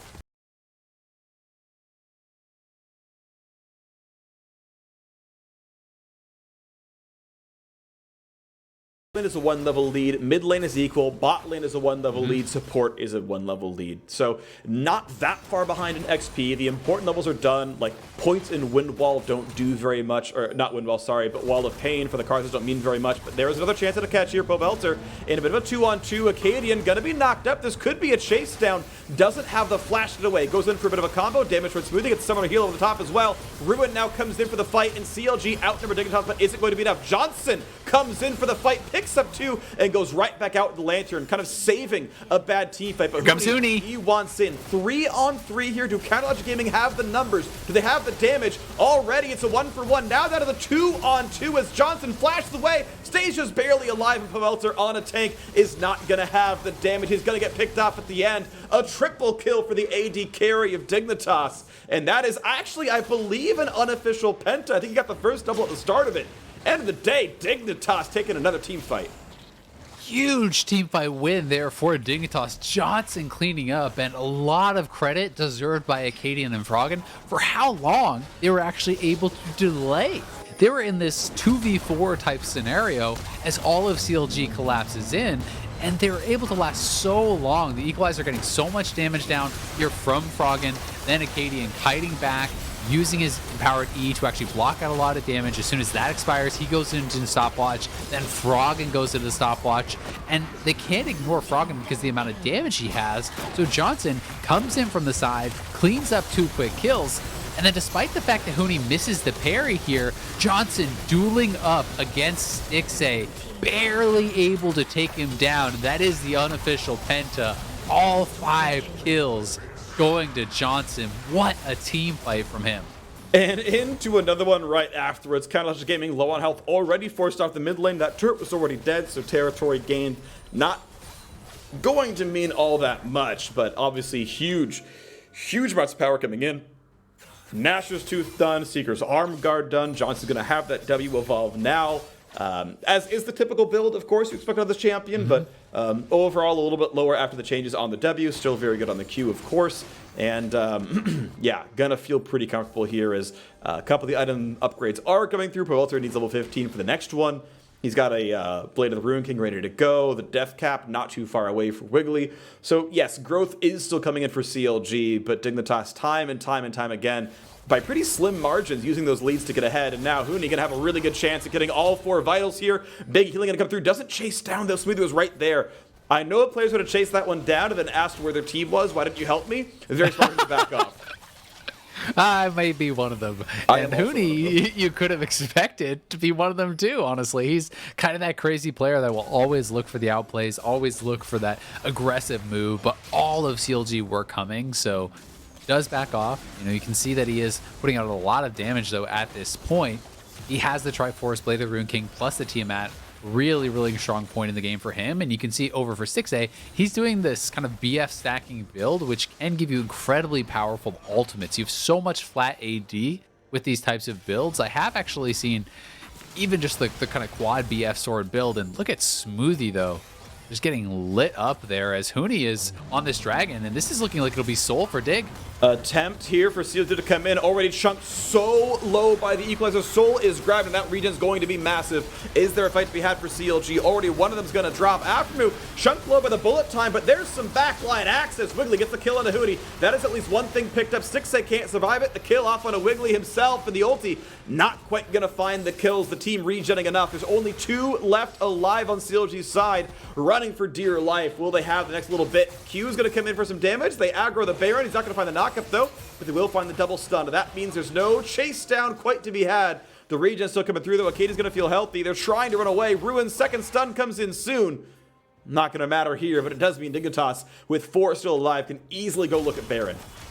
Yeah, they're going to grab this Baron, no problem. Johnson will shred through this, and so much of that team fight was just about the equalizer that Froggen got early on. He roasted CLG with a perfectly placed equalizer. All of CLG was just kind of in a line in mid lane, and the amount of damage he had to have put out in that team fight was absurd. Absolutely a ton right there. They waited for the Huni reset. They waited for him to revive, I should say, and he came through. Now he has the Baron buff. Did go Triforce, as you were guessing, Azale, correct on that one, as Dignitas are, it's almost unlosable now. 10,000 gold lead. Ocean Soul is so good when you're ahead. I feel like they can just never kill you during the team fight. You'll basically regen the Karthus ult and the Baron buff on for 2.5 minutes. It's got to be those 100-0 types of plays to actually kill off a team that does have that Ocean Soul, and that is very difficult to get, right? You have to kind of think about some Nautilus Ornn engage into an MF ult and just burst people down immediately, but they also only have the Executioners on Aurelia, so they don't actually have much as far as healing debuffs that are easy to apply. Ruin can't find the stun, goes down to half HP instantly. Huni feeling safe, has the overshield. That's no problem for him at all. Is Counter Logic Gaming gonna show up with several members to defend the bottom lane, but that means with 4 people known, no one meaningful can be in the mid lane, and Dignitas are already there. Pawelter doesn't exactly have wave clear on this Ornn. The turret goes down to half HP, but they're going to respect the chance to re-engage. Smoothie finds the anchor toss. Here comes the team fight yet again. Wiggly chunked off the fight, can't do anything at all, flashes away, and can't even ultimate. There's no Karthus in this fight. Knock up on an after move. Backline X comes in. Smoothie gonna drop. Huni got 1, 2, 3 kills picked up already. Pawelter's gonna make it number 4, and here's the ult over the top. Wiggly not gonna survive the fight. A triple coming through for Johnson. Dignitas walking all over Counter Logic Gaming. 31.5 minutes in. The playoff hope is still alive. They are just a game behind 6th place, and they do it by eliminating Counter Logic Gaming from playoff contention. The Nexus turrets fall. An amazing game from Froggen. Acadian got first blood in the jungle invade, and Dignitas just maybe back on form.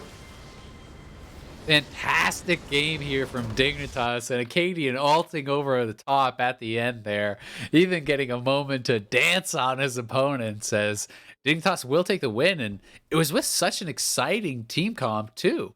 Being able to bring out the Fiora, the Rumble, the Pantheon jungle was such a fun look at this meta right now, and I'm very excited to see with a couple successful kind of lane focused side lane style of picks that have come out now.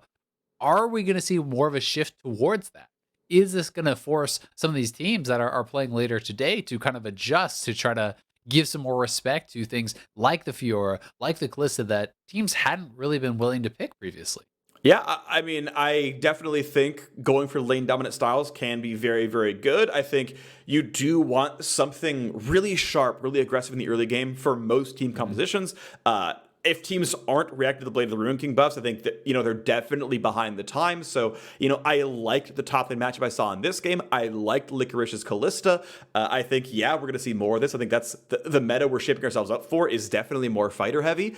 We'll see what Game 5 has for us. It's going to be really exciting as FlyQuest hopes to keep pace with TSM. That's going to be coming up soon. We've got that last game cooking before we call it for Saturday. FlyQuest versus Immortals coming up soon. See you there.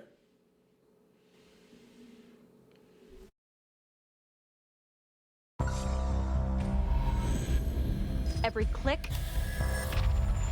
every frame, every press, every sound. They're playing aggressive. I'll take mid. Every advantage. When the difference between winning and losing is measured in milliseconds. Everything. Everything. Everything. Everything counts.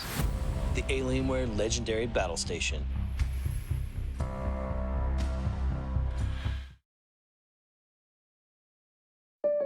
So Josh, you going for our Drive Safe and Save discount? Yep, using the app, driving safe. You wanna go, bro? Do not mess with my discount. Get a discount up to 30% with Drive Safe and Save.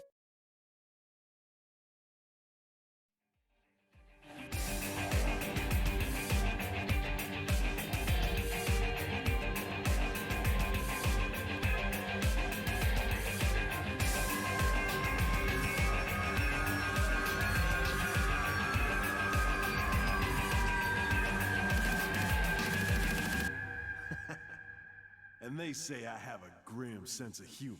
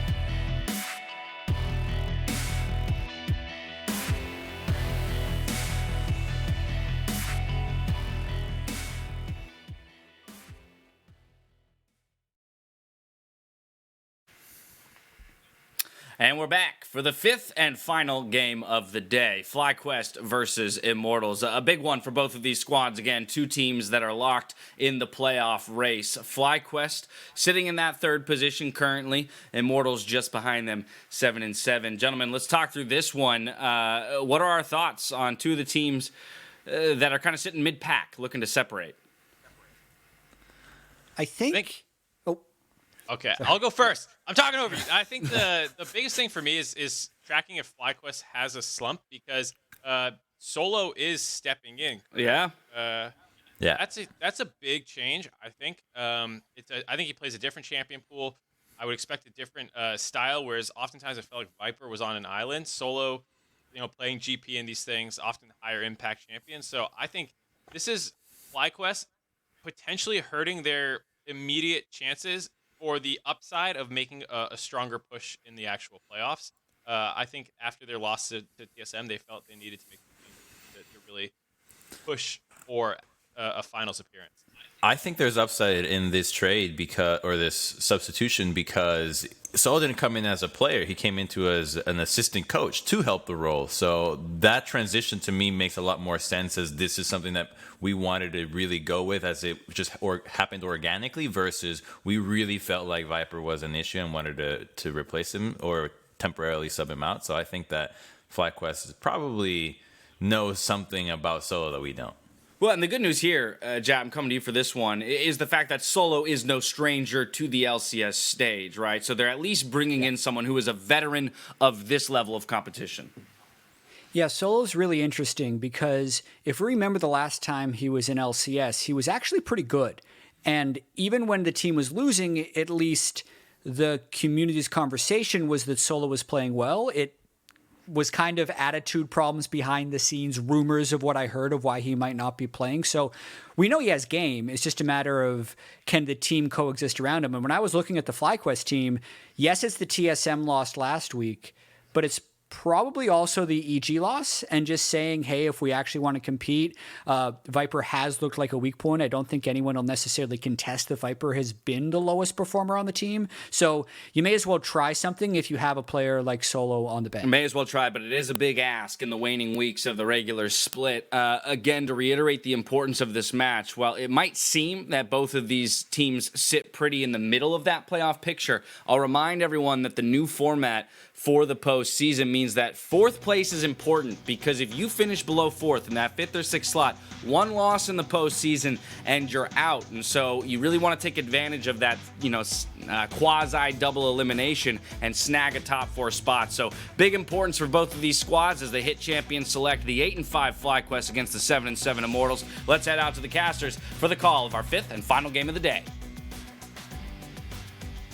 Thank you very much, Dash. Welcome back to the caster desks, plural. I think Azale and I each have one, and that's how it's going to work out here. FlyQuest slated to go 4-0 to close out the season. Solo back in the mix. That is, I want to point out an interesting stat, by the way.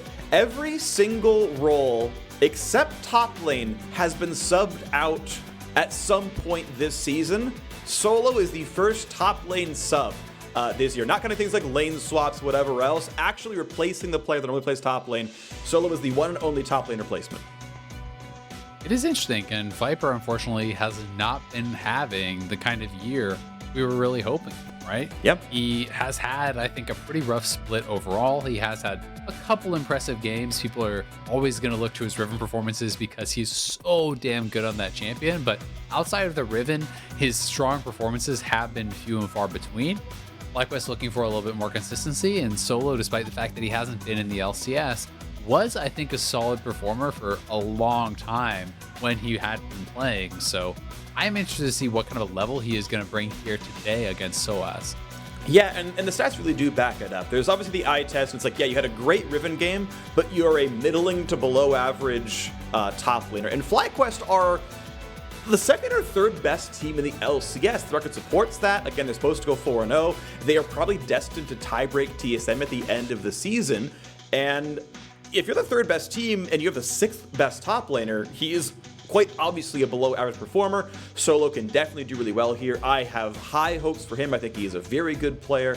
I want to see how well he does up against Soaz, who has been, I think, overall a bright point for Immortals, who are currently in playoff position. They are currently alone in 5th at 7-7. We'll see if they tie Fly EG at 8-7 for 3rd, or if they tie 100 Thieves for 5-6 at 7-8. That's the goal, right? Try to move up and keep pace with FlyQuest. Look towards that potential top 4. Immortals, as you say, in a pretty good spot to potentially make playoffs, but they've got to close out these games. There has been criticisms thrown their way about quality of wins. Are all these wins really impressive ones? Was it so deserved? But at the end of the day, Immortals, I think, have been improving week over week. They have been able to come together and make it work with a roster that people had very low expectations for coming into this split. Almost everyone had Immortals 8, 9, 10. Yeah. And they're definitively, I think, not 9th or 10th, right? And again, I think they are looking fairly likely to make playoffs here.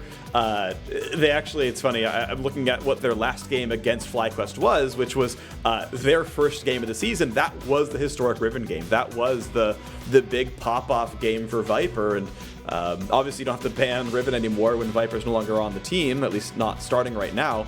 As the Morgana comes through, supposed to be pretty good against Rakan. On Reflex, you should be able to stop the knock from happening, which means if he's running Aftershock, doesn't get the extra armor MR, and you land a bind and just fight the guy. It can be way more dangerous to look for those engages as Rakan, because, like you're saying, not only can they Black Shield the engage, but you're jumping in a straight line and the animation is long enough that you should pretty much always be able to hit the binding on the Rakan and then potentially lock him down to take him out. Aqua is a very experienced Morgana player. Really, I think one of his best champions. We have seen him and Apollo in the past, that bot lane reunited, playing a lot of things like Caitlyn Morgana as an answer to the Zyra Rakan. So this is a little bit different, but still the same kind of principle applies. And also interesting to see Karthus banned out once more, so maybe kind of moving up the tiers as far as the scrims have been going, because we saw it played last game, banned out this game. And also keep in mind that the team of FlyQuest is physical heavy. We know PoE can play a lot of stuff, and it says, hey, you don't probably get to play a physical damage mid laner if we're getting rid of Karthus here. The Gragas, as far as I can tell, is still up, so there are still some magic damage sources if you really need it. Look, there's the hover. Not a big surprise there. But yeah, I still don't think we see a physical damage mid laner. Gragas has not put out the kind of damage that you want to really force different item purchases. Exactly, especially for frontliners, right? As long as Gragas can threaten 100-0 type thing if you're having a really good game, you have Spellplank coming in the jungle, but you don't threaten the high health frontliners. And that's why you need a consistent AP damage source. The Victor will give them just that. I think it's a great pick here for PoE. It is going to be blind, so we'll see if Aka can grab something to try to abuse this matchup, but a couple of mid lane bans have already been thrown out by FlyQuest, targeting some of the champions they are most worried about in that 1v1. So it will be Cassio, and in my experience, this is actually more of a Victor favored matchup.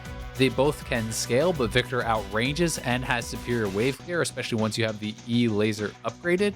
You can poke Cassio from out of her range with your E and look to kind of get control of the minion wave there. All right, well, we'll see if it's going to work out, as the Cassiopeia is going to hope to scale and do well. It's one of the more common champions for Aka, his 3rd pick of the champ. 2nd victor here for Power of Evil. I like the composition. I always like set Zyra Rakan. I think it's just very, very strong overall. A lot of good things to do there.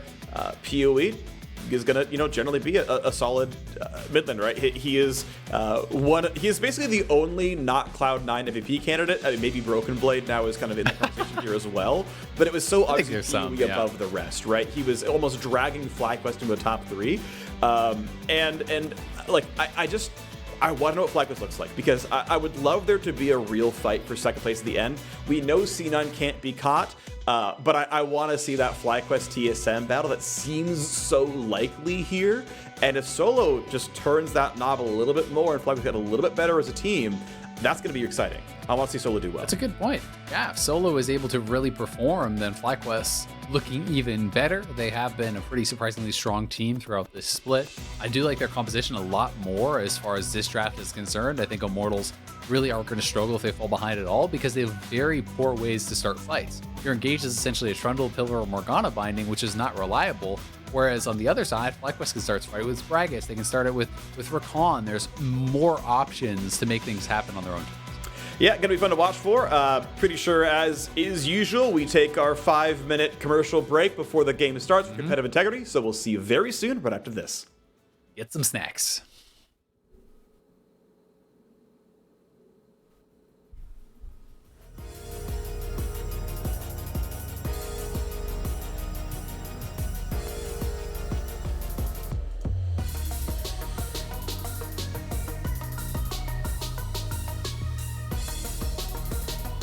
Good job.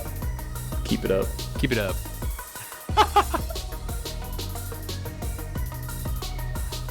I like your idioms.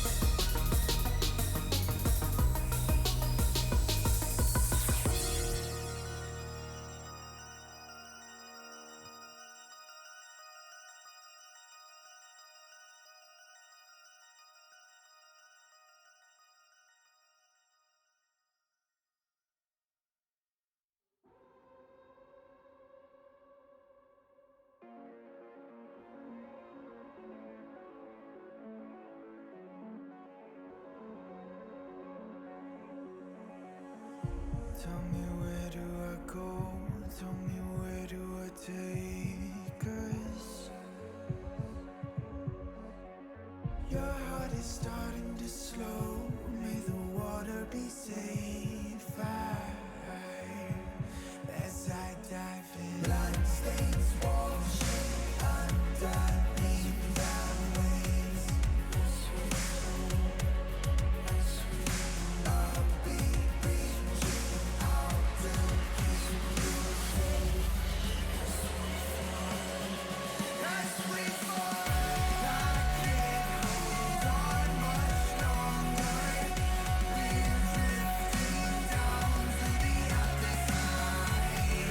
Try to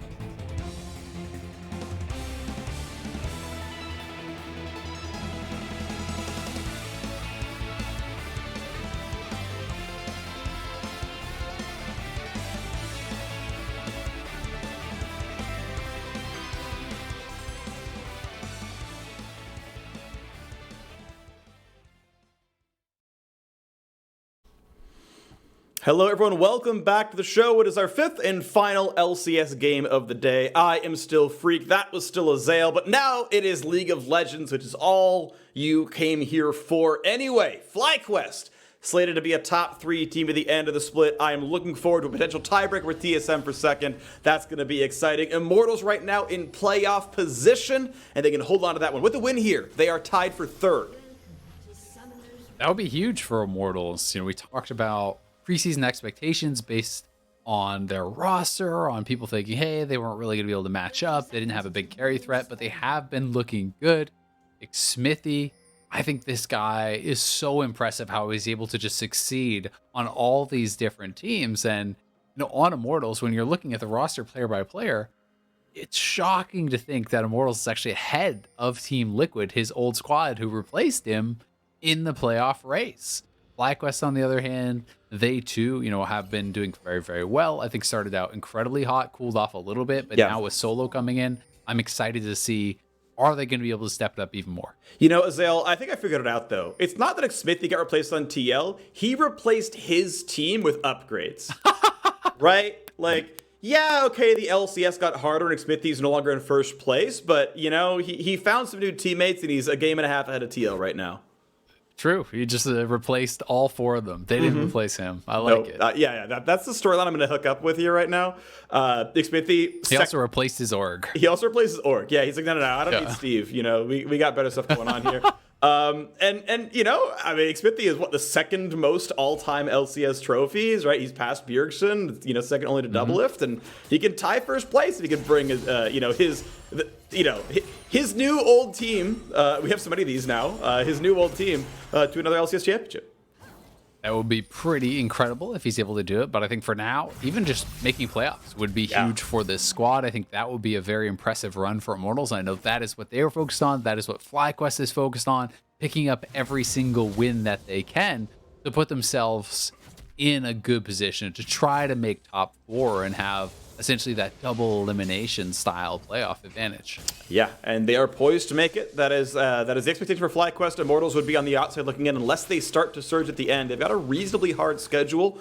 They are statistically expected to go 1-3 based on strength, but it's wins that they can get, they can improve, and we'll see if they can do that one and maybe take 4th place away from Evil Geniuses. That's the really important battle is near the end of the season. They face EG, and that is who's slotted right now to take 4th. So that'll be something we watch for. Of course, right now we have an individual game to be played. Smithy going to be spotted on the ward. Solo pushes in the wave. Might have to drop away these casting minions, unfortunately, but as he sees Smithy go down to the blue buff and that whole area, he's feeling comfortable enough to at least gain XP. Smithy didn't want to spend too much time waiting around, and had he actually gone straight into the brush, then Solo would have had to give up even more, but now he is spotted. Solo fairly far up, but will be able to walk it out. Okay, gets away from some of the first knockers, but now has to burn the flash away. It feels like he stopped for a second and did a taunt or something. He kind of sat there and then lost flash after just skill shots. I think he didn't realize that Soaz was going to run past the wave, and now they're trying to collapse on Smithy here. Really good pullback when it trades the flash back. Max range face breaker means Smithy has to flash to get away from body slam and the follow-up slow. But it is still a flashless top laner, and that to me still probably favors Immortals if they can revisit top lane. I would agree. As a jungler, generally, if you come and trade flashes with a soul laner, you're considering that a fairly successful gank. So Smithy's still going to be pretty happy overall, but it did seem like that was a little bit of kind of cockiness from Solo.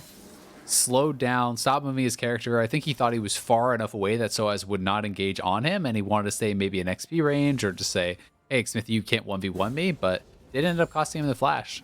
Okay, well, junglers now both topside. Centauran is a level behind Smithy and only gets barrel damage. He is...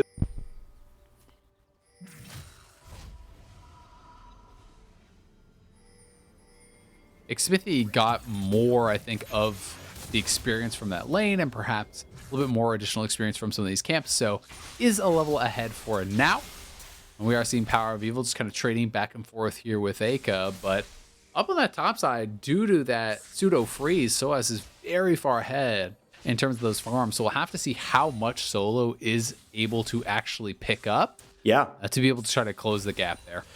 And look at that, 17 to 30 in CS on the top side. Yes, Solo's going to pick up some off the wave. It's not going to be that different metric forever, but just that one gank seems to have really reset how that wave was playing out, how that lane was playing out. Santorin can try to catch up in XP. This Scuttle should give him enough, I believe, and trying to get level 4. But this is a bit of a rough start for FlyQuest. Gotta say, though, they are still up in farm overall. Small lead in bot lane, small lead in the mid lane. Not the end of the world by any means. And top is caught they're up. actually slightly ahead of goal, 7.6 to 7.5 right now. So not really a big deal whatsoever. We'll see what Power of Evil is able to get off of his first recall. Some people do like to just rush mana. Others like to rush the upgrade. It is going to be the upgrade here from Power of Evil. So getting that upgraded to E-Laser for the second proc on it does really increase your wave clear and can allow you to kind of harass down this Cassio from outside of Cassio's range.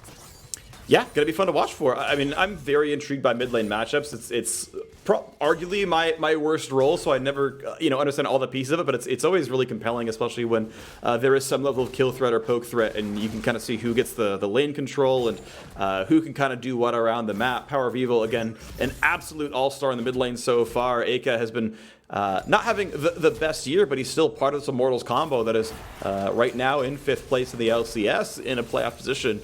And in striking distance of a bit higher if they can make it happen. A quick bot lane push comes in. Apollo, 50% record, just like his predecessor was down in the bottom lane. But back reunited with Hakuo. Second longest standing duo of total games played together.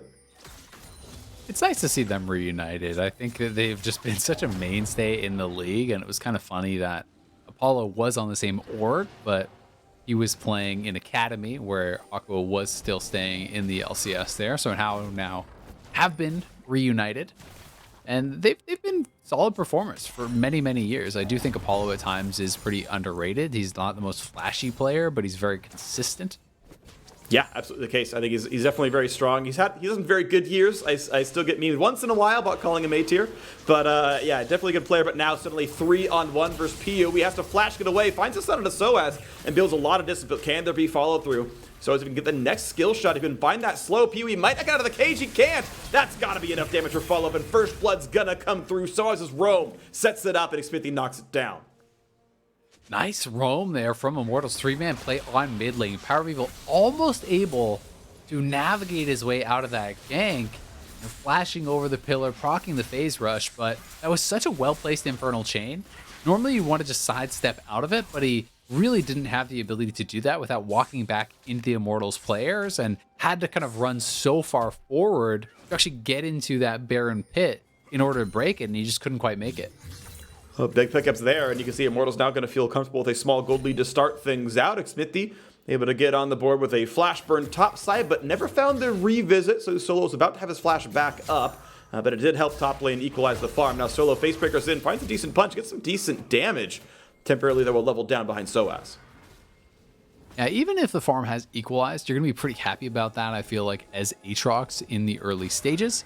As Ignar will be spotted out, because it's so hard to actually brawl up against Set. In this 1v1, Aatrox needs levels, needs the cooldown reduction on his abilities to be able to kind of effectively trade from range, because you don't want to be just forced into this melee versus melee battle where you're just autoing each other, trading back and forth, where Set will almost always win out. Ignar gonna go. Q. Nope. Okay. I waited a little bit longer than he needed to. Could have stopped the recall in, bottom of a few seconds of just annoyance. Not the worst thing in the world. Doesn't matter all that much, but a very minor thing lost out there as Ignar is, trying to find the roam. And I want to point out, by the way, right, he did rush Merc Treads. We talked about the Morgana matchup a bit during Champ Select, where you obviously like going mobies. Yes, mobility boots were nerfed this patch or last, and that does mean you're a little bit less likely to buy them, but kind of has to go Merc Treads when you look at the fact that if you get hit by a Morgana Q or a Cassio ult, you are definitely always dead. And so picking a slightly safer option to maybe get away. But now the flash pull onto SOAS. He does have flash himself. Back to the teleport. The rest of his squad not going to be put in turret range. Explosive Cask, though, doesn't quite put him there either. And it's just a trade teleport for flash, basically.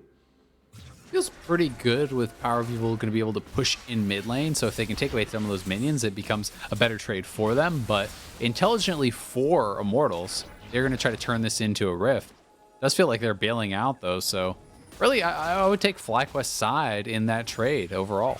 Yeah, it's flash for flash with a TP burned over the top. Turret plate dropped in mid lane. PoE was not in range to get the gold, so that is still 1,000 damage to the turret. That is still a relevant objective gained. Mid outer falling is really, really relevant, but it is 160 gold. That doesn't go over. It still means that FlyQuest are on a very slight gold deficit here, but they are, farming against that first blood and doing so admirably. 200 gold difference when you have 600 gold picked up from PvP combat means good farming.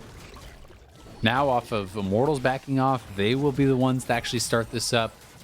Turtle is going to stay bot lane. Apollo is running up, so if FlyQuest can't finish this really quick, then Immortals would have a 5v4, but it looks like FlyQuest will be able to finish They're it. going to find a knock. They're going to find 2 charms. Damage to Xmithie, who's going to be able to walk away cleanly enough and burn the ult and stays alive. Herald picked up there by Santorin, burns his own flash to get away. It's only 1 summoner and a couple of ults lost on the FlyQuest side. 1 summoner, a couple of ults down on the Immortal side as well. Yeah, very well done. And Turtle is going to be able to get a plate for himself. There's going to be some farm loss there from Apollo, who was roaming up to join the squad. Unfortunately for him, he couldn't get there in time to actually be involved in the play. So Turtle, who just stayed bot to farm, will get a little bit more out of that. And again, FlyQuest make a beneficial play. We'll see how much they can get from this Rift Herald. So, as I've got stats here at the screen in front of me, I do want to kind of spend some time looking at the comparisons between players. If you look at CS difference at 10 across top laners, Viper was dead last in the LCS at minus 6.9. You can kind of see here that it's not quite that mark here for solo, so that part's doing pretty well. But if you look at a different stat like, say, gold difference, Viper is actually a better laner than Soaz. If you look at overall gold, not just CS, so things like plates and assists, ironically, it's Soaz who was doing well on farm and actually got the roam, got the assist. So Soaz, I'd say generally outperforming what he's expected to have against Viper, but by fairly small margins if we're like trying to grade solo so far. It's tough also because of how much I think the lane state in the early levels was affected by that gank, but we have Ignar here. Oof. Like he may be in trouble, has to blow the flash.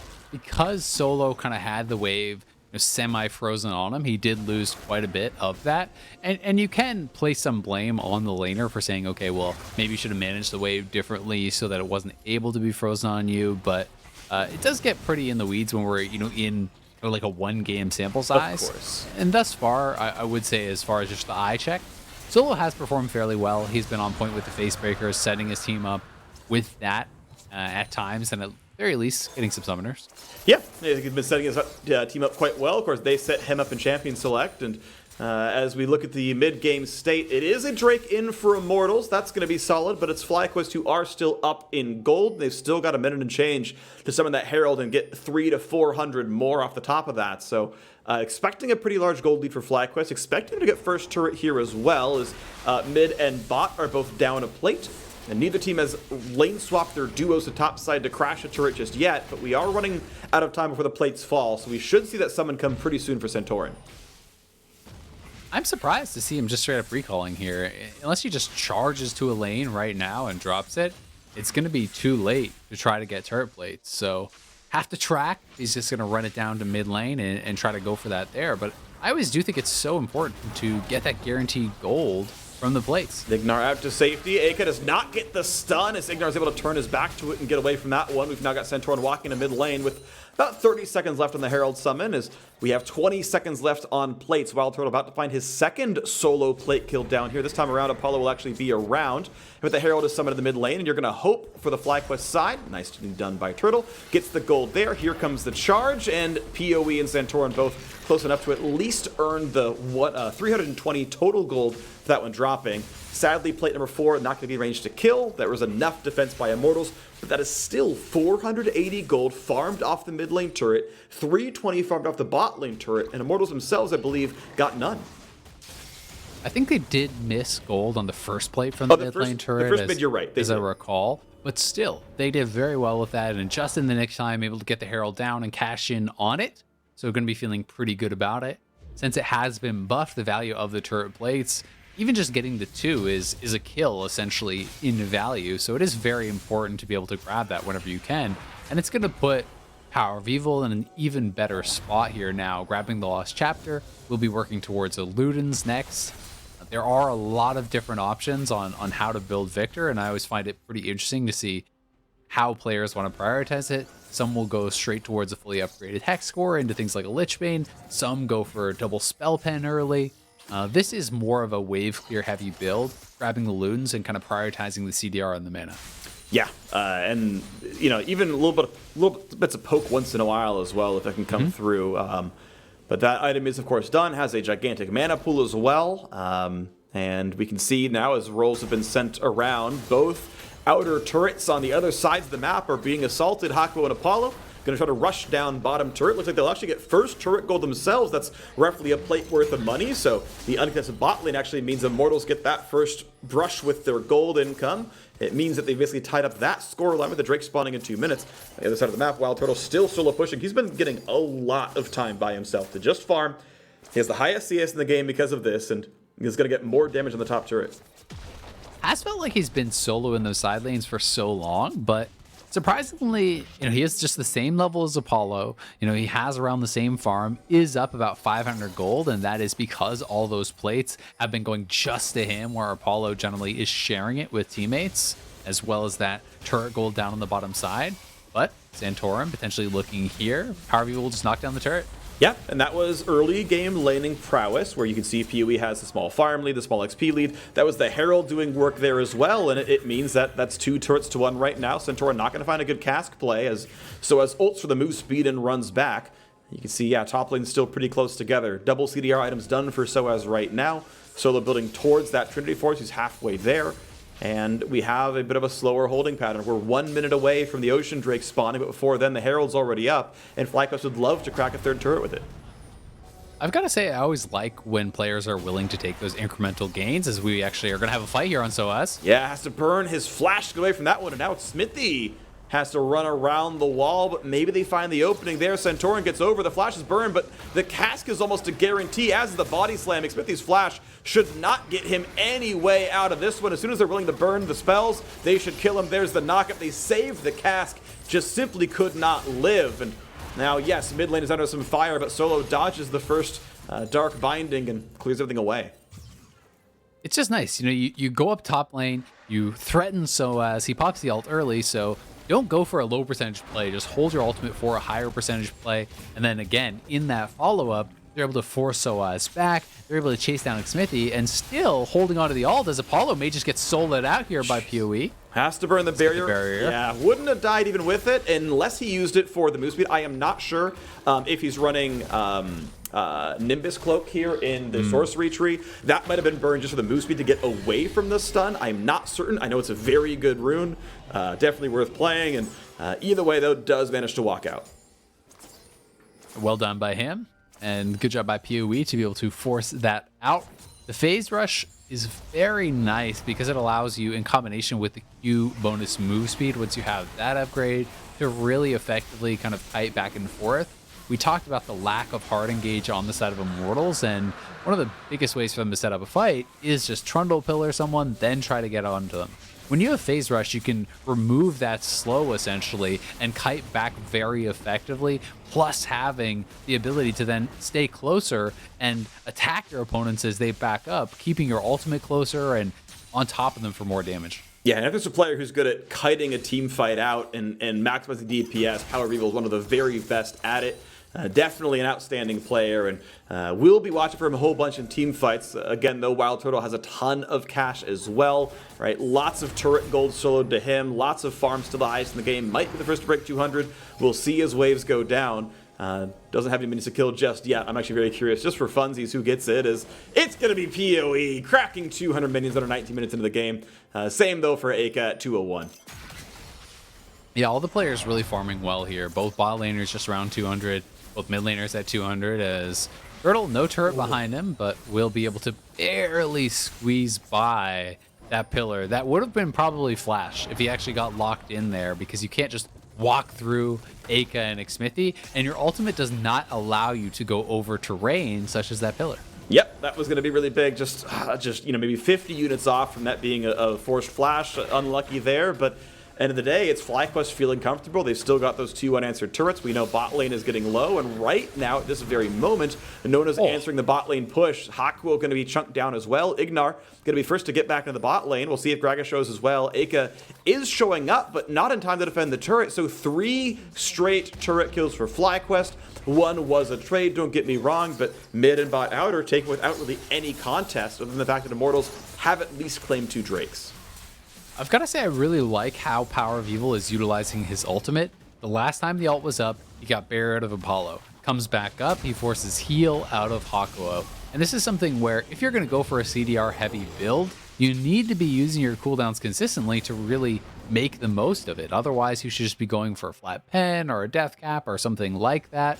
So, you know, he's making the most of his build and really kind of forcing resources out of his opponents every time his ultimate is up. And we're speaking of things being up, Baron is alive now on the map as the power spike's coming through. Triforce done for Solo. Soaz now the object of affection as the FlyQuest do want to go for him. Yet again, ulti burn for the move speed. That's the second in a row I've seen of that one.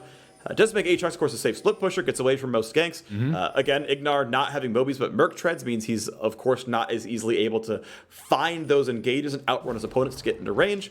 Fair enough, cooldowns burned, whatever. But Wild Turtle, equal levels to Soaz, is not going to feel too terribly threatened by the one-on-one. I say that, though, as he walks into melee range of him, gets out from the knockback, and with reinforcements nearby, there's no follow-up on the fight. Soaz wouldn't be able to win that extended fight very likely without the ult, but Power of Evil not quite able to proc phase rush to run away there, but now Soaz potentially caught out. Charm, lots of CC. That time around, they get the kill picked off. Doesn't have the flash, couldn't burn it to get away. The rest of the squad was there. Soaz bit off more than he could chew. This is just the power of Engage. FlyQuest, I think, are in such a good spot with their composition. They're up in gold, and they're the ones who get to dictate when you fight. Unless you actually just face check Mortals as Smithy, no flash, gonna go down there. That's maybe multiple turrets. 2 people are dead now. At the very least, they're gonna get 1. They could try to threaten Baron. Pinks are actually going down towards Baron, so they could go over there. No jungler. They know he is dead. They should expect his flash to be back up if they had it timed, but there's still 15 seconds of the respawn plus the 15 to walk over there. If they burn this, it will not be a smite fight. It will be a very simple 5 versus 3 or 4. Soaz not burning the TP. Right now, Mortals don't have complete knowledge of if the Baron's even being hit. They're slowly walking forward, and by the time they do, it's going to be too late. They should not lose the smite. It should be picked up, and it is. Santorin claims it cleanly. There's a 5-on-4, but the health bars are low. Soaz finds 1 knockup, but he's pulled back in by Soaz and doesn't have an answer. The team wasn't ready, and another kill goes over. FlyQuest so far ahead now.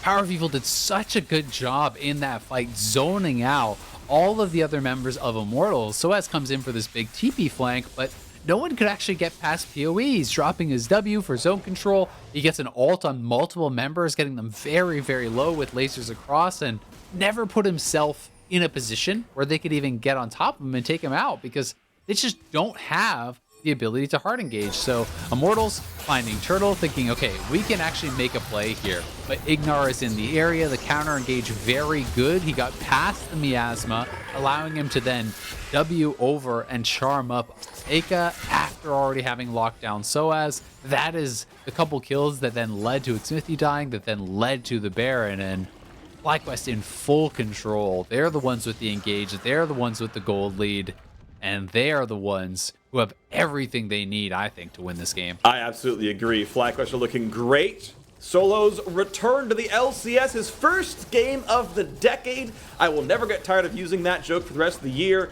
Is 2-0-0 on a victory, helping to lead FlyQuest up towards top 3 in the standings. They're going to retain that spot for now. They'll actually, if they close one out, be tied with TSM for second. They're already 1-1 head-to-head, so if they keep winning, and we're expecting both teams to, it is a tiebreak for second. I'm still going to mention that because it's really, really hype for FlyQuest to have turned their season around so well. They turned their kind of org around to being such a winning team now this time around, and we'll see if they can keep that one going forward. Looking at a 9-6 record going into the last 3 games, and we'll see what else they want to do. Still more than a minute left in the Baron buff with plenty of items to back up their push.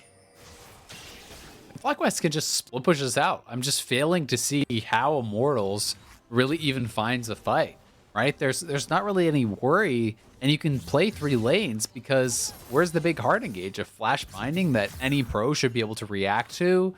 maybe a pillar that you can kind of just walk away from. Immortals just doesn't have any way to play the game when they're behind, and they're very far behind. They really are. They find a bind. Apollo could get a lot of autos off on PoE, but he's just turned away instantly by the ult coming down, chunks him a bit. He gets a bit of wave clear, but he's still dropped well below half HP, and that is a fight that Immortals found a bind and autos on, and PoE won the fight. They get the turret. They're going to get bot lane here as well. Both inhibs should easily die. At this point, to give the turrets, you might as well give the inhibitors. Right now, there's a chance at a 5v4. Aka's going to be here before Solo, but as we've kept mentioning, there isn't hard engage. There is a bind, and that's it. There is a pillar that Flash Cassio? They don't catch PoE. He does have Flash. He burns it now. Aka wants in, and Santorin can't find that one either. Xfinity running for dear life. Here comes the ulti. Power slams him into the rest of the squad to pull back the punch. Look at the damage output there. Apollo's days are numbered. Aka, he's aching now as he's going to drop down. The double kill goes to Wild Turtle as they burn through the summoners, diving into the back line. 3 quick kills picked up, and FlyQuest, a fast one, under 26 minutes, will end the day tied for second. Immortals still do sit 1 game safe from playoff position, but they've still got to find wins elsewhere in the season, with many teams just nipping at their heels. FlyQuest take a convincing win. Solo's debut on FlyQuest is a 7-1 victory in 26 minutes over Immortals. What a crushing game from FlyQuest. Sub 26 minutes. It's not even as though FlyQuest was playing an early game comp. They have the Zyra Khan. They have great late game with the Victor too. They just ran over Immortals. Yeah. And I've got to say, it never looked like Immortals had a chance in that game. The best thing going for them really was that like level 2 pseudo freeze in top lane. Besides that, it didn't feel like they ever had anything going on. And I just fail to see how that comp was even really supposed to win if you didn't just dominate lanes. If you dominate lanes, you can go to an objective and your opponents have to come to you and then you fight them. But if you have no engage, you're always fighting on your opponent's terms. Yeah, I mean, they technically had counterpick on both solos. Their 2-on-2 of MS Morgana should be very good. Like, theoretically, the situation was available, but it just didn't come through, right? Wasn't going to happen for them. So it is a loss for Immortals. They are at 7-8 with 3 to play. Statistically, they are expected to still make playoffs, but it would be towards the bottom. We'll see, though. With a 2-game gap, they can make it up with 3 to play. They can make the top 4 happen. The battle with EG is going to be a big deal for that one, so we'll see if that one comes through. Either way, though, again, props to FlyQuest. They are very close to securing and guaranteeing playoffs, and either way, that's going to do it for us here. Thank you all so much for bearing with these changes as we attempt to bring you some more league action. We can improve for tomorrow. Let us know how else we can improve for tomorrow as well, and we'll see you tomorrow for more LCS. Good night.